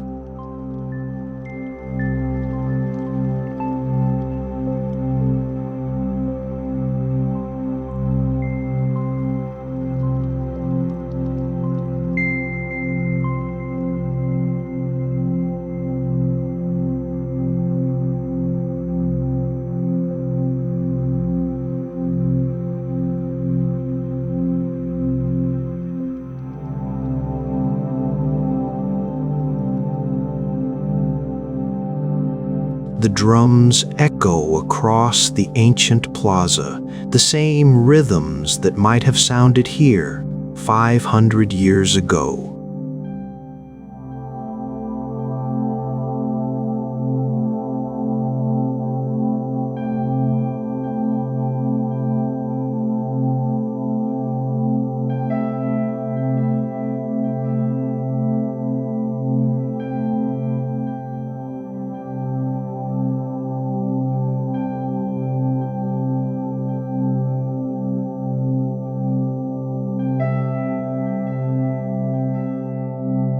Don Eduardo asks, I admit I don't.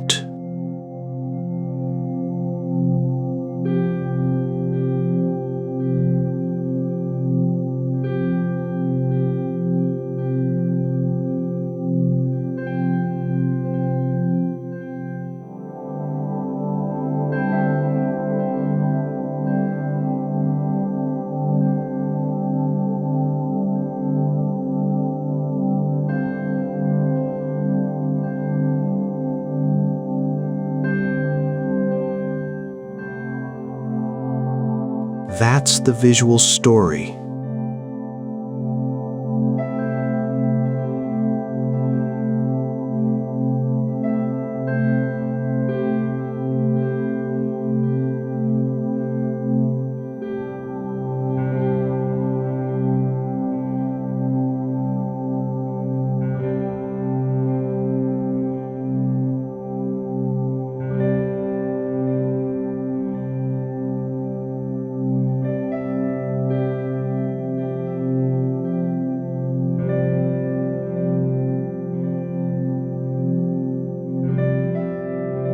Courage and cowardice both have their places in creation.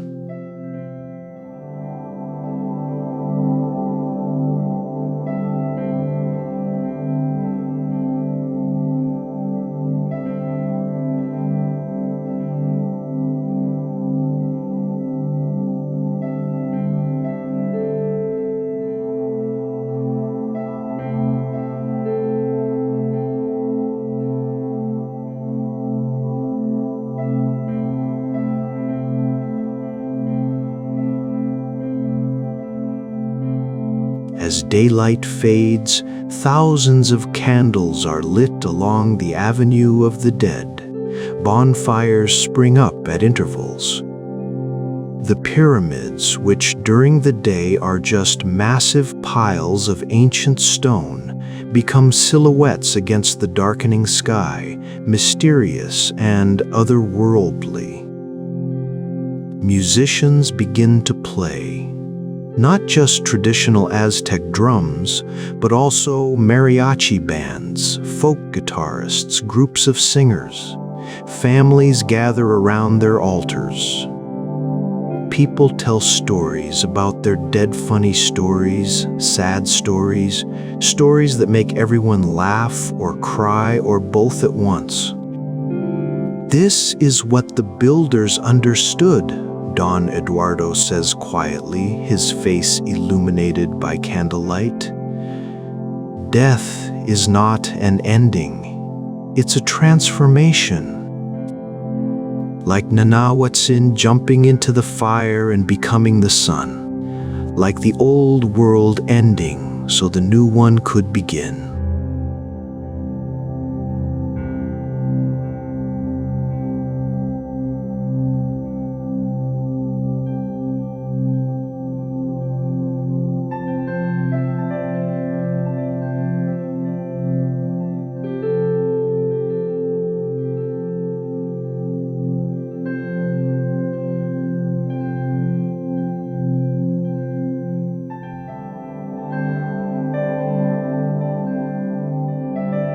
I ask him what he thinks happened to the people who built Teotihuacan, where they went when they abandoned the city. He considers this seriously. Some archaeologists say they were conquered. Some say climate change made the city unsustainable.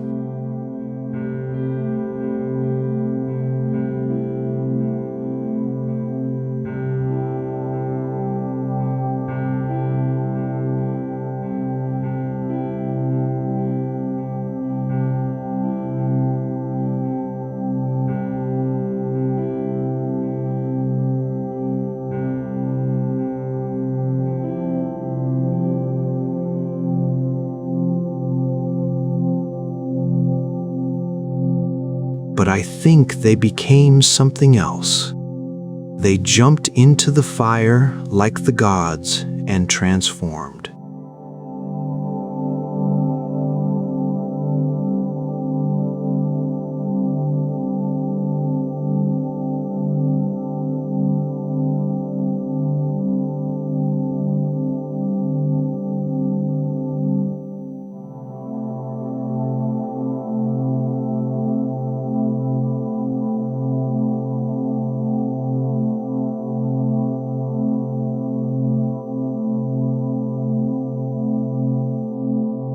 The Aztecs inherited this place, made it sacred, connected it to their mythology. Maybe that was always the plan.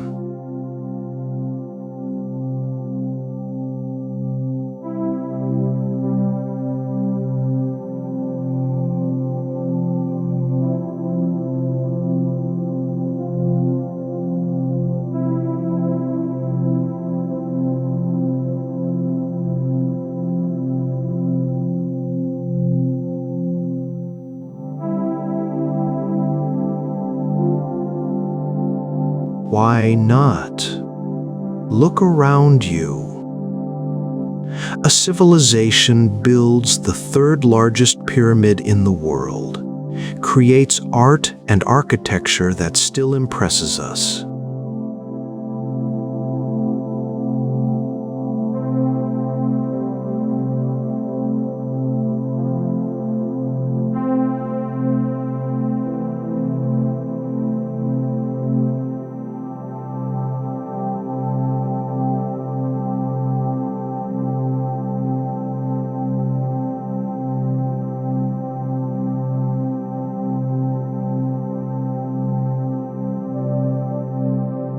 That's not normal disappearance.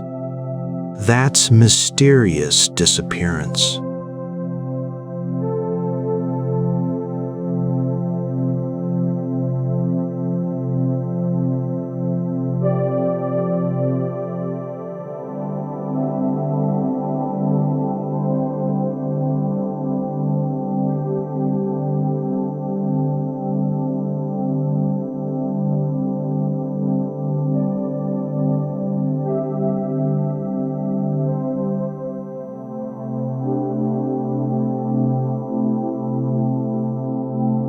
Cantoya balloons.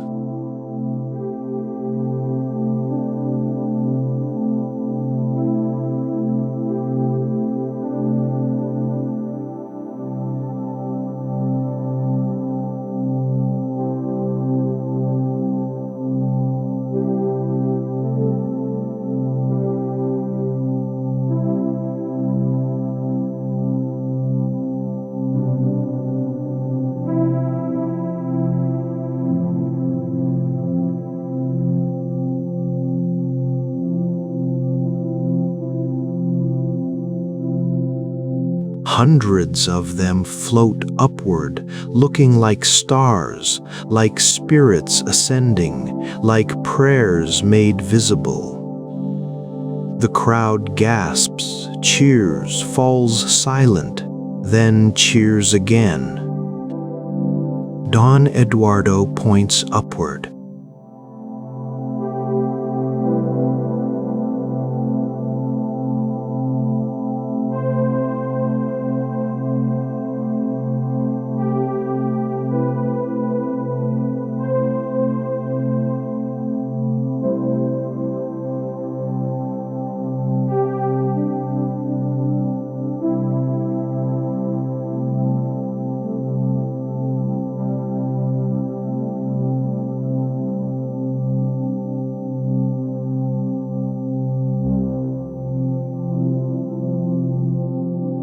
Near the Pyramid of the Sun, a ceremony is beginning. A group of shamans. I use quotes because their authenticity is debatable. This is partly cultural preservation, partly performance. Form a circle. They burn copal incense, whose sweet smoke drifts across the plaza. They chant in what they claim is the original Teotihuacan language, though no one really knows what that sounded like.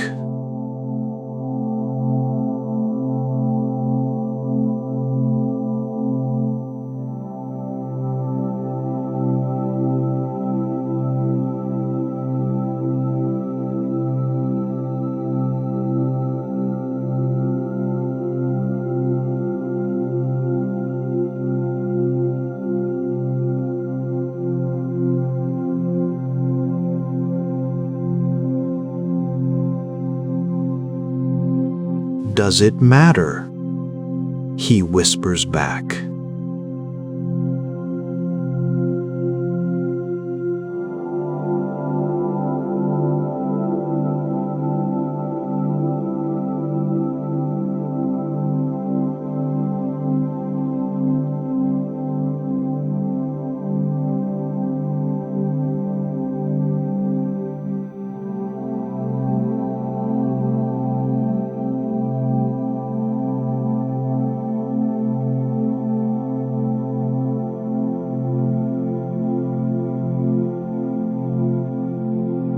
It's a good point.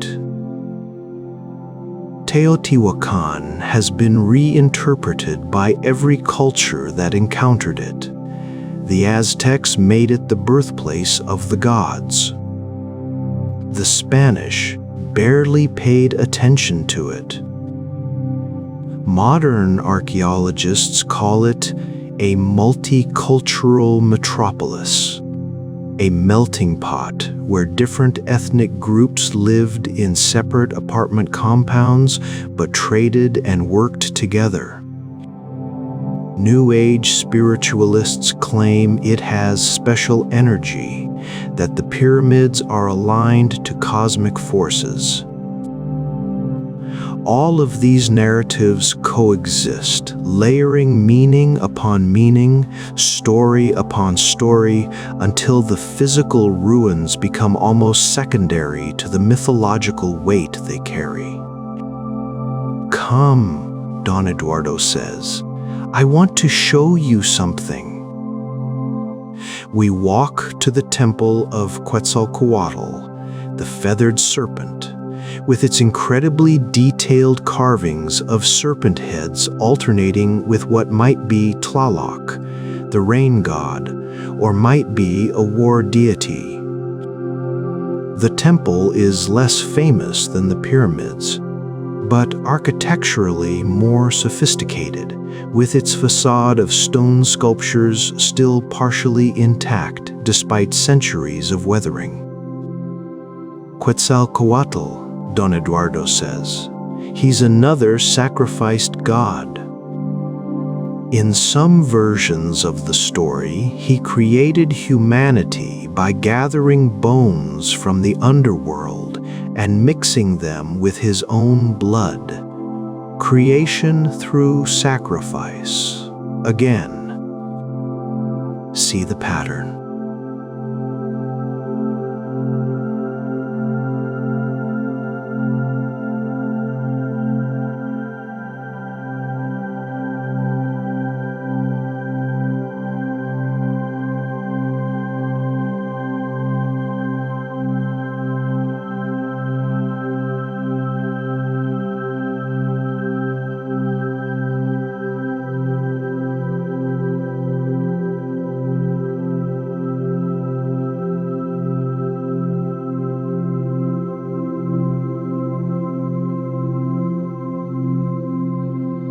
Life from death,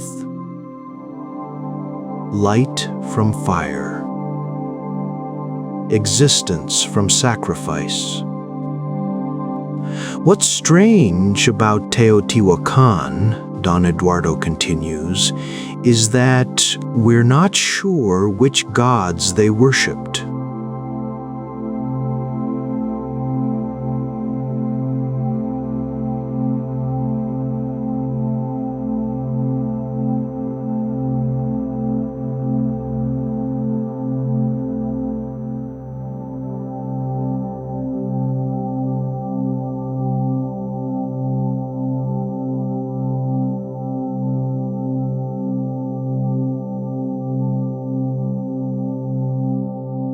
We don't know what the original builders called him. We don't know what their religion looked like exactly, though we can guess from the iconography. The storm god, the great goddess, the feathered serpent probably.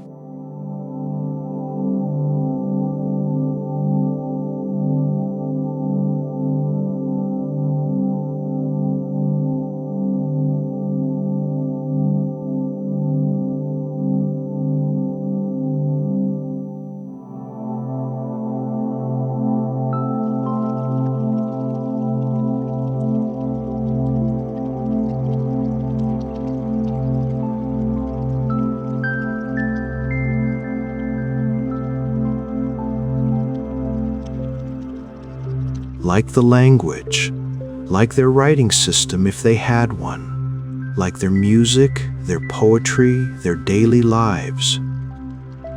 We know they made mica mirrors, that they had apartment compounds with sophisticated plumbing, that they painted incredible murals showing paradise, Teotihuacan, the heaven of the rain god. But we don't know their stories in their own words. It's ghostly, being in a place built by people who left no voice, no name, no clear legacy except the stones themselves. The Aztecs gave them the myth of the fifth sun.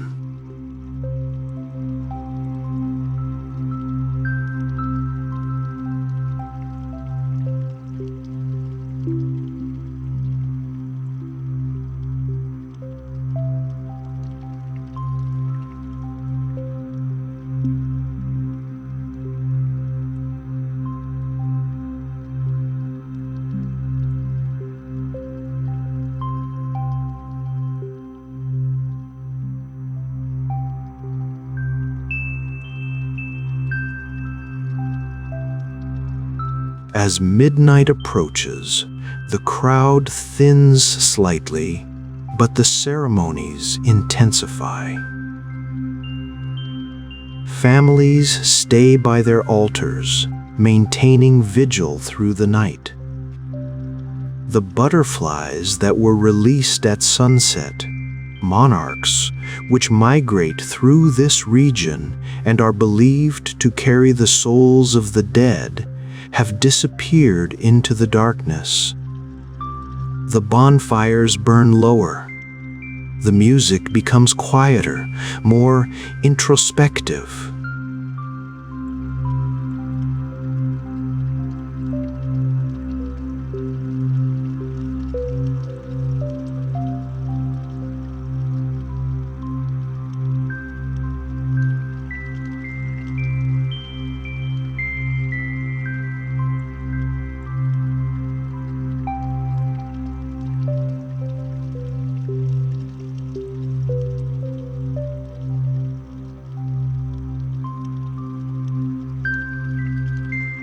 Around us, candles flicker.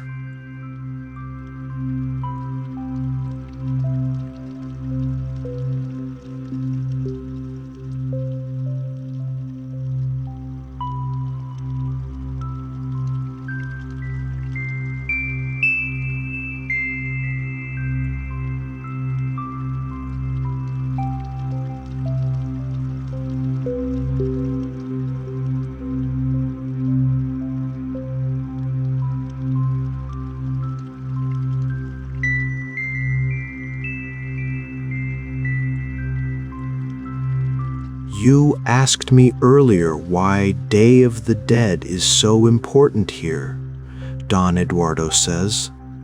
It's because Teotihuacan is about return. The gods returned here to create the fifth sun. The Aztecs returned here to pilgrimage. The dead return here every year. And maybe someday the original builders will return, not as people, but as knowledge. We'll figure out their language, decipher their symbols, understand their stories. Or maybe, he adds, smiling, maybe they're already here.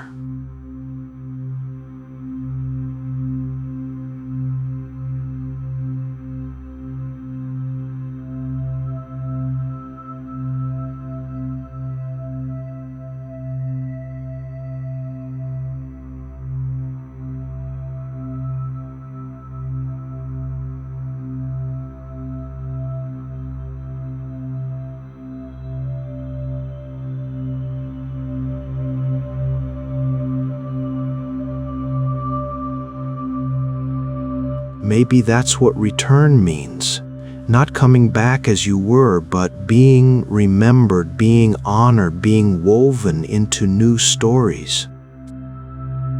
As the night deepens, I think about the fifth sun myth, how it starts with darkness, with a world that needs remaking, with gods willing to burn themselves alive to bring light.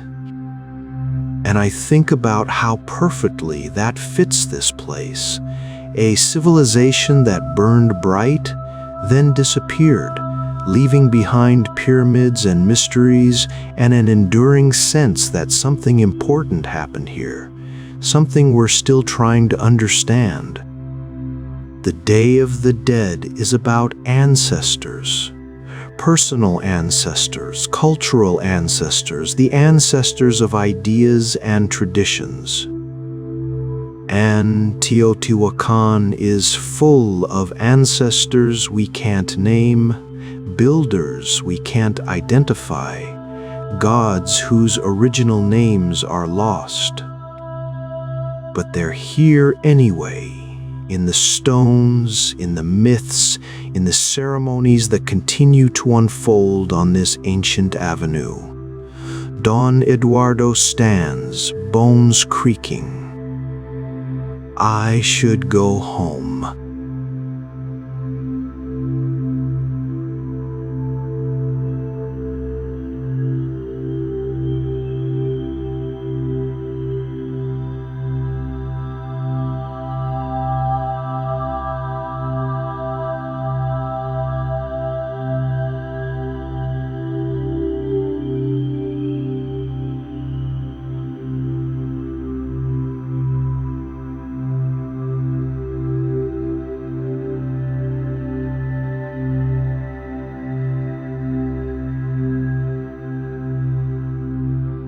See if you can feel it.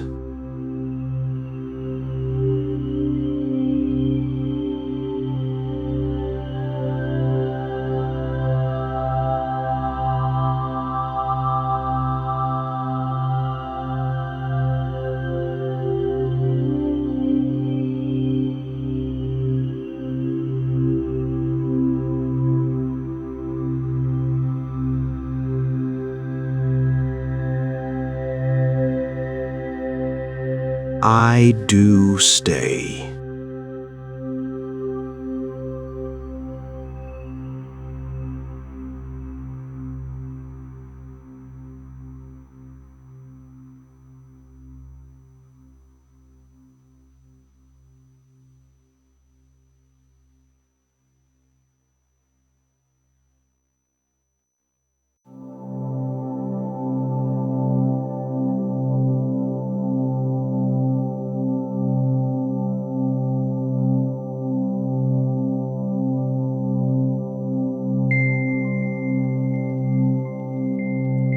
Slowly, the sky begins to lighten. First deep blue, then purple, then orange along the horizon.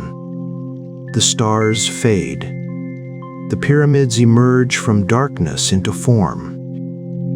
And then, right on schedule, exactly as it has for the past 4.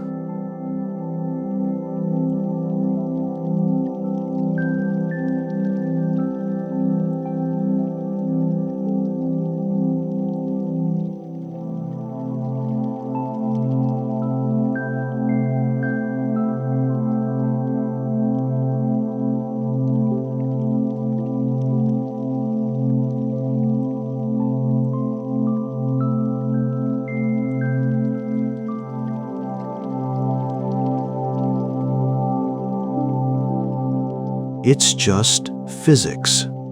A planet rotating, a star appearing to move across the sky. But from where I'm sitting, on top of a 2,000-year-old pyramid built by people who thought this was a miracle, who understood their own existence as sustained by divine sacrifice, who built their entire civilization around the idea that light comes from darkness and life comes from death. From here, it feels different. The first rays hit the pyramid's peak, and for a moment, the ancient structure glows gold. The Avenue of the Dead stretches out below, still lined with altars and offerings, still haunted by stories of gods and builders and the dead who return. Somewhere in the town, Don Eduardo is probably drinking coffee, preparing to guide another tourist through the myths and mysteries of this place. And somewhere, in the stones, in the myths, in the ceremonies that continue year after year, the vanished builders of Teotihuacan remain, not gone but transformed, not lost but woven into something larger than any single civilization could be. The fifth sun rises. The world begins again. The sacrifice continues. And Teotihuacan,